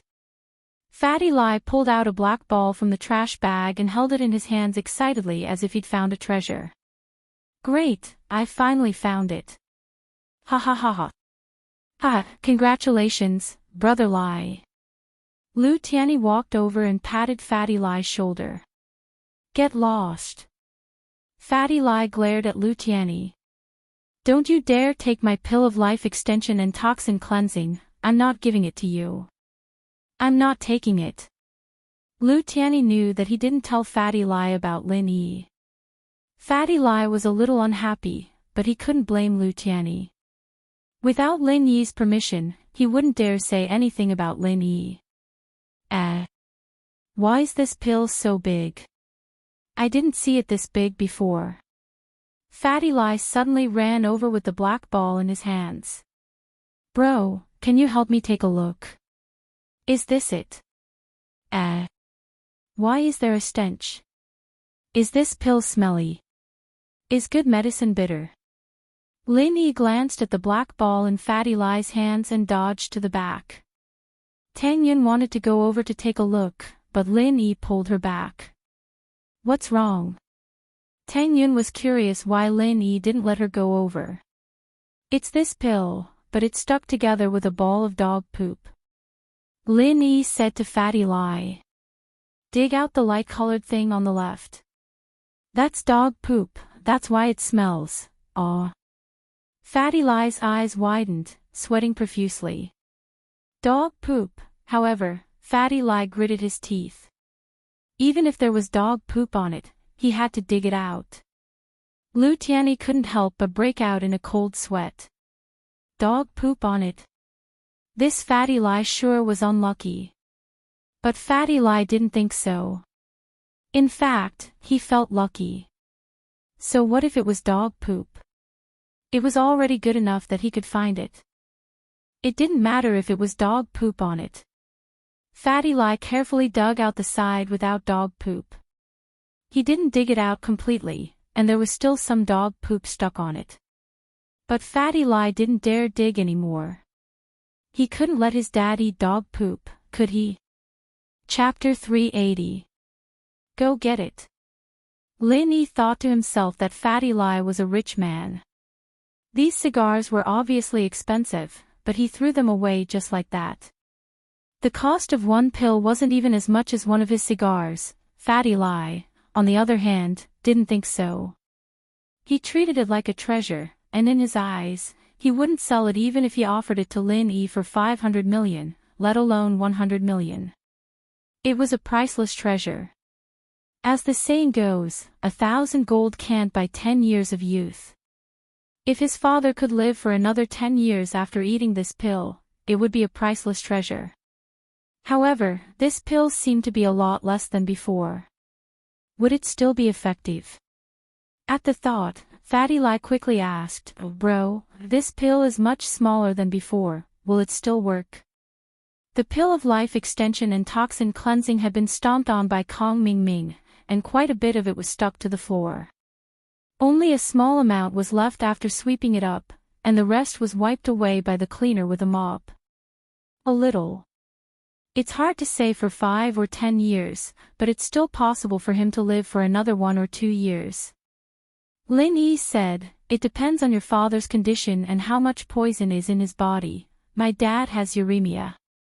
Can he detoxify it?" Fatty Lie was afraid that Lin Yi would ignore him. Now that he saw Lin Yi asking him a question, he quickly went along with it. If he could get Lin Yi's guidance, he'd be so happy he'd go crazy. "Yes, it's a little effective. It won't be a problem to hold out for another year or so," Lin Yi said. "Ugh. Can it be cured?" Fatty Lie asked quickly. "Maybe after eating 10 or 20, right? I can't say for sure." Lin Yi did not lie to him. How could uremia be so easily treated? Only the combination of acupuncture and traditional Chinese medicine could cure it. "Bro, can you cure my father? I'll follow you for the rest of my life, I'll do anything for you, no matter how much money you spend, I'm willing." Fatty Lie knelt in front of Lin Yi again. This time, not only was his snot all over Lin Yi's pants, but the hand that had grabbed dog poop earlier was also grabbing onto Lin Yi's pants tightly. Let go of me first." Lin Yi thought to himself, "I'll throw these pants away when I get home. I can't keep them anymore." "Then you'll treat me." Fatty Lie was overjoyed after hearing Lin Yi's words. "Get up right now, and get the fuck back home.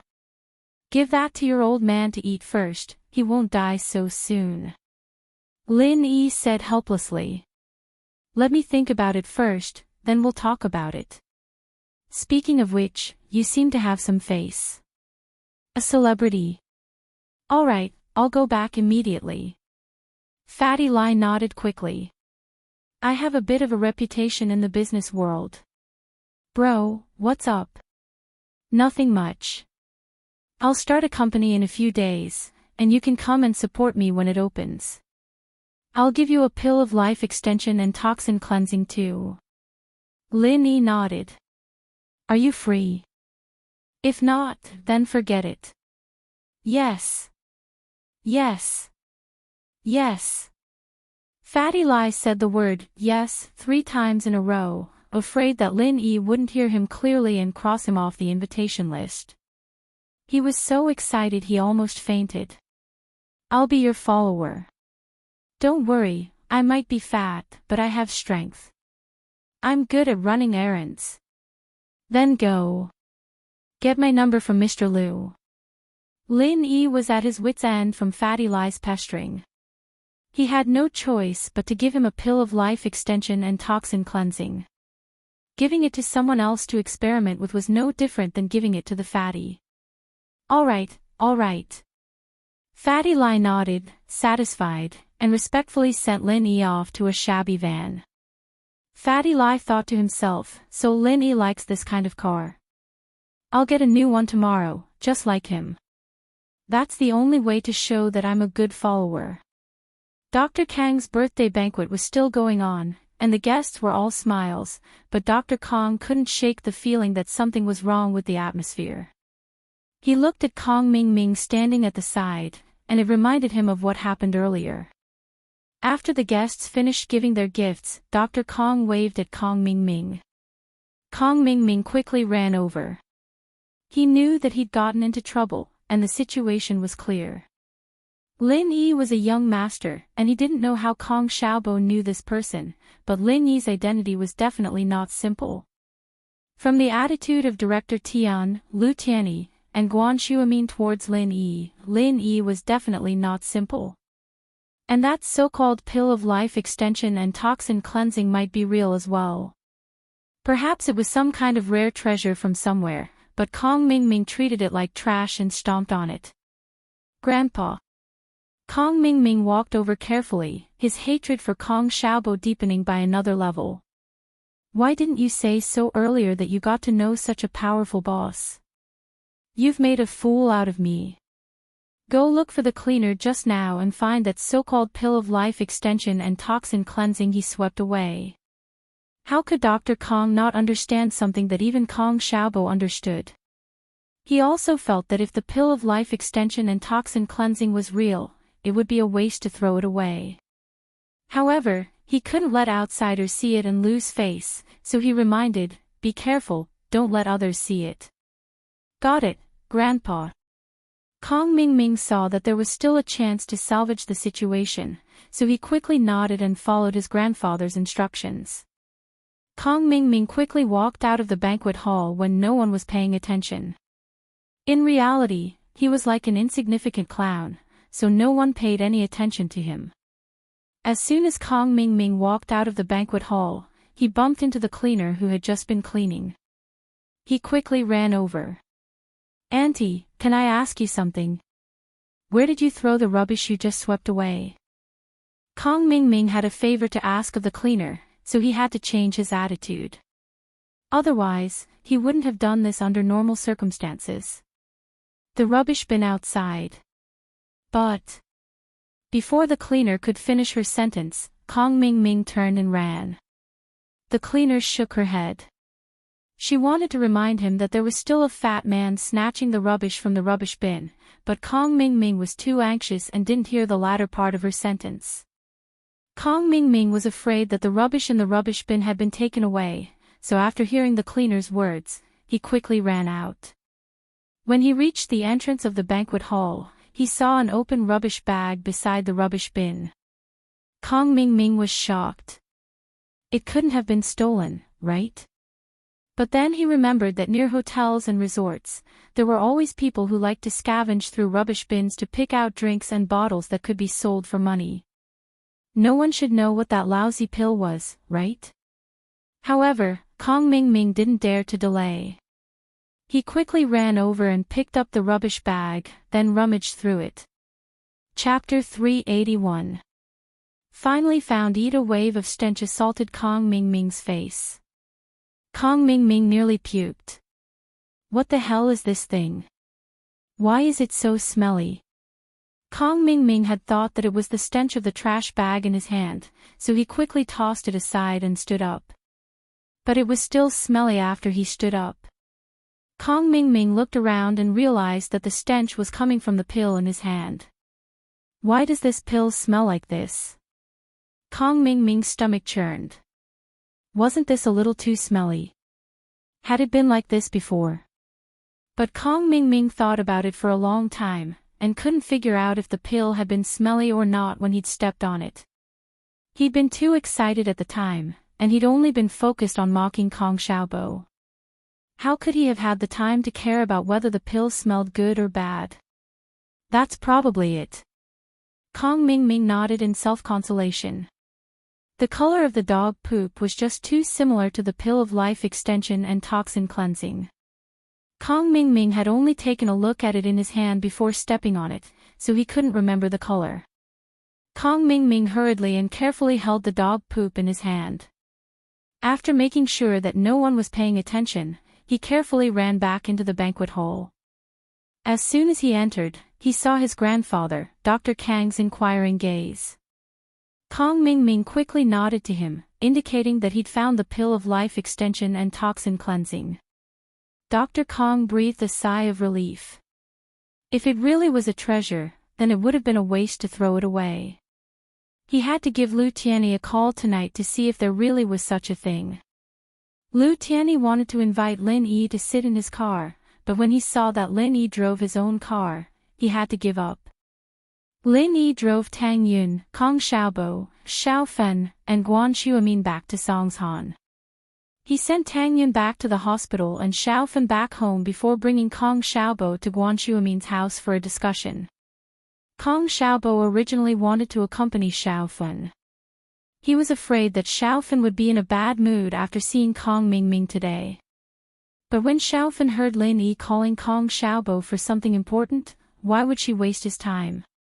He shook his head at Kong Xiaobo and smiled. Xiaobo, brother Lin Yi is looking for you for something serious. You don't have to accompany me, I'm fine. I'm feeling much better now. Are you really fine? Kong Xiaobo was still worried. After all, he was hurt so deeply by Kong Mingming, how could he be fine just like that? I'm waiting for you to take revenge for me one day. Xiaofan smiled. I'll remember what you said today. Alright, wait for me, I'll definitely do it. Kong Xiaobo clenched his fist. Lin Yi smiled. He gave Kong Xiaobo a stage to show off, but he needed Kong Xiaobo to be willing. If Kong Xiaobo was sloppy, even if he became his spokesperson, he would only be a role to supervise others. But if he was filled with fighting spirit, it would be different. As long as he had the intention, he would work hard and succeed sooner or later. As long as he had the confidence and dreams, he would definitely achieve it. Tang Yun, I won't be going up. Grandpa Guan already told me about your father's surgery. I can't do anything about the bone problem, but after he's done with the surgery, I have some medicine that can quickly heal his wound. Lin Yi said to Tang Yun when she was about to get off the car, I'll send it to you on Monday. I didn't bring it with me today. Thank you, Tang Yun nodded and didn't refuse. She didn't know when it started, but she gradually got used to Lin Yi's care for her. After Tang Yun got off the car, Kong Xiaobo couldn't help but ask, Boss, are you talking about the medicine similar to my second grandpa's golden creation medicine? In the market, only Dr. Kang's golden creation medicine could quickly heal a wound. No wonder Kong Xiaobo was surprised. He didn't expect Lin Yi to have this kind of medicine in his hands. It should be similar. I haven't seen his formula before, so I can't say for sure, but the effect should be similar, Lin Yi nodded. Kong Xiaobo was shocked. At this moment, he finally understood why Lin Yi was so confident in supporting him to break with Kong Mingming and his second grandpa's family. When Lin Yi said that he could let him be on the same level as his second grandpa, Kong Xiaobo didn't really believe it, but for the sake of his face, he said it boldly. At first, Kong Xiaobo was a little nervous, not knowing if his bold words would become a joke, but now, he knew that it wouldn't. If Lin Yi also had a formula similar to golden creation, then he was completely qualified to be on the same level as his second grandpa. Dr. Kang's medical company only made money from golden creation. Boss, you are really amazing. Where did you get the formula? My second grandpa hid the formula so well that even my grandpa didn't know. Kong Xiaobo said inside. My grandpa is also stupid. He didn't know where the formula was, and my second grandpa stole it. I made it myself. Lin Yi shrugged. Kong Xiaobo was going to be his spokesperson soon, so it was fine to let him know some core secrets. You made it yourself. Kong Xiaobo was so shocked that his eyes widened. Lin Yi can make such a formula himself. How amazing is that? Alright, it's good that you know. Don't tell anyone. Lin Yi patted Kong Xiaobo's shoulder. I have some personal reasons, and I don't want to stand out. So, this company belongs to you and Grandpa Guan to the outside world. Don't worry, boss. I won't tell anyone. When Kong Xiaobo heard that Lin Yi trusted him as a spokesperson, he was immediately touched. He nodded and said, Xiaofan and I won't tell anyone, this can be said. Lin Yi sweated. Xiaofan's leg, I have to solve it sooner or later, so it's fine to tell her. It's fine as long as a small group of people know. Boss, I just realized that the wisest decision I've ever made in my life was that day when I decided to help you fight on the rooftop. Xiaobo sighed. You wouldn't be taking care of me like this if I hadn't done it on impulse. Kong Xiaobo still had some self-awareness. He knew that he was useless. In Lin Yi's eyes, he couldn't help it all. If there was something that could make Lin Yi look up to him, it was that time. However, what Kong Xiaobo said was really true. It was indeed because Kong Xiaobo could stand out in a hot-headed manner that Lin Yi regarded Kong Xiaobo as a brother. Chapter 382. Go call and ask what the incident with Kong Xiaobo and Kong Mingming's incident. Dr. Kang's birthday banquet ended hastily at noon. The atmosphere was good, but there was an indescribable sense of oppression. It was the same for both the host and the guests. Dr. Kong didn't give Kong Xiaobo's parents a good look. Kong Xiaobo's parents couldn't do anything about it. While Kong Xiaobo's incident had caused quite a commotion, Kong Xiaobo's parents knew that it wasn't Kong Xiaobo's fault. Kong Xiaobo had given his second grandpa a huge gift, a precious pill. It was done out of kindness, but Kong Mingming didn't appreciate it and crushed the pill without any hesitation. And Dr. Kong didn't stop him after seeing it. That was the problem. Miracle Dr. Kong, from the bottom of his heart, felt a great distance between Xiaoming and Xiaobo, his own grandson and his cousin. No matter how much Kong Mingming had gone overboard, he was still his grandson. He could tolerate it, but Kong Xiaobo hadn't done anything wrong yet. He only suspected that Kong Xiaobo had brought a fake pill to take advantage of his title as a miracle doctor, and yet he allowed Kong Mingming to do something so disrespectful. Even if Kong Mingming's words were a little overboard, it was understandable. He was a boy, after all, and it was impossible for him to not be impulsive. So, Kong Xiaobo's parents were very understanding. What made them happier was that Kong Xiaobo's good friend seemed to be very powerful. So many big shots knew him and were very friendly to him. That meant that Kong Xiaobo wouldn't be at a disadvantage if he followed him. So, even though Kong Xiaobo's parents were treated coldly and disdainfully by Dr. Kang's family, they still felt a little comforted. Dr. Kang's family didn't like them either. After the banquet, Kong Xiaobo's parents left without even greeting them. It was clear that Dr. Kang's family was furious about the humiliation earlier. If you ask me, what kind of relatives do you have? It's fine if they don't help us after they become rich, and we don't mind that. But what's the meaning of this? Kong Mu wasn't a member of the Kong family, and was extremely displeased by what happened today. Don't talk to relatives like this. Forget it. If it wasn't for Dad asking me to come, I wouldn't have come. Father Kong smiled bitterly, but your son really made my second uncle lose face today. Humph, my son. Isn't he your son? Kong Mu couldn't help but be proud when she mentioned her son. You see how loyal my son's friends are. They aren't even relatives yet, but they can speak up for him. They also know many powerful big shots. Look at your cousins. What are they? Right, the girl that my son pulled today, why is she a little lame? And what Kong Mingming said. Kong Fu was a little embarrassed. He didn't want to talk about his family anymore. No matter what, he was the second uncle who was related by blood. He was an elder. At the very least, it was his father who went to punish him. He couldn't say much. I saw it too. Kong Mu was also a little worried. Xiaobo said those words today. Does he really like that girl? It seems that he deliberately stood up for her. I think so too. Kong Fu nodded. What should we do? Not to mention this kid's puppy love, he even found a lame girl. I don't know what this kid is thinking. Yeah, why don't we go home and talk to our son? Don't tell me he was fooled by that girl in the spur of the moment. Kong Mu was even more worried when she heard it. Say what? Kong Fu snorted helplessly. Your son was fooled. I don't think so. Oh. What do you mean? Kong Mu was slightly stunned. Think about it. Kong Xiaobo is impulsive, but is his good friend an impulsive person? I think this incident was most likely planned by him. He came to stand up for the girl named Xiaofan.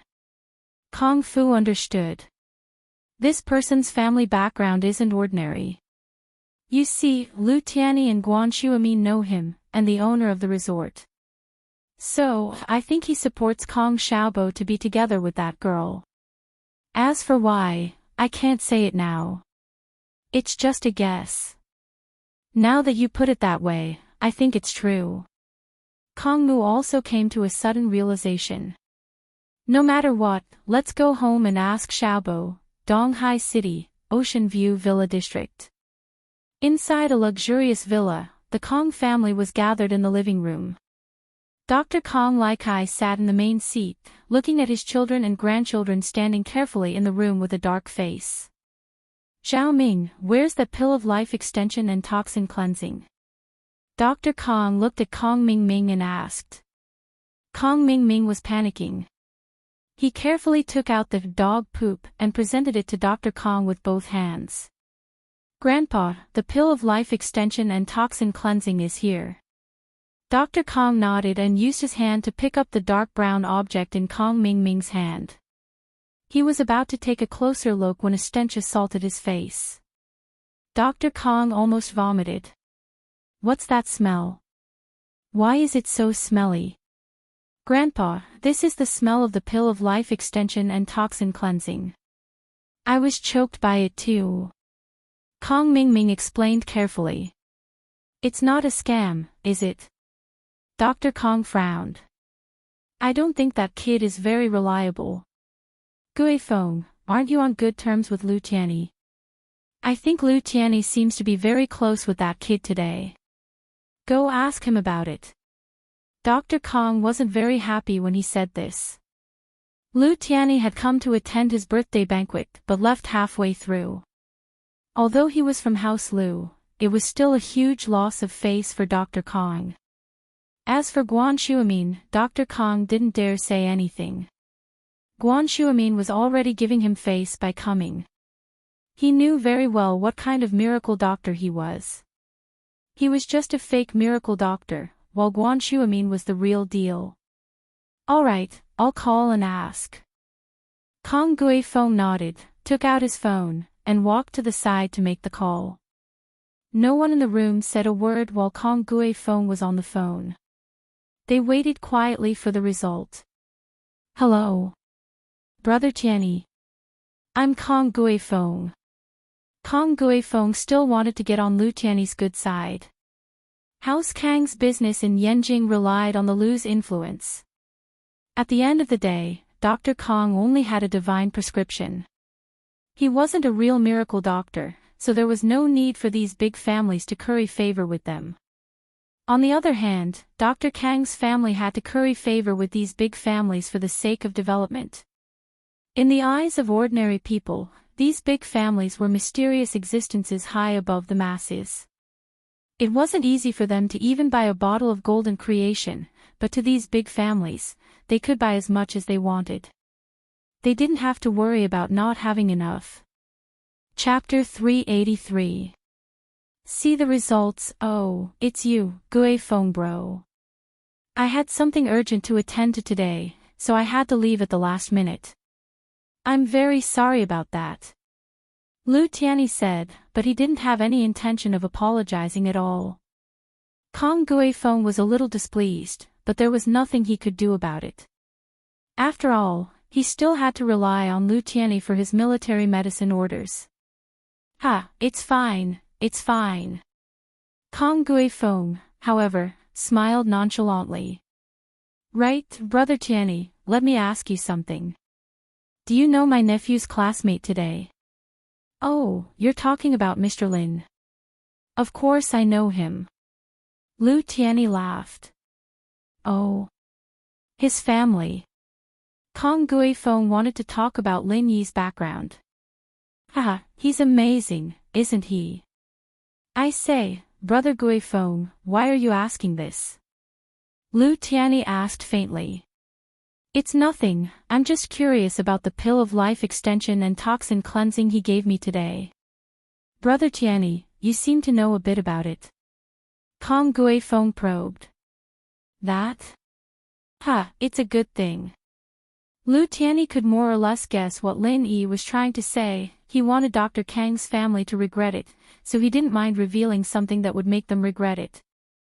But he wouldn't say a word about the real thing. Good thing. Does that mean you know something about it, Brother Tianyi? Kong Guifeng's heart skipped a beat. There was no need for Lu Tianyi to lie to him about something like this.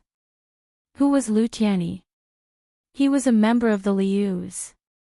Even if he was close to Lin Yi, there was no way he'd help Lin Yi lie, was there? And so, Kong Guifeng had a vague feeling that the pill of life extension and toxin cleansing really was a good thing. Of course, while Kong Guifeng didn't think he was wrong, his guess was a bit off. If Lin Yi had asked Lu Tianyi to lie for him, Lu Tianyi would have nodded without hesitation.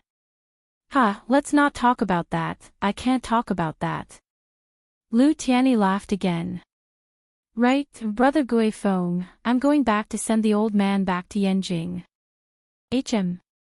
Tianyi, brother, Elder Lu, isn't he here to see Miracle Doctor? Why did you go back? Guifeng paused. He's feeling better now. I even got him a courtyard house to grow vegetables in. Tianyi said with a smile. It's done. Guifeng was shocked. Didn't Miracle Dr. Guan say that only long-term acupuncture would work? How could I use the old man's body as a joke? If not, I wouldn't dare to send him back. Lu Tianyi smiled and said, well, let's not talk about this first. The old man asked me to accompany him to dance on the dance carpet, Kong Guifeng almost thought that there was something wrong with his ears. Dance on the dance mat. Old Lu Zhenhu could still play on a dance mat. Even walking would be a problem, right? However, before Kong Guifeng could ask, the phone was hung up. Kong Guifeng sighed and walked back with a gloomy face. How is it?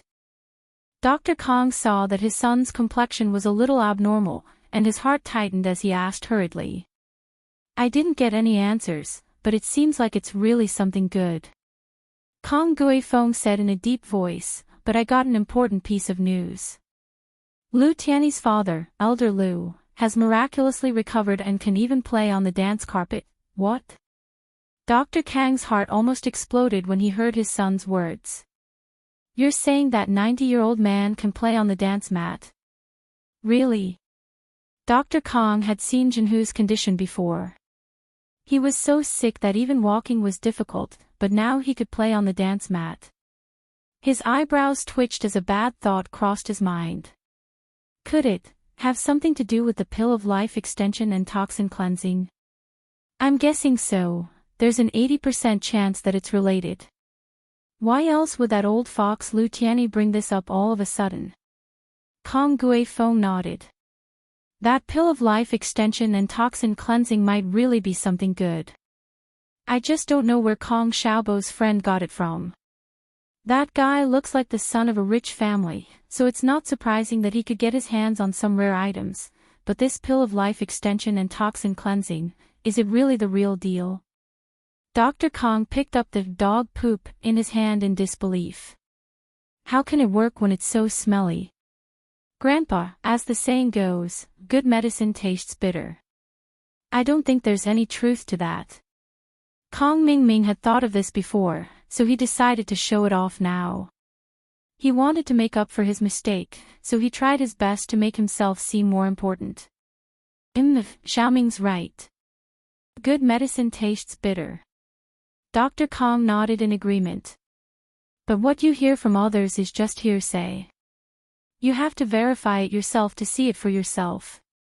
Grandpa, you mean? Kong Mingming asked. How about this? Cut this pill of life extension and toxin cleansing in half, then swallow it. See if it has any effects. Dr. Kong hesitated for a moment before speaking to Kong Mingming. Me? Kong Mingming thought his grandpa was going to take it himself. He didn't expect it to be him. Why? You don't want to live longer. Dr. Kong glanced at Kong Mingming. Dr. Kong didn't dare to take it himself. After all, he was old and couldn't handle the torment. But Kong Ming Ming was fine. It's not that. Kong Xiaoming was a little timid. The pill of life extension and toxin cleansing was supposed to be a good item, but it was just a guess from his family. He didn't dare eat it without a definite conclusion. You're afraid it's poisonous. Miracle Dr. Kong humphed. Idiot, no matter how stupid Xiaobo is, there's no way he'd send a poison pill over. That's murder in front of everyone's eyes, you'd have to spend eternity in jail.